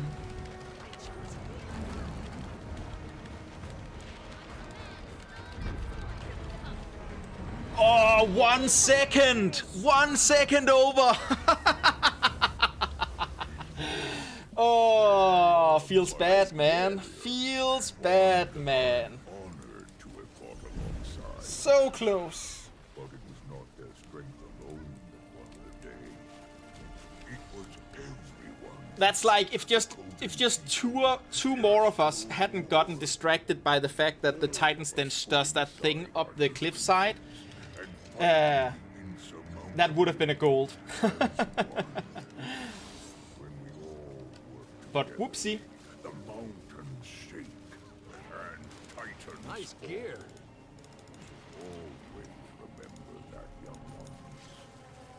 Yes, Stoic Alder. Yes, Stoic Alder.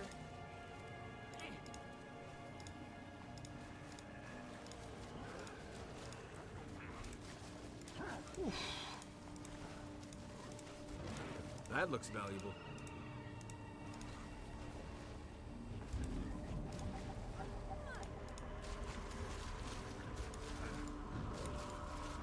One more. And Ura is the easiest boss.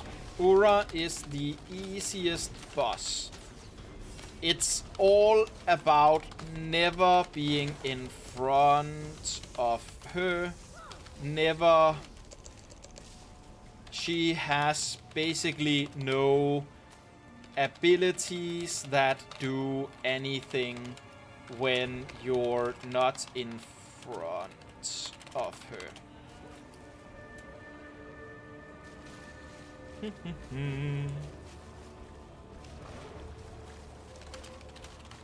Thanks for being here so far. Oh. Whew.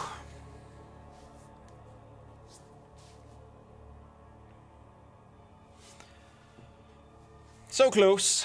So close.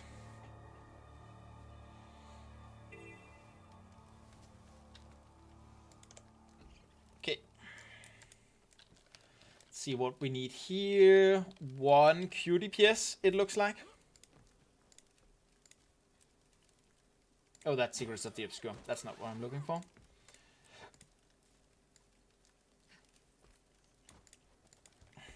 Janthia Convergence CM Ura. 1 Q DPS so far.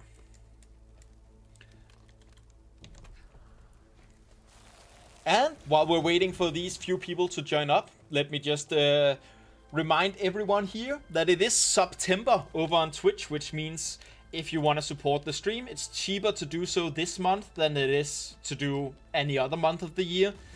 So if you have a little bit extra money left over and you want to support what I'm doing here, subscribing is a very, very good way of doing that. Also, it gets us closer to getting more emote slots. I haven't gotten... My artist is a little busy right now, but I have a lot of emotes in the works, and, you know, more slots is more good, right?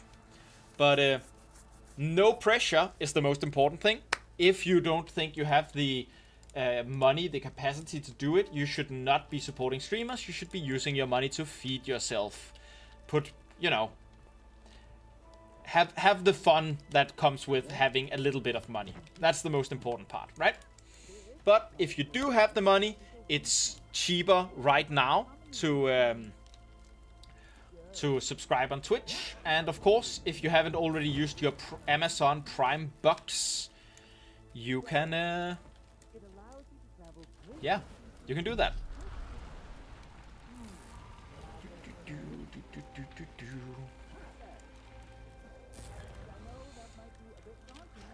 All of those words, right?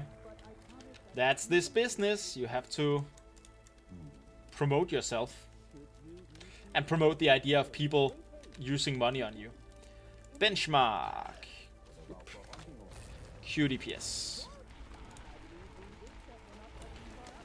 Excellent. Welcome benchmark as QDPS. The rest of new joiners, your DPS. Edit the group description to say that that's what we're looking for now. Bloop, bloop, bloop, oh, bloop, and bloop. There we go. Welcome, welcome.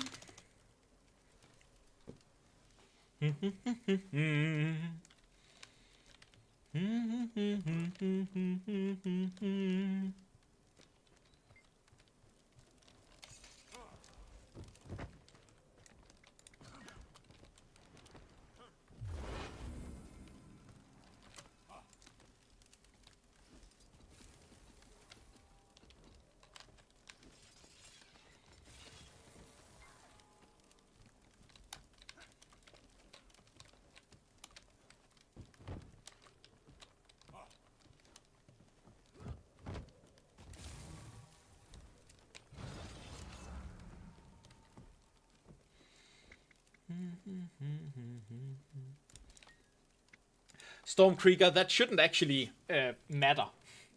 The thumpers shouldn't actually go down from people leaving to turn in and coming back. Shouldn't be enough to do it.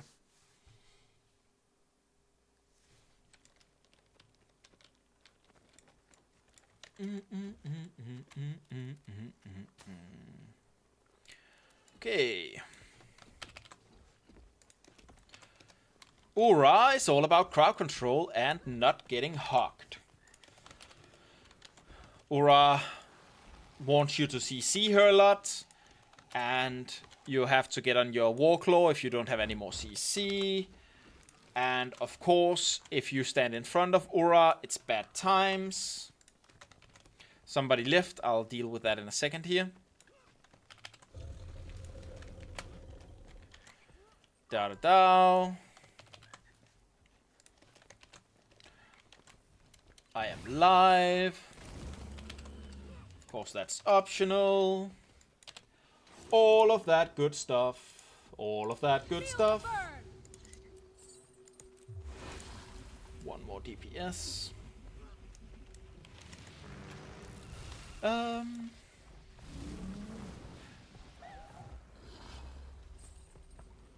It was enough this time, though. Really? Oh well. I mean, I trust you guys to... it was while the boss was up. I guess that makes sense. I trust you guys' experience.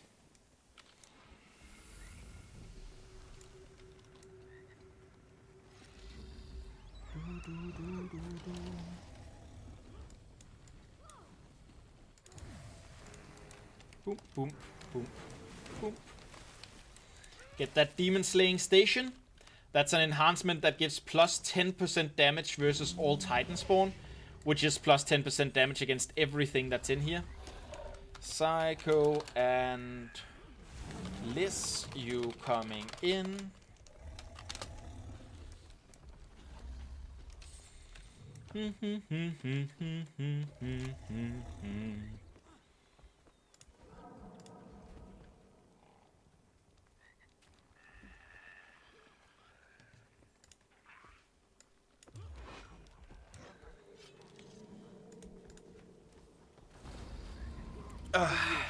Ooh, big stretch. Oh, yes. Oh, that feels so good. Oh.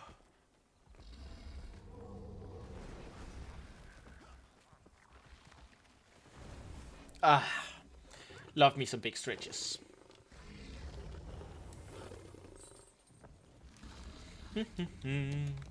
Liz Andra.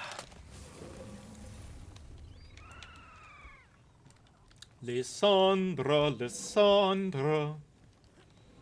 Do do do do do.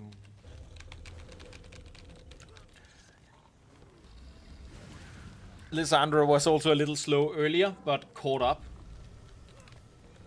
But we do need them to answer now as well.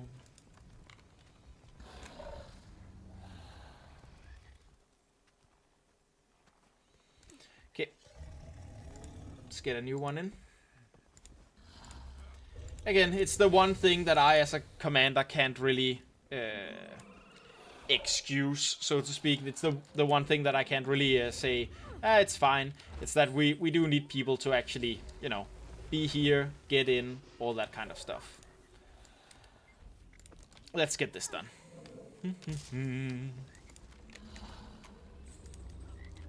Dum dum da da da da da da.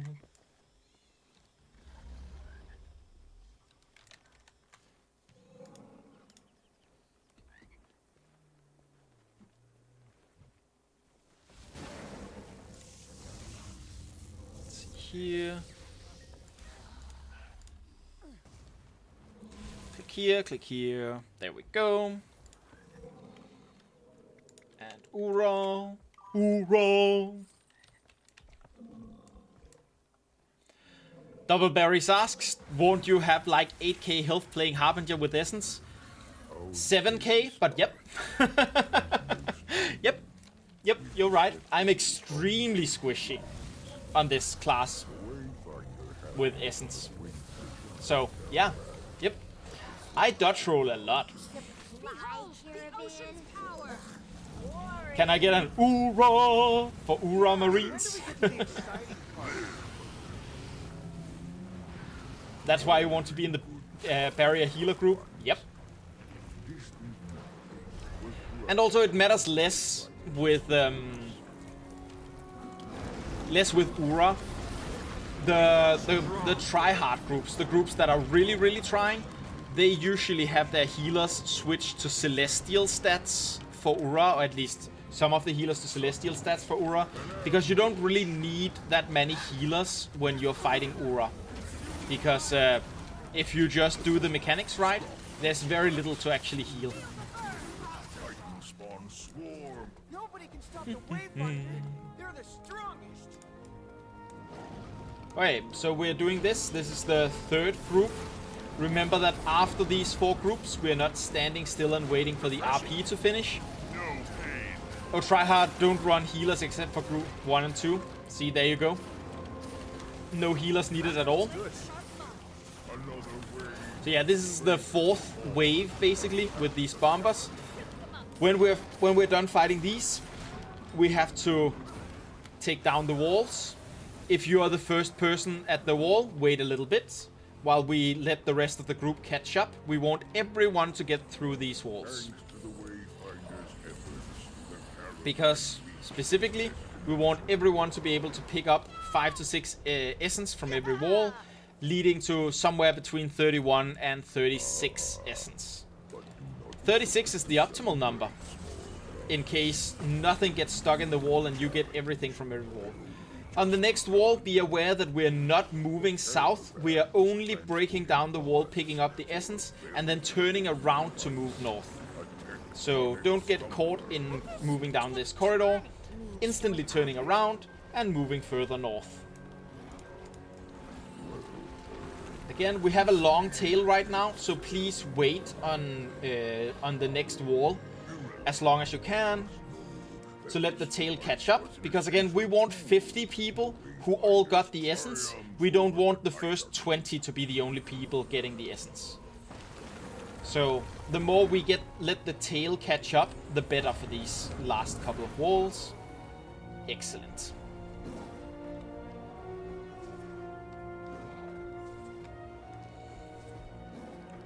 And so we move back. And when we get back, make sure to stay away from where the Thumper will spawn, so that you don't accidentally turn in. The Thumper will spawn at X. Stay away from X. Stay away from X to avoid accidentally turning in here. These convergences are... it's a double-edged blade, basically. These convergences are easier than Secrets of the Obscure to complete and harder to get gold in. You have to take the pre-event very seriously if you want to actually make gold ranking and therefore get the biggest amount of loot. So they are easier. Oh, I accidentally broke my tether. So they are easier to complete. You're more likely to complete one of these and not wipe on them. Because you don't have to deal with Soja running out of health. But they are also harder in the way that that very small mistakes keep you from getting gold. We were 1 second away from getting gold last one, and we were doing pretty well on the entire pre-event here. You need to do well in the pre-event, by the way, to get gold. Otherwise, you'll just need to deal too much damage, and you won't be able to do it. But yeah, right now the pre-event is all about picking up as much essence as possible. And every time you get to 50 stacks of essence, turn that essence in. So I'm at 50 stacks now. We're only at 5 out of 6 thumpers. Honestly, we kind of need... Oh, excellent. That's the 6th one, just in time. But waiting for the 6th one, sometimes in pucks you're going to wait for a while. So in pucks, I would say turn in even if it's only 5 out of 6, because you need to get back and get more essence picked up.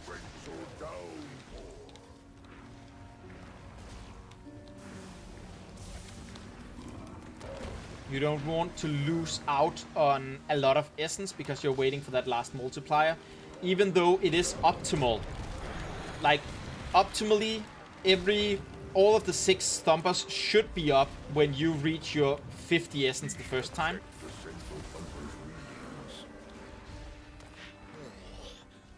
That's odd. Something was clearly stealing magic from it. What? And again, you're attacking Titan Spawn, and while you're attacking Titan Spawn, you are picking up the essence. You're looking for the essence, you're going for the essence.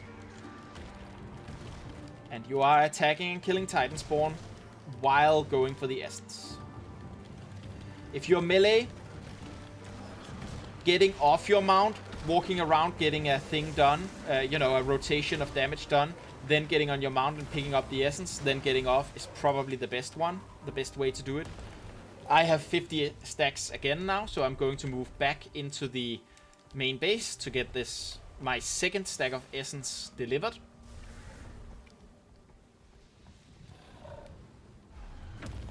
And I see that the base is under attack, and as a part of group 1, 2, 9, 10, I am going to stay around a little bit and help out with the defense before moving back out to my thumper. And again, if you are nearing your 50 stacks of essence, get that turned in. If there's like 30 seconds left until your boss is going to spawn, turn in immediately, because you'd rather be there for the boss and be able to pick up more essence while you're dealing with the boss, instead of, you know, being capped on essence while the boss is there, or having to leave in the middle of the boss. Better to make your run a little bit earlier.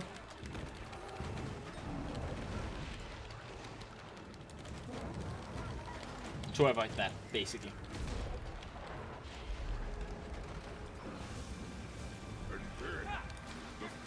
And again, while we're doing the boss, I'm still getting out from the boss, just picking up my rotation of essence, going back into the boss.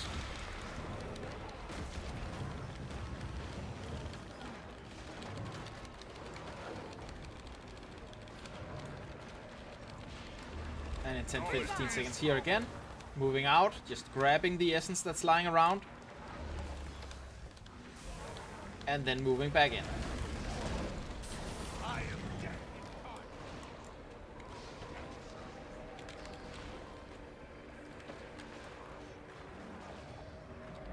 Because in the end, the earlier we get the boss to spawn, the end boss, the better. Okay. Nice gear. If you have more than 30 essence right now, get back into the main base to try to spawn the boss.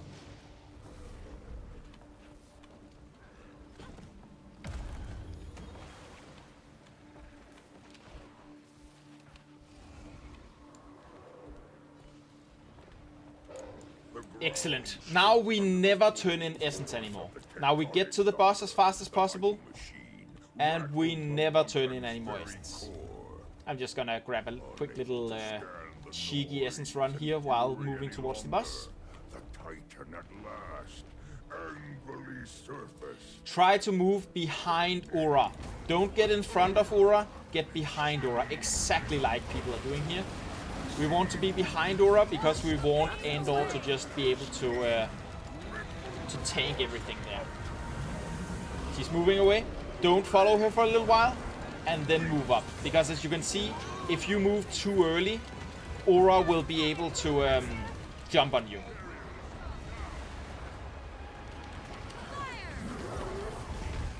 So when Aura jumps forwards, give it a little while before following. Let her land, then follow. And Aura has a break bar. Aura is going to have a lot of break bars. That's a lot of what Aura is doing. Whenever there's a break bar up, try to break it. When you don't have any more crowd control, your War Clause 4 is a great extra amount of crowd control. Ooh, get behind her, get behind her, get behind her before she gets unstunned. And again, another break bar. Don't try to pick up the essence that's in front of Aura. You can go to this essence behind her, but don't go to the essence in front of her, because we don't want to accidentally break the tanking. So stick to whatever essence is behind her, basically.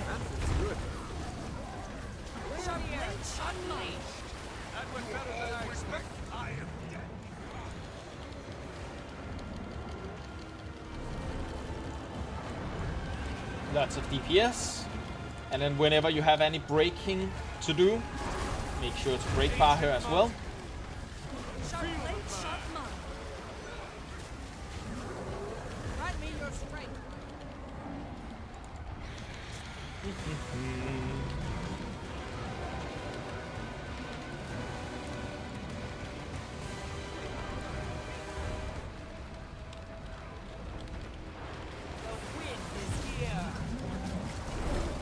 Excellent. Nice of her to move so that it becomes easy for us to pick up a bunch of essence here.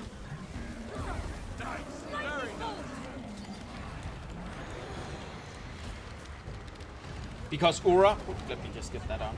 Aura is also the easiest boss to keep... Whoa! Yeah, don't turn in essence here. Never turn in essence here. But Aura is also the easiest boss to keep 50 stacks of essence on. Of the Janthia Wild Ones, because Aura does no damage that isn't basically frontal cones. So as long as you're not standing directly in front of her, she will basically hit you with nothing.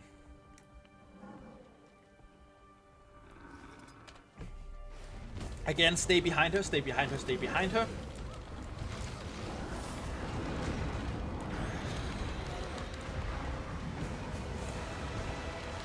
Oh, she moved around. So we're waiting for her to use an ability before we try to move behind her. Now, behind her, behind her, behind her, behind her, behind her, behind her, behind her.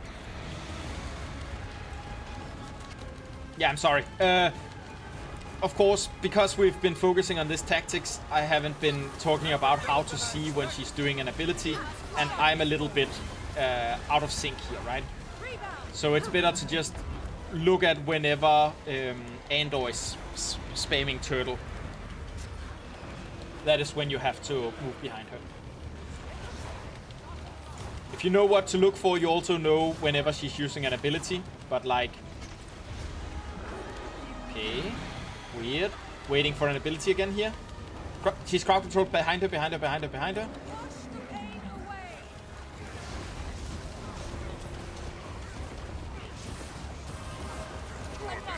And when we are getting behind Ura, to make sure that we use as little time as possible, we walk directly through the center of her.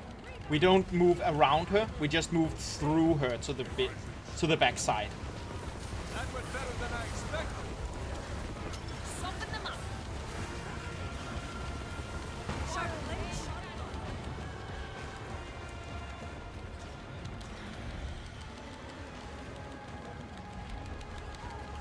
I'm seeing people on their war claws who are not... You see what just happened? Ura just targeted a person on a war claw, which means that she stopped being aggro on Andor. So that's why we are not actually picking up essence from our war claws like we're usually doing. You're still using your war claw. Specifically, you're using your war claw to crowd control Ura. Feel the burn. Heart of the long End is not.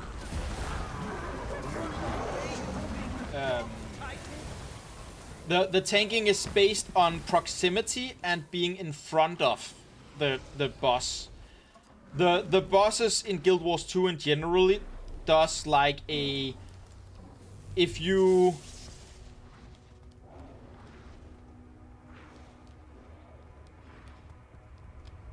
Yeah, if you stand within like a big cone in front of the boss will randomly kind of choose who to target. It will be inconsistent, is what we're getting at here. It'll be inconsistent what the boss will target.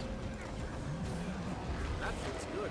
Which means it's very, very important that we are very, very far away from the cone, the vision, if we want Andor to be able to tank properly. And we do want that. That's also, we're waiting to avoid that, to avoid getting downed by the boss. Just gonna grab this essence that people dropped from getting down. They are lost. DPS is my gain. DPS, as they say. And of course, all the crowd control you can do. Ura is one big crowd control sponge that we just keep firing crowd control into. Rise and serve.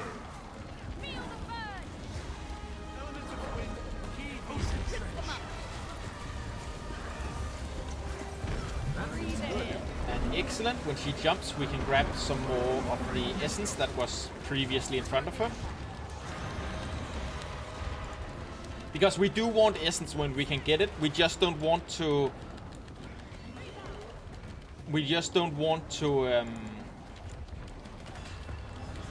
risk losing our tactics over it.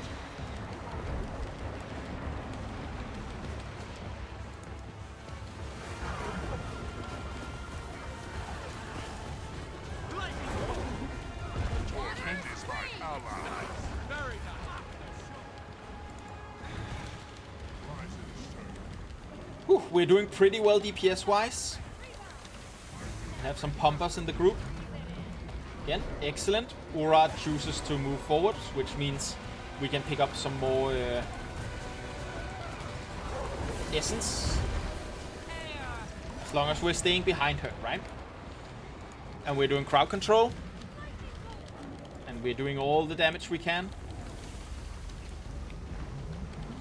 And we're ignoring the messaging that says, oh, you should be turning in your essence now. We don't turn in essence. No turning in of essence.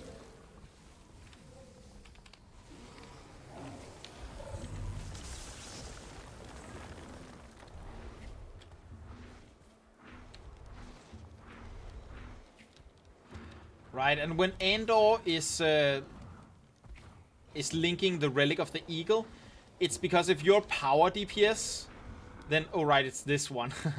If you're a power DPS and you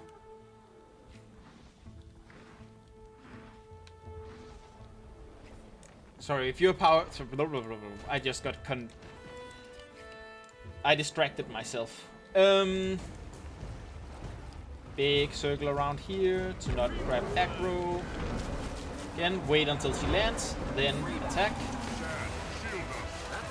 If you're a power DPS, then from the boss gets less than 50% health, the optimal relic you can have on is much more likely to be the relic of the eagle that allows you to do an additional 10% damage as long as the target has less than 50% health. Usually that is made up for by the fact that the boss will spend half the battle being on more than 50% health. But with the bosses of the convergences, you will get out of combat whenever they move, and that means that you can activate your relic after they reach 50% health. It's only worth it to do for power DPS though. Oh god. I accidentally hit my forced movement skill. Whoopsie doopsie. Get in front of the boss here. Make sure, there we go.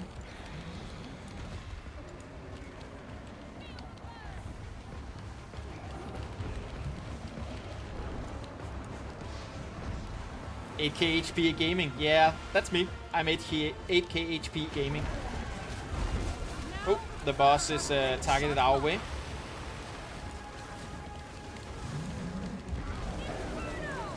We can remove the toxic gases by crowd controlling them.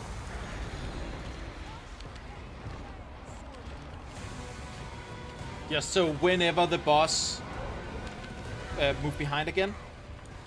Whenever the boss does a big crowd control stuff. Oh, disconnect. That happens. Well, then we're back to normal tactics. Normal tactics, luckily, are also pretty easy. We just never want to stand in front of them.